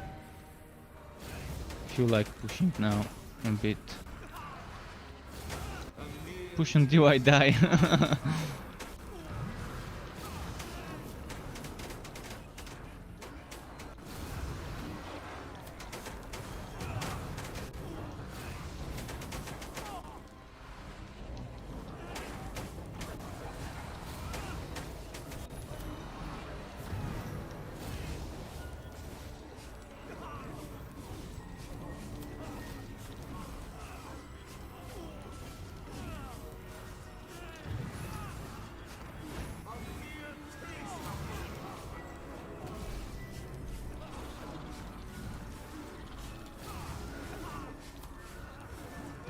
Okay.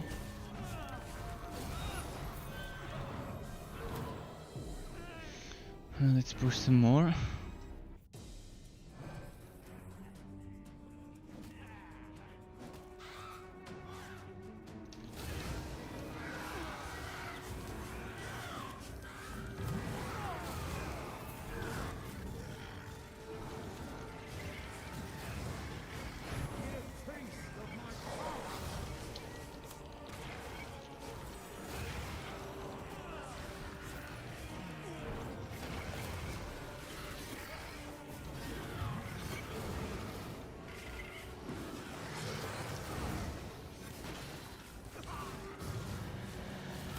Come on, how many more? Two more. Where are they? Oh, one of those.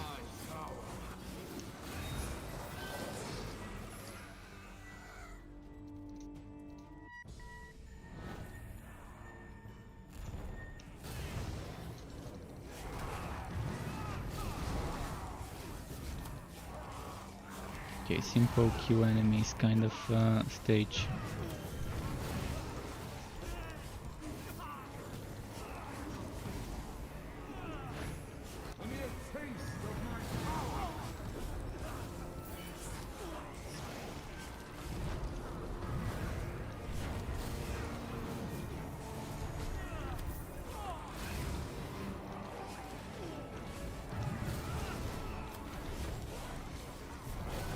Spawning a lot of them. Elite after elite after elite. That's because I'm killing them. I think there's a limit of how many elites can be spawned on this type of stage. And once I kill 2 or 3, it spawns another 2 or 3.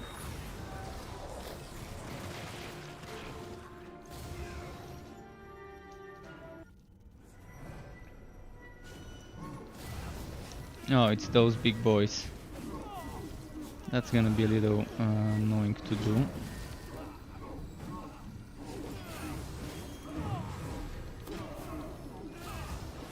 Probably it's better to just focus killing one of them. This one seems to be dying quicker.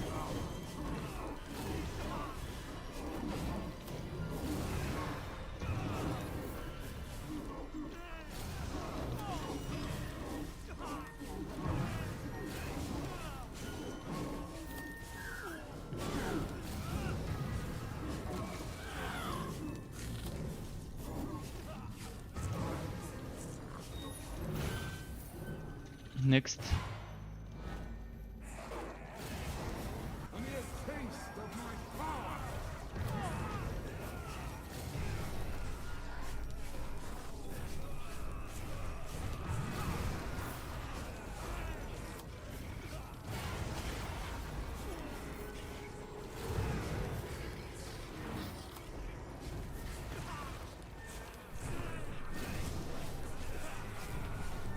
Alright, this one's done. Next, fire.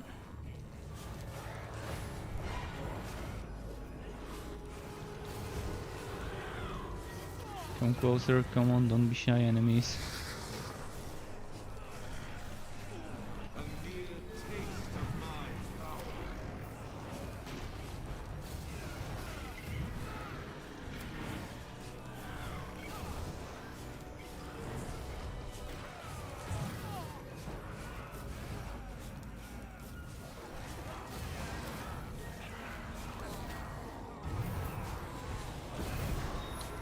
Okay, nice.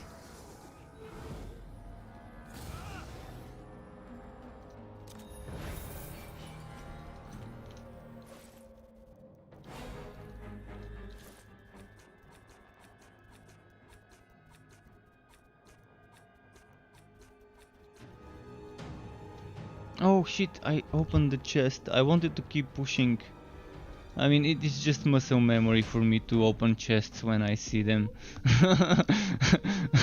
You know, when you're a wood fiend, you kind of you kind of are used to opening chests when you see them in front of you.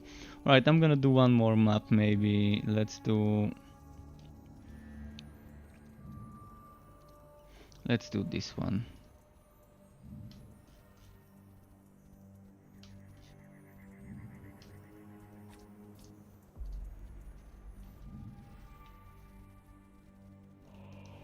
It's getting late, I'm getting hungry, so it's almost midnight here.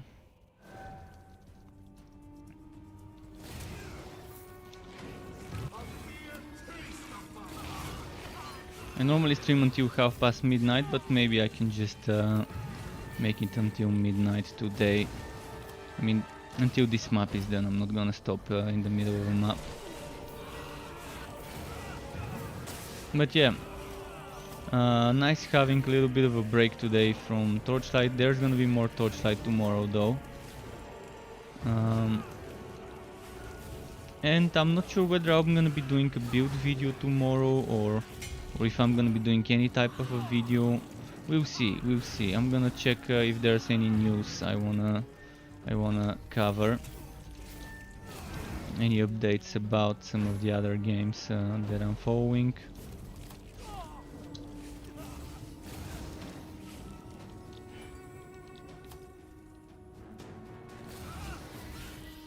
This map with the way I've set it up, with skeletons resurrected and insects grow up from the ground, this really helps you with building up the wood quality of the map. And those points at the bottom. Because you have a constant flood of enemies around you, and you can keep that modifier up at 50 and build this up quickly. In the return, I'm in the wrong place.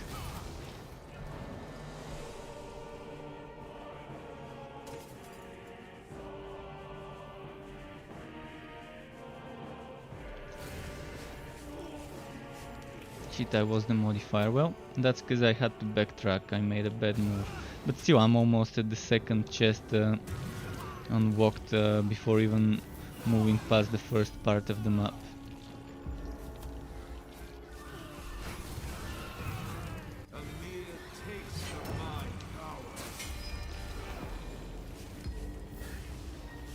By the way, right now I'm playing a counter spell setup. This is my build right now.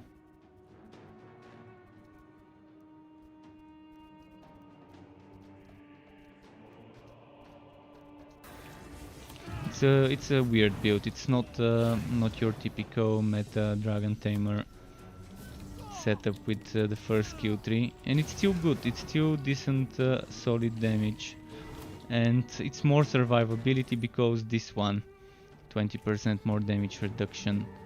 So it's a little bit better for soloing this one. And for hardcore, that's probably gonna be the better option. From my Dragon Tamer options that I've got on my build, this would be the better one for hardcore, because, well, 20% more damage reduction by itself should mean a lot to anyone who's trying not to die. Although Ult 1 would be your best build for hardcore. Ult 1 with counter spell. That's gonna be as much, you're gonna be capping the damage reduction. I think there's a limit now after this update in regards to how much damage reduction, how much defense you can get from damage reduction.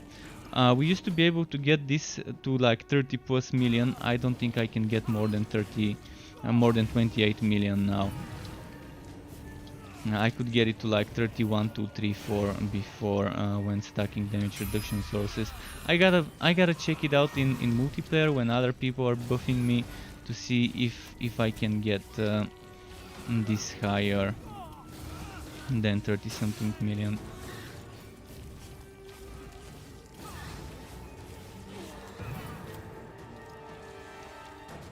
Let's go for the boss now.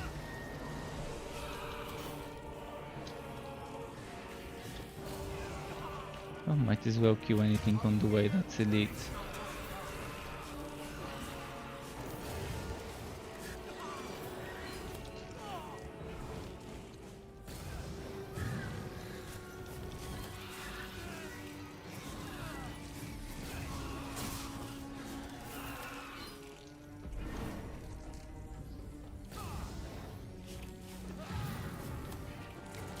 Scorpion boss, alright. I don't have my god skill ready, so that might be bad for me. Yeah, my god skill was not ready. I'm gonna do something else. I'm gonna kill the mage healer first.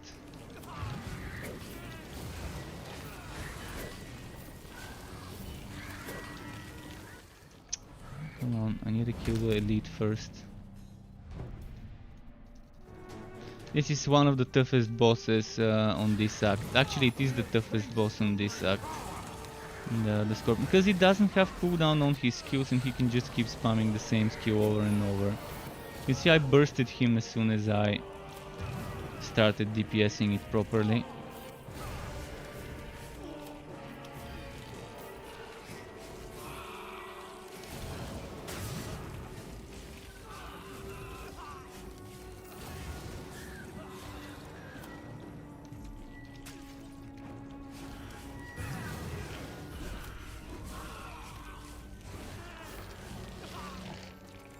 Yeah, some of the bosses can be very bugged, like he's spamming one skill, one skill, one skill, one skill, or then he's gonna spam the second skill, the second skill, the second skill, the second skill, instead of skill number 1, then skill number 2, then skill number 3, and then kind of like instead of having rotation, they're spamming the same thing without a cooldown. Feels a little boring the way they are right now.